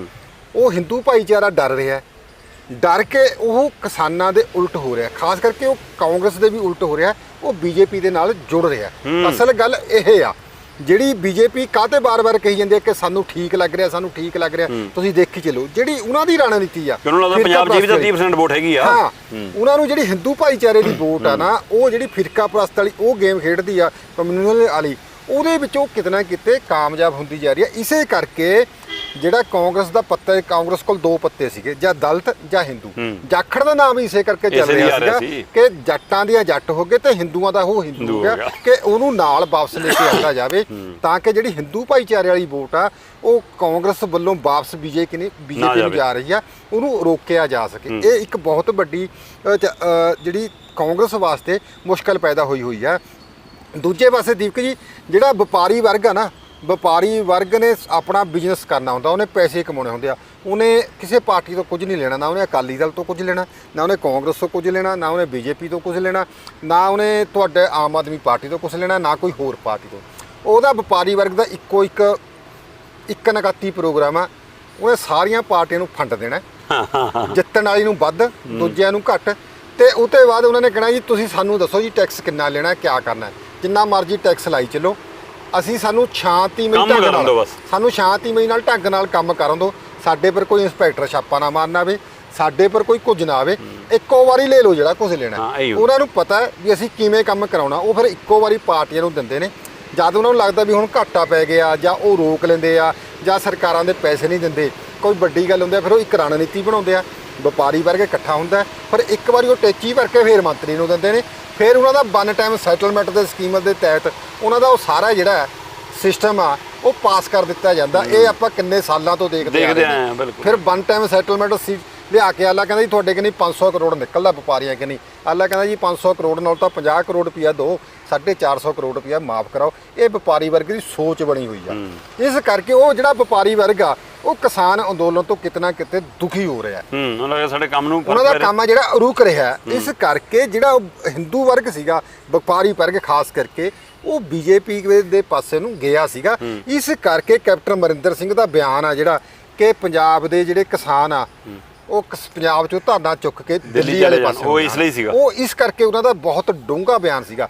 ਤੇ ਬਾਰ-ਬਾਰ ਜਿਹੜਾ ਕੈਪਟਨ ਅਮਰਿੰਦਰ ਸਿੰਘ ਦਾ ਬਿਆਨ ਆਉਂਦੇ ਆ ਕਿ ਪਾਕਿਸਤਾਨ ਦੇ ਵਿੱਚ ਇਹ ਗੱਲ ਹੋ ਗਈ, ਪਾਕਿਸਤਾਨ ਦੇ ਵਿੱਚ ਇਹ ਗੱਲ ਹੋ ਗਈ, ਉਹ ਕਿਹੜੀ ਜਿਹੜਾ ਰਾਸ਼ਟਰਵਾਦ ਦਾ ਮੁੱਦਾ ਬੀਜੇਪੀ ਖੇਡ ਰਹੀ ਆ, ਰਾਸ਼ਟਰਵਾਦ ਪ੍ਰੇਮ ਆ, ਉਹ ਰਾਸ਼ਟਰਵਾਦ ਪ੍ਰੇਮ ਆ ਜਿਹੜਾ ਉਹ ਕੈਪਟਨ ਅਮਰਿੰਦਰ ਸਿੰਘ ਵੀ ਦਿਖਾਉਣਾ ਚਾਹੁੰਦੇ ਨੇ। ਹੁਣ ਤੁਸੀਂ ਦੇਖੋ ਜਿਉਂ-ਜਿਉਂ ਚੋਣਾਂ ਨੇੜੇ ਆ ਰਹੀਆਂ, ਤਿਉਂ-ਤਿਉਂ ਬਾਰਡਰ ਪਾਰ ਤੋਂ ਕਹਿੰਦੇ ਹੁੰਦੇ ਆ ਉਹ ਸਮਾਨ ਵੀ ਆਉਣਾ ਸ਼ੁਰੂ ਹੋ ਗਿਆ, ਟੀਮਰ ਬੰਬ ਵੀ ਮਿਲਣੇ ਸ਼ੁਰੂ ਹੋ ਗਏ। ਕਿਤੇ ਨਾ ਕਿਤੇ ਸਿੱਖਾਂ ਦੇ ਨਾਮ ਪਰ ਸੂਬੇ ਦੇ ਵਿੱਚ ਅਜਿਹੀ ਗੜਬੜ ਪੈਦਾ ਕਰਕੇ ਜਾਂ ਅਜਿਹਾ ਮਾਹੌਲ ਪੈਦਾ ਕਰਕੇ ਹਿੰਦੂ ਵਰਗ ਨੂੰ ਡਰਾਉਣ ਦਾ ਯਤਨ ਕੀਤਾ ਜਾ ਰਿਹਾ ਤਾਂ ਕਿ ਜਿਹੜੀ ਉਹ ਵੋਟ ਆ ਇਹਨਾਂ ਪਾਸੇ ਉਹ ਕਾਇਮ ਰਹੇ, ਸੁਰੱਖਿਅਤ ਰਹੇ।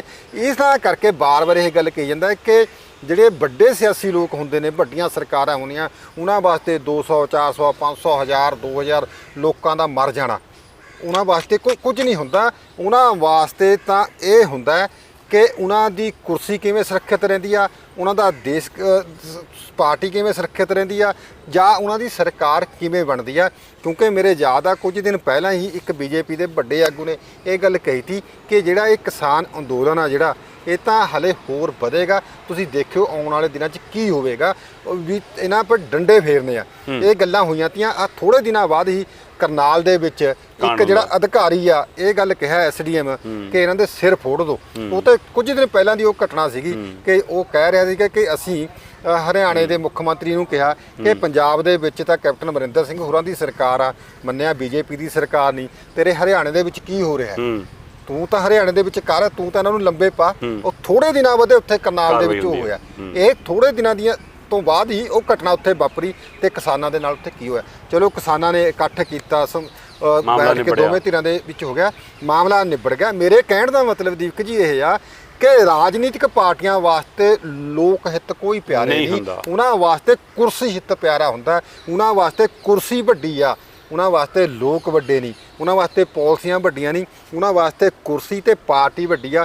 ਉਹਨਾਂ ਨੂੰ ਦੇਖਣਾ ਕਿ ਸਾਡੀ ਕਿਵੇਂ ਸਰਕਾਰ ਬਣੀ ਰਹਿਣੀ ਚਾਹੀਦੀ ਆ, ਦੇਸ਼ ਭਾਵੇਂ ਪੂਰੇ ਢੱਠੇ ਖੂਹ ਦੇ ਵਿੱਚ ਪਵੇ। ਇਸੇ ਕਰਕੇ ਸਰਕਾਰੀ ਖਜ਼ਾਨੇ ਨੂੰ ਠਾਠਾ ਲਟਾਇਆ ਜਾ ਰਿਹਾ, ਕਦੇ ਆਹ ਮੁਫਤ ਕਰ ਦਿਓ, ਕਦੇ ਆਹ ਮੁਫਤ ਕਰ ਦਿਓ, ਕਦੇ ਇਹ ਕਰ ਦਿਓ, ਸਰਕਾਰੀ ਖਜ਼ਾਨੇ ਨੂੰ ਲਟਾਇਆ ਜਾ ਰਿਹਾ। ਕੈਬਨਿਟ 3 ਮੈਂਬਰੀ ਉਹ ਬਣੀ ਸੀ ਹਲੇ, ਉਹਦੇ ਵਿੱਚ ਵੀ ਫੈਸਲੇ ਲੈ ਲਏ। ਤੇ ਕੱਲ੍ਹ ਵੀ ਪਹਿਲੇ ਚੰਨੀ ਨੇ ਮੋਰਚਾ ਸੰਭਾਲਦਿਆਂ ਹੀ ਬੈਟਿੰਗ ਖੁੱਲ੍ਹ ਕੇ ਕੀਤੀ ਤੇ ਕਹਿੰਦੇ ਕਿ ਪਿੰਡਾਂ ਨੂੰ ਟਿਊਬਵੈੱਲਾਂ ਦੇ ਬਿੱਲ ਵੀ ਮਾਫ, 300 ਯੂਨਿਟ ਹੁਣੇ BPL ਕਾਰਡਾਂ ਨੂੰ, ਉਹ ਜਿਹੜੀਆਂ ਸਹੂਲਤਾਂ ਨੇ ਉਹਦੇ ਲਈ ਹੁਣ ਖਜ਼ਾਨਾ ਕਿੱਥੋਂ ਪੂਰਾ ਹੋਏਗਾ? ਕੀ ਸਰਕਾਰ ਆਪਣੇ ਖਰਚੇ ਘਟਾਏਗੀ? ਕੀ ਮੰਤਰੀਆਂ ਦੇ ਖਰਚੇ ਘਟਣਗੇ? ਕੀ ਕੈਬਨਿਟ ਦਾ ਕੋਈ ਵਜਨ ਘਟੇਗਾ? ਦੀਪਕ ਜੀ 6 ਮਹੀਨੇ ਰਹਿ ਗਏ, ਕੋਈ ਖਰਚਾ ਨਹੀਂ ਘਟਣਾ, ਕੋਈ ਕੁਛ ਨਹੀਂ ਹੋਣਾ। 3.25 ਲੱਖ ਕਰੋੜ ਦਾ ਪੰਜਾਬ ਦੇ ਖਜ਼ਾਨੇ ਪਰ ਕਰਜ਼ਾ ਹੈ ਤੇ ਆਉਣ ਵਾਲੇ ਦਿਨਾਂ ਦੇ ਵਿੱਚ ਇਹ ਹੋਰ ਵੱਧ ਕੇ ਜਾਣਾ। ਸਰਕਾਰ ਨੇ ਇੱਕ ਦਾ ਖੇਡਣਾ, ਜੂਆ ਖੇਡਣਾ ਕਿ ਜੇ ਤਾਂ ਆ ਗਏ ਤਾਂ ਗੱਲ ਬਣ ਗਈ, ਜੇ ਨਾ ਆਏ ਤਾਂ ਇੰਨਾ ਕੁ ਖਜ਼ਾਨਾ ਖਾਲੀ ਕਰ ਜੂ ਕਿ ਨਵੀਂ ਵਾਲੀ ਸਰਕਾਰ ਵਾਸਤੇ ਔਖਾ ਹੋ ਜਾਊਗਾ। ਜਿਵੇਂ ਕਿ ਜਦੋਂ 2017 ਦੇ ਵਿੱਚ ਇਹ ਸਰਕਾਰ ਕਹਿ ਕੇ ਗਈ ਕਿ ਪੂਰੀ ਤਰ੍ਹਾਂ ਸਾਰਾ ਕੁਝ ਇਹਨਾਂ ਨੇ ਲਟਾਇਆ, ਖਜ਼ਾਨਾ ਖਾਲੀ ਕਰਕੇ ਗਿਆ। ਜੇਕਰ ਇਹਨਾਂ ਨੇ ਸੱਚਮੁੱਚ ਇਹ ਚਾਹੁੰਦੇ ਹੋਣ ਤਾਂ ਇਹ ਸੋਰਸ ਪੈਦਾ ਕਰਨ। ਲੋਕਾਂ ਨੂੰ ਇਹ ਗੱਲ ਦੀ ਸਮਝ ਲੱਗ ਲੈਣੀ ਚਾਹੀਦੀ ਆ ਕਿ ਜਿਹੜੀਆਂ ਚੀਜ਼ਾਂ ਤੁਹਾਨੂੰ ਮੁਫਤ ਦਿੱਤੀਆਂ ਜਾ ਰਹੀਆਂ, ਜਿਹੜੀਆਂ ਤੁਹਾਨੂੰ ਸਹੂਲਤਾਂ ਕੀਤੀਆਂ ਜਾ ਰਹੀਆਂ, ਕਿਤੇ ਨਾ ਕਿਤੇ ਇਹ ਪੈਸਾ ਜਿਹੜਾ ਸਿੱਧੇ ਢੰਗ ਨਾਲੋਂ ਤੁਹਾਡੇ ਕੋਲ ਵਸੂਲਿਆ ਜਾ ਰਿਹਾ, ਤੁਹਾਡੇ ਜਿਹੜੀਆਂ ਫੀਸਾਂ ਉਹ ਕਿਵੇਂ ਵਸੂਲੀਆਂ ਜਾ ਰਹੀਆਂ ਲੋਕਾਂ ਨੂੰ ਪਤਾ ਨਹੀਂ ਲੱਗ ਰਿਹਾ। ਜਦੋਂ ਸਬ ਤਹਿਸੀਲ ਦੇ ਵਿੱਚ ਜਾਂਦੇ ਆ, ਜਦੋਂ ਸੁਵਿਧਾ ਸੈਂਟਰ 'ਚ ਜਾਂਦੇ ਆ, SC ਦਾ ਸਰਟੀਫਿਕੇਟ ਬਣਾਉਣ, BC ਦਾ ਸਰਟੀਫਿਕੇਟ ਬਣਾਉਣ, ਰਿਹਾਇਸ਼ੀ ਏਰੀਆ ਦਾ ਸਰਟੀਫਿਕੇਟ ਬਣਾਉਣ, ਅਸਲੇ ਦਾ ਸਰਟੀਫਿਕੇਟ, ਅਸਲਾ ਰਿਨਿਊ ਕਰਾਉਣ ਜਾਂ ਨਵਾਂ ਅਸਲਾ ਖਰੀਦਣ ਦਾ ਆਪਣਾ ਲਾਇਸੈਂਸ ਬਣਾਉਣ ਵਾਸਤੇ, ਫਿਰ ਉੱਥੇ ਪਤਾ ਲੱਗਦਾ ਕਿ 1500 ਰੁਪਈਆ ਸਰਕਾਰੀ ਫੀਸ ਆ, 3000 ਰੁਪਈਆ ਫੀਸ ਆ ਜਿਹੜੀ ਸੁਵਿਧਾ ਫੀਸ ਆ। ਫਿਰ ਪਤਾ ਲੱਗਦਾ ਵੀ 4500 ਰੁਪਈਆ ਮੇਰੀ ਜੇਬ ਦੇ ਵਿੱਚੋਂ ਚਲੇ ਗਿਆ। ਜਿਹੜਾ ਉੱਥੇ ਸਿਰਫ ਇੱਕ ਡੋਪ ਟੈਸਟ ਹੁੰਦਾ, ਡੋਪ ਟੈਸਟ ਹੁੰਦਾ, ਉੱਥੇ ਉਹਦੀ ਫੀਸ 1500 ਰੁਪਈਆ, ਠੀਕ ਆ। ਜਾਂ ਤੁਸੀਂ ਆਪਣਾ ਰਿਹਾਇਸ਼ੀ ਸਰਟੀਫਿਕੇਟ, ਲਾਇਸੈਂਸ ਜਾਂ ਕੁਛ ਵੀ ਫੀਸ ਹੁੰਦੀ ਆ, ਸਰਕਾਰੀ ਫੀਸ 80 ਰੁਪਇਆ, 200 ਰੁਪਇਆ ਫੀਸ ਹੈਗੀ ਸੁਵਿਧਾ ਕੇਂਦਰ ਦੀ ਫੀਸ। ਉੱਥੇ ਜਿਹੜੀਆਂ ਲਾਈਨਾਂ ਲੱਗਦੀਆਂ, ਉੱਥੇ ਦੇਖੋ ਕਿੰਨੇ ਤੁਹਾਡੇ ਕੋਲੋਂ ਨਿਕਲ ਕੇ ਆ ਰਹੇ ਆ। ਇੱਕ ਪਾਸੇ ਤੁਹਾਨੂੰ ਦਿੰਦੇ ਨੇ ਤੇ ਦੂਜੇ ਪਾਸੇ ਆਪੇ ਲੈਂਦੇ ਨੇ। ਇਹ ਤਾਂ ਤੁਹਾਨੂੰ ਕਹਿਣ ਦੇ ਜਰਬ ਤਕਸੀਮ ਆ, ਡੈਬਿਟ ਕ੍ਰੈਡਿਟ ਹੋ ਰਿਹਾ। ਲੋਕਾਂ ਨੂੰ ਇਸ ਗੱਲ ਨੂੰ ਸਮਝਣਾ ਚਾਹੀਦਾ। ਉਹਨਾਂ ਨੂੰ ਇਹ ਗੱਲ ਕਹਿਣੀ ਚਾਹੀਦੀ ਆ ਕਿ ਸਾਨੂੰ ਨਹੀਂ ਫ੍ਰੀ ਚੀਜ਼ ਚਾਹੀਦੀ ਆ, ਸਾਨੂੰ ਤਾਂ ਚਾਹੀਦਾ ਹੈਲਥ ਸੁਵਿਧਾਵਾਂ, ਸਾਨੂੰ ਚਾਹੀਦਾ ਸਿਹਤ ਸੁਵਿਧਾਵਾਂ, ਸਾਨੂੰ ਚਾਹੀਦਾ ਰੁਜ਼ਗਾਰ। ਕੀ ਲੱਗਦਾ ਆ 90 ਦਿਨਾਂ 'ਚ ਇਹਦੇ ਪਰ ਕੰਮ ਹੋਏਗਾ ਜਾਂ 2022 'ਚ ਇਹਦੇ ਪਰ ਕੰਮ ਹੋਏਗਾ ਕਿ ਐਂ ਚਿਹਰੇ ਮੁੱਦੇ ਜਾਤ ਪਾਤ ਧਰਮ ਦੇ ਨਾਂ ਤੇ ਮੁੱਦੇ ਹੋਏਗੇ 2022 ਦੇ? ਦੀਪਕ ਜੀ ਦੇਖੋ, ਇੱਕ ਗੱਲ ਤਾਂ ਵਧੀਆ ਹੋਇਆ ਨਾ, ਆਪਾਂ ਬਾਰ-ਬਾਰ ਡਿਬੇਟ ਕਰਦੇ ਤੇ ਆਪਾਂ ਬਾਰ-ਬਾਰ ਲੋਕਾਂ ਨੂੰ ਕਹਿੰਦੇ ਰਹੇ ਤੇ ਇਹ ਗੱਲ ਕਿਸਾਨਾਂ ਨੇ ਵੀ ਗੱਲ ਕਰੀ। ਦੇਖੋ ਗੱਲ ਨਿਕਲਦੀ ਆ, ਬਾਹਰ ਜਾਂਦੀ ਆ, ਲੋਕ ਸਵਾਲ ਖੜੇ ਕਰਨ ਲੱਗ ਪਏ ਨਾ। ਲੋਕਾਂ ਨੇ ਕਰੋਨਾ ਦੇ ਵਿੱਚ ਵੀ ਦੇਖਿਆ ਕਿ ਕਿਵੇਂ ਉਹਨਾਂ ਨੂੰ ਬੈੱਡ ਨਹੀਂ ਮਿਲੇ, ਕਿਵੇਂ ਉਹਨਾਂ ਨੂੰ ਵੈਂਟੀਲੇਟਰ ਨਹੀਂ ਮਿਲੇ, ਕਿਵੇਂ ਉਹਨਾਂ ਨੂੰ ਆਕਸੀਜਨ ਸਿਲੰਡਰ ਨਹੀਂ ਮਿਲੇ, ਕਿਵੇਂ ਉਹਨਾਂ ਨੂੰ ਐਂਬੂਲੈਂਸਾਂ ਨਹੀਂ ਮਿਲੀਆਂ। ਲੋਕ ਸਵਾਲ ਖੜੇ ਕਰਨ, ਲੋਕ ਕਹਿਣ ਸਾਨੂੰ ਚਾਹੀਦੀ ਐਂਬੂਲੈਂਸ, ਸਾਨੂੰ ਚਾਹੀਦਾ ਹਸਪਤਾਲ, ਸਾਨੂੰ ਚਾਹੀਦਾ ਡਾਕਟਰ, ਸਾਨੂੰ ਚਾਹੀਦੇ ਅਧਿਆਪਕ, ਸਾਨੂੰ ਚਾਹੀਦਾ ਸਕੂਲ, ਹੋਰ ਨਹੀਂ ਸਾਨੂੰ ਚਾਹੀਦਾ। ਸਾਨੂੰ ਚਾਹੀਦਾ ਰੁਜ਼ਗਾਰ। ਸਾਨੂੰ ਰੁਜ਼ਗਾਰ ਦਿਓ, ਅਸੀਂ ਟੈਕਸ ਦੇਵਾਂਗੇ। ਕਿਉਂ ਤੁਸੀਂ ਭੁੱਖੇ ਨੰਗ ਨਾਲ ਘੁਲਦੇ ਆ? ਕਿਉਂ ਤੁਸੀਂ ਕਹਿ ਰਹੇ ਤੁਸੀਂ ਸਾਨੂੰ ਕਮਾਉਣ ਜੋਗੇ ਦਿਓ, ਸਾਨੂੰ ਦੇਣ ਜੋਗੇ ਦਿਓ? ਲੋਕ ਮੰਗਣ ਨਾ, ਦੇਣ ਜੋਗੇ ਵਾਲੇ ਬਣਨ। ਲੋਕ ਜਦੋਂ ਦੇਣ ਜੋਗੇ ਬਣ ਗਏ, ਫਿਰ ਸਰਕਾਰਾਂ ਨੂੰ ਕੰਮ ਕਰਨਾ ਪਏਗਾ। ਫਿਰ ਇਹ ਸੋਚਣਗੇ ਕਿ ਸਕੂਲ ਦੇ ਵਿੱਚ ਅਧਿਆਪਕ ਕਿਵੇਂ ਭੇਜਣੇ ਆ। ਜਦੋਂ ਸਕੂਲ ਵਿੱਚ ਅਧਿਆਪਕ ਭੇਜੂਗੇ, ਰੁਜ਼ਗਾਰ ਮਿਲੂਗਾ। ਕਿਉਂਕਿ ਇਹ ਤਾਂ ਖੋ ਰਹੇ ਨੇ, ਪ੍ਰਾਈਵੇਟੇਸ਼ਨ ਕਰ ਰਹੇ ਨੇ। ਇਹ ਕਹੇ ਵੀ ਅਸੀਂ ਨਹੀਂ ਆਪਣੀਆਂ ਬਿਲਡਿੰਗਾਂ ਵੇਚਣ ਦੇਣੀਆਂ, ਸਕੂਲਾਂ ਦੀਆਂ ਬਿਲਡਿੰਗਾਂ ਨਹੀਂ ਵੇਚਣ ਦੇਣੀਆਂ, ਪੰਚਾਇਤੀ ਜ਼ਮੀਨ ਨਹੀਂ ਵੇਚਣ ਦੇਣੀ। ਇਹ ਸਾਡੀ ਪੰਚਾਇਤੀ ਜ਼ਮੀਨ ਆ, ਸਾਡੇ ਪਿੰਡ ਦੀ ਜ਼ਮੀਨ ਆ। ਇਹ ਜਿੱਦਣ ਲੋਕ ਇਹ ਸਮਝਣ ਲੱਗ ਗਏ ਕਿ ਸਾਡੇ ਪਿੰਡ ਦੀ ਜ਼ਮੀਨ ਆ, ਸਾਡੀ ਜ਼ਮੀਨ ਆ, ਜਿੱਦਾਂ ਸਾਡੀ ਗੱਲ ਹੋ ਗਈ, ਉਦੋਂ ਸਾਰਾ ਸਿਲਸਿਲਾ, ਸਾਰਾ ਸਿਸਟਮ, ਸਾਰਾ ਸਮਾਜ ਠੀਕ ਹੋ ਜਾਊਗਾ। ਸਾਰਾ ਜੇ ਕਹਿੰਦੇ ਹੁੰਦੇ ਵੀ ਜੇ ਬਾਹਰਲੇ ਮੁਲਕਾਂ ਦੀ ਆਪਾਂ ਗੱਲ ਕਰਦਾ ਵੀ ਉਹਨਾਂ ਦੇ ਵਿੱਚ ਦੇਸ਼ ਮੋਹ ਆ, ਸਮਾਜ ਦਾ ਮੋਹ ਆ, ਉਹ ਮੋਹ ਪੈਦਾ ਕਰਨ ਦੀ ਜ਼ਰੂਰਤ ਆ। ਉਹ ਮੋਹ ਪੈਦਾ ਕਰਨ ਦੀ ਲੋੜ ਹੈ। ਜਿੱਦਣ ਲੋਕ ਇਹ ਸਮਝਣ ਲੱਗੇ ਕਿ ਸਾਂਝੀਆਂ ਜ਼ਮੀਨਾਂ ਸਾਡੀਆਂ ਨੇ, ਪੰਜਾਬ ਸਾਡਾ ਹੈ, ਉਦੋਂ ਰਾਜਨੀਤਿਕ ਪਾਰਟੀਆਂ ਨੂੰ ਸਵਾਲ ਹੋਣਗੇ ਤੇ ਉਹਨਾਂ ਨੂੰ ਜਵਾਬ ਦੇਣੇ ਪੈਣਗੇ ਤੇ ਉਹਨਾਂ ਨੂੰ ਲੋਕਾਂ ਲਈ ਕੰਮ ਕਰਨਾ ਪਏਗਾ। ਸੋ ਜਿਹੜੇ ਇਹ ਸਵਾਲ ਖੜੇ ਕੀਤੇ ਜਾ ਰਹੇ ਨੇ ਜੈ ਸਿੰਘ ਛਿੱਬਰ ਹੋਰਾਂ ਵੱਲੋਂ, ਉਸੇ ਮਸਲੇ ਤੇ ਅੱਗੇ ਵਧਾਂਗੇ ਕਿ ਕੀ ਹੁਣ ਕੈਪਟਨ ਅਮਰਿੰਦਰ ਵੀ ਕੋਈ ਰਾਜਨੀਤਿਕ ਦਾਅ ਖੇਡਣ ਜਾ ਰਹੇ ਨੇ, ਕੋਈ ਨਵੀਂ ਚਾਲ ਖੇਡ ਸਕਦੇ ਨੇ। ਪੰਜਾਬ ਉਹਨਾਂ ਤੋਂ ਵੀ ਕੋਈ ਅਗਲੇ ਜਵਾਬ ਮੰਗੇਗਾ ਜਾਂ ਸਵਾਲ ਪੁੱਛੇਗਾ ਜਾਂ ਚੁੱਪ ਕਰਕੇ ਸਿਸਮਾਂ 'ਚ ਆਪਣਾ ਟਾਈਮ ਕੱਟਣਗੇ। ਸੋ ਇਹ ਵੀ ਜਾਣਨ ਦੀ ਕੋਸ਼ਿਸ਼ ਕਰਾਂਗੇ, ਪਰ ਸਮਾਂ ਛੋਟੇ ਜਿਹੇ ਬ੍ਰੇਕ ਦਾ, ਬ੍ਰੇਕ ਲਈ ਰੁਕਾਂਗੇ, ਹੁਣੇ ਪਰਤਦੇ ਹਾਂ। ਤੁਸੀਂ ਵੇਖਦੇ ਰਹੋ vision Punjab TV।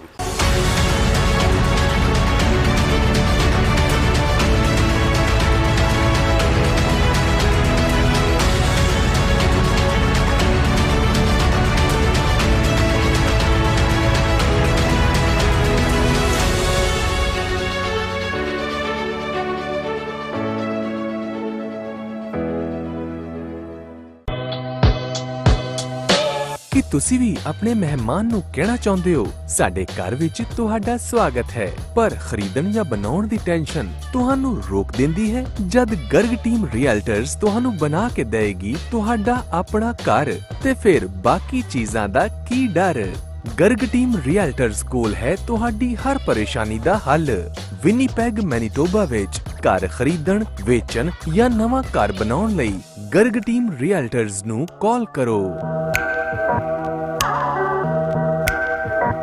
Preet TV wall mounting and networking services, ਜਿਨ੍ਹਾਂ ਤੋਂ ਤੁਸੀਂ ਨੈਟਵਰਕ ਕੇਬਲਿੰਗ ਐਕਸੈਸਰੀ ਲੈ ਸਕਦੇ ਹੋ। HD ਐਂਟੇਨਾ ਵੀ ਇੰਸਟਾਲ ਕਰਦੇ ਨੇ। ਇਹਨਾਂ ਤੋਂ ਤੁਸੀਂ ਅਨਲਿਮਿਟਿਡ ਇੰਟਰਨੈਟ ਅਤੇ ਹੋਮ ਫੋਨ ਪੈਕੇਜ ਵੀ ਲੈ ਸਕਦੇ ਹੋ। ਅੱਜ ਹੀ ਕਾਲ ਕਰੋ ਪ੍ਰੀਤ ਨੂੰ 416 843 0208 416 843 0208। ਇਹਨਾਂ ਤੋਂ ਤੁਸੀਂ ਘਰ ਦਫ਼ਤਰ ਲਈ ਸਿਕਿਉਰਿਟੀ ਕੈਮਰਾ ਵੀ ਇੰਸਟਾਲ ਕਰਵਾ ਸਕਦੇ ਹੋ। ਹੁਣ ਤੁਹਾਡੇ ਸੁਪਨਿਆਂ ਦਾ ਘਰ ਖਰੀਦਣਾ ਤੇ ਪ੍ਰਾਪਰਟੀ ਨੂੰ ਵੇਚਣਾ ਹੋਇਆ ਹੋਰ ਵੀ ਸੁਖਾਲਾ, ਕਿਉਂਕਿ ਹੁਣ ਹਰਪ੍ਰੀਤ ਰੱਖਰਾ ਸ਼ੁਰੂ ਤੋਂ ਲੈ ਕੇ ਅੰਤ ਤੱਕ ਦੇਣਗੇ ਤੁਹਾਡਾ ਸਾਥ। ਹਰਪ੍ਰੀਤ ਰੱਖਰਾ ਦਿਵਾਉਣਗੇ ਤੁਹਾਡੀ ਪ੍ਰਾਪਰਟੀ ਤੇ ਬੈਸਟ ਅਤੇ ਫਾਇਦੇਮੰਦ ਡੀਲ। ਅੱਜ ਹੀ ਆਪਣਾ ਨਵਾਂ ਘਰ ਪ੍ਰੀ ਕੰਸਟਰਕਸ਼ਨ ਸਾਈਟ ਜਾਂ ਕੰਡੋਜ਼ ਬੁੱਕ ਕਰਾਉਣ ਲਈ ਕਾਲ ਕਰੋ ਹਰਪ੍ਰੀਤ ਰੱਖੜਾ ਨੂੰ 6477205454 ਤੇ। 647 720 5454 ਤੇ।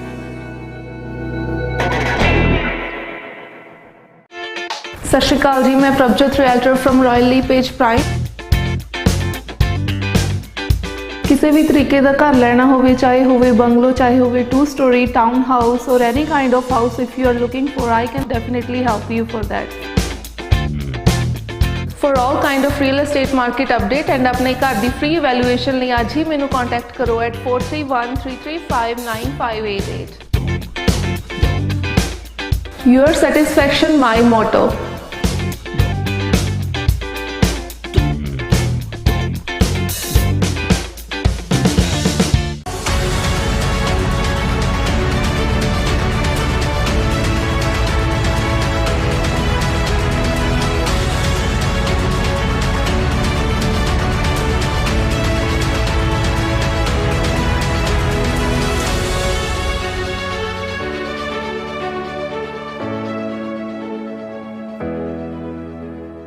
ਵਿਜ਼ਨ ਪੰਜਾਬ ਟੀਵੀ ਦੇਖ ਰਹੇ ਸਾਰੇ ਦਰਸ਼ਕਾਂ ਪ੍ਰੋਗਰਾਮ ਚਰਚਾ ਦੇ ਮੁੱਦੇ ਕੋਲ ਫਿਰ ਸਵਾਗਤ ਹੈ ਜੀ। ਅਸੀਂ ਗੱਲਬਾਤ ਕਰ ਰਹੇ ਜੈ ਸਿੰਘ ਛੱਬਰ ਜੀ ਨਾਲ ਪੰਜਾਬ ਦੀ ਬਦਲੀ ਰਾਜਨੀਤਿਕ ਫਿਜ਼ਾ ਨੂੰ ਲੈ ਕੇ, ਕੈਪਟਨ ਅਮਰਿੰਦਰ ਨੂੰ ਲੈ ਕੇ ਕਈ ਸਵਾਲ ਹੋ ਰਹੇ ਨੇ ਕਿ ਉਹ ਹੁਣ ਕੀ ਬਾਹਰ ਆਉਣਗੇ ਸਿਸਮਾਂ ਤੋਂ, ਕਿ ਵੱਖਰੀ ਪਾਰਟੀ ਬਣਾਉਣਗੇ ਜਾਂ ਬੀਜੇਪੀ ਵੱਲ ਜਾ ਸਕਦੇ ਨੇ।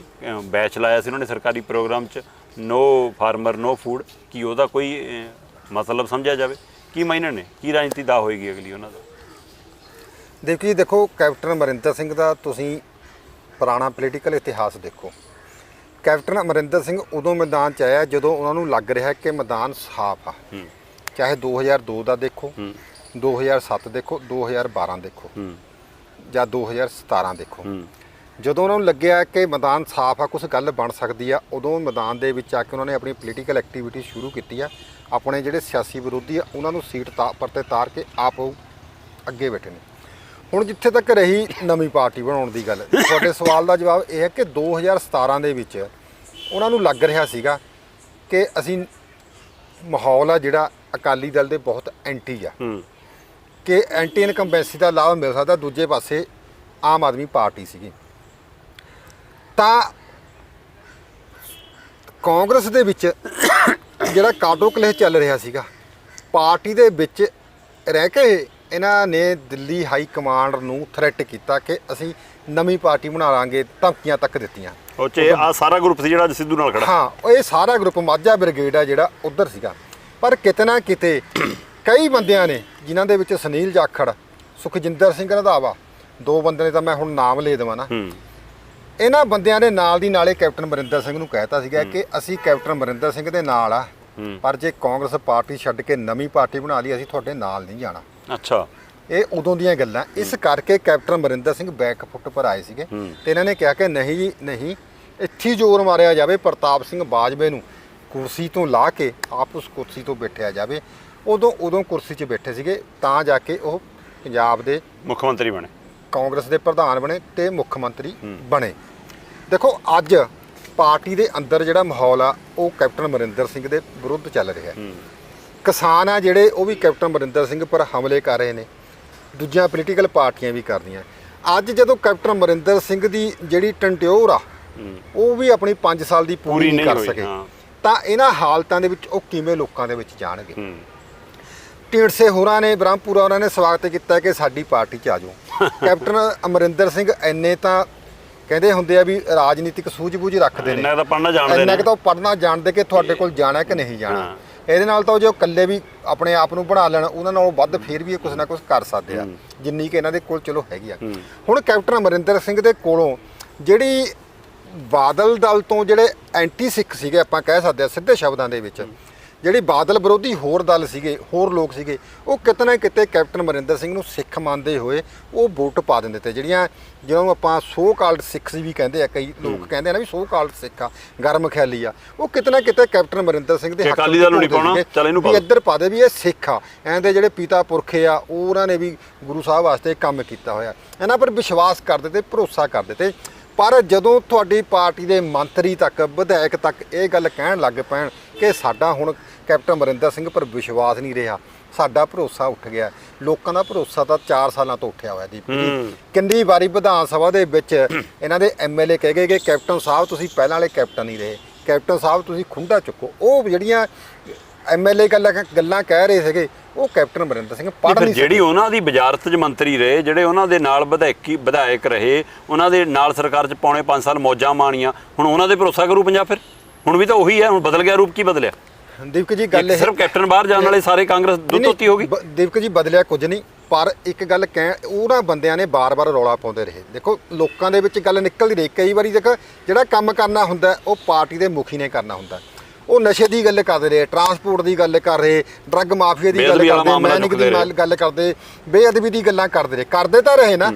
ਪਰ ਕਿਤੇ ਨਾ ਕਿਤੇ ਲੋਕਾਂ ਦੇ ਵਿੱਚ ਇੱਕ ਇਹ ਵੀ ਮੈਸੇਜ ਆ ਰਿਹਾ ਕਿ ਉਹ ਬੋਲਦੇ ਰਹੇ ਕੈਪਟਨ ਅਮਰਿੰਦਰ ਸਿੰਘ ਨੇ ਇਹਨਾਂ ਦੀ ਗੱਲ ਨਹੀਂ ਸੁਣੀ, ਭਾਵੇਂ ਕਿ ਇਹ ਵੀ ਕੈਬਨਿਟ ਦੇ ਵਿੱਚ ਰਹਿਣ ਕਰਕੇ ਬਰਾਬਰ ਦੇ ਭਾਈਵਾਲ ਨੇ, ਪਰ ਇਹਨਾਂ ਨੇ ਆਵਾਜ਼ ਚੱਕੀ ਆ। ਪਰ ਇਹਨਾਂ ਨੇ ਆਵਾਜ਼ ਚੱਕੀ। ਇੱਕ ਗੱਲ ਦੀਪਕ ਜੀ ਹੋਰ, ਇਹਨਾਂ ਨੇ ਉਹ ਸਾਰਾ ਜਿਹੜਾ ਦੋਸ਼ਾਂ ਦਾ ਟੋਕਰਾ ਹੈ ਉਹ ਕੈਪਟਨ ਦੇ ਸਿਰ ਤੇ ਰੱਖਤਾ। ਉਹ ਇਸ ਕਰਕੇ ਕੈਪਟਨ ਨੂੰ ਚੱਕਣਾ ਵੀ ਪੈ ਗਿਆ ਤੇ ਉਹਦੀ ਸਫਾਈ ਕੈਪਟਨ ਦੀ ਬੰਨੀ, ਕਿਉਂਕਿ ਉਹ ਲੋਕਾਂ ਤੋਂ ਦੂਰ ਰਿਹਾ। ਜੇ ਉਹ ਲੋਕਾਂ ਦੇ ਨਾਲ ਨੇੜਤਾ ਬਣਾ ਕੇ ਰੱਖਦਾ, ਲੋਕਾਂ ਦੇ ਵਿੱਚ ਜਾਂਦਾ, ਲੋਕਾਂ ਨੂੰ ਸਾਰੀ ਗੱਲ ਦੱਸਦਾ ਰਹਿੰਦਾ ਵੀ ਇਹ ਕੁਝ ਹੋ ਰਿਹਾ, ਤਾਂ ਲੋਕ ਭਰੋਸਾ ਕਰਦੇ।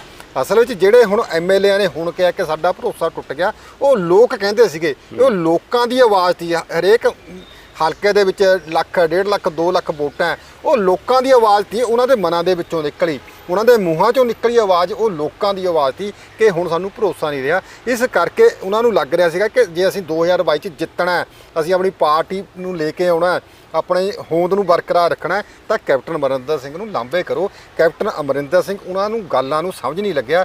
ਜੋ ਵਿਧਾਇਕਾਂ ਦਾ ਦਰਦ ਸੀਗਾ, ਜੋ ਵਿਧਾਇਕ ਜਲਾਲ ਚੱਲ ਰਹੇ ਤੇ ਨੇ, ਜੋ ਵਿਧਾਇਕ ਜਲੀਲ ਹੋ ਰਹੇ ਤੇ ਅਧਿਕਾਰੀਆਂ ਹੱਥੋਂ, ਲੋਕਾਂ ਹੱਥੋਂ, ਜਿਹੜੀ ਗੱਲ ਅੱਜ ਇਹਨਾਂ ਨੇ ਕਿਹਾ ਕਿ ਮੈਨੂੰ ਪਾਰਟੀ ਨੇ ਜਲੀਲ ਕੀਤਾ, ਮਤਲਬ ਹੁਣ ਅਮਰਿੰਦਰ ਸਿੰਘ ਚਾਹੇ ਨਵੀਂ ਪਾਰਟੀ ਬਣਾਉਣ, ਚਾਹੇ ਬਾਗੀ ਹੋਣ, ਚਾਹੇ ਕਿਸੇ ਪਾਰਟੀ ਸ਼ਾਮਲ ਹੋਣ, ਪੰਜਾਬ ਨੂੰ ਮਨਜ਼ੂਰ ਨਹੀਂ। ਪੰਜਾਬ ਮੈਨੂੰ ਨਹੀਂ ਲੱਗਦਾ ਵੀ ਪੰਜਾਬ ਕੈਪਟਨ ਅਮਰਿੰਦਰ ਸਿੰਘ ਨੂੰ ਮਨਜ਼ੂਰ ਕਰੂੰਗਾ। ਤੇ ਦੂਜੀ ਗੱਲ, ਕੈਪਟਨ ਅਮਰਿੰਦਰ ਸਿੰਘ ਕੋਲ ਜੇ ਇੱਕ ਆਪਸ਼ਨ ਹੈਗੀ ਹੈ, ਸਾਰੇ ਗੱਲ ਕਹਿੰਦੇ ਕਿ ਉਹ BJP 'ਚ ਜਾ ਸਕਦੇ ਆ, ਪਰ ਮੈਨੂੰ ਨਹੀਂ ਲੱਗਦਾ ਕਿ ਉਹ BJP ਦੇ ਵਿੱਚ ਜਾਣਗੇ। ਜੇ BJP ਦੇ ਵਿੱਚ ਗਏ ਤਾਂ ਉਹ ਰਾਜਨੀਤਿਕ ਦੌਰ 'ਤੇ ਚਲਾਉਣਾ ਤਾਂ ਨਹੀਂ ਲੜਨਗੇ, ਤਾਂ ਇਹ ਹੋ ਸਕਦਾ ਵੀ ਪਾਰਟੀ ਹਾਈ ਕਮਾਂਡ ਨੂੰ, ਆਪਣੀ ਕਾਂਗਰਸ ਨੂੰ ਚਕਮਾ ਦੇਣ ਵਾਸਤੇ, ਉਹਦਾ ਗੁੱਸਾ ਲਾਉਣ ਵਾਸਤੇ ਉਹ BJP ਦੇ ਵਿੱਚ ਸ਼ਾਮਲ ਹੋ ਕੇ ਕਿਸੇ ਸੂਬੇ ਦਾ ਰਾਜਪਾਲ ਤਾਂ ਬਣ ਸਕਦੇ ਆ। ਜੋ ਰਾਜਪਾਲ ਸੁੱਖ ਮਾਣ ਭੋ ਵੀ ਬਾਹਰ ਨਹੀਂ ਜਾਣਾ, ਘਰੇ ਬੈਠਾ ਰਹਿਣਾ, ਮੌਜਾਂ ਮਾਣਨੀਆਂ, ਜੋ ਜ਼ਿੰਦਗੀ ਬਤੀ ਰਿਹਾ, ਉਹ ਇੱਕ ਤਰ੍ਹਾਂ ਦੀ ਗਵਰਨਰੀ ਹਾਊਸ ਵਾਲੀ ਜ਼ਿੰਦਗੀ ਜੀ ਰਹੇ ਸੀਗੇ। ਉਸ ਤਰ੍ਹਾਂ ਦੀ ਜ਼ਿੰਦਗੀ ਜੀਣ ਵਾਸਤੇ ਉਹਨਾਂ ਨੂੰ ਕਿਤੇ ਸੈੱਟ ਕਰਕੇ ਰਾਜਪਾਲ ਤਾਂ ਲਾ ਸਕਦਾ ਵੀ ਚਲੋ ਤੁਹਾਨੂੰ ਗੋਆ ਦਾ ਰਾਜਪਾਲ ਲਾਤਾ, ਤਾਮਿਲਨਾਡੂ ਦਾ ਰਾਜਪਾਲ ਲਾਤਾ, ਕਿਤੇ ਹੋਰ ਪਹਾੜੀ ਖੇਤਰ ਦਾ, ਹਿਮਾਚਲ ਦਾ ਰਾਜਪਾਲ ਲਾਤਾ, ਬੈਠੇ ਰਹੋ ਸ਼ਿਮਲੇ ਬੈਠੇ ਰਹੋ, ਉੱਥੇ ਦਾ ਲਾ ਸਕਦੇ ਆ। ਪਰ ਉਹ ਸੱਤਾ ਵਾਸਤੇ ਵਿੱਚ ਨਹੀਂ ਭੇਜ ਸਕਦੇ, ਕਿਉਂਕਿ RSS ਦਾ ਜਿਹੜਾ ਕੇਡਰ ਆ, BJP ਦਾ ਕੇਡਰ ਆ, ਉਹਦੇ ਵਰਕਰ ਦਾ ਕੰਮ ਕਰਨ ਦਾ ਜਿਹੜਾ ਸਟਾਈਲ ਆ ਉਹ ਵੱਖਰਾ। ਉਹ ਤਾਂ BJP ਦਾ ਵਰਕਰ ਜਾਂ RSS ਦਾ ਵਰਕਰ ਤਾਂ ਮਿਹਨਤੀ ਹੈ ਨਾ, ਉਹ ਤਾਂ 4 ਵਜੇ ਉੱਠ ਕੇ ਨਿੱਕਰਾਂ ਪਾ ਕੇ ਸਿੱਖਿਆ ਤਾਂ ਪਾਰਕਾਂ 'ਚ ਜਾ ਕੇ ਸੈਰ ਕਰਨੇ ਵਾਲੇ, ਉਹ ਤਾਂ ਲੋਕਾਂ ਨਾਲ ਰਾਬਤਾ ਰੱਖਣ ਵਾਲੇ, ਉਹ ਤਾਂ ਉਹੋ ਜਿਹਾ ਬੰਦਾ ਚਾਹੀਦਾ।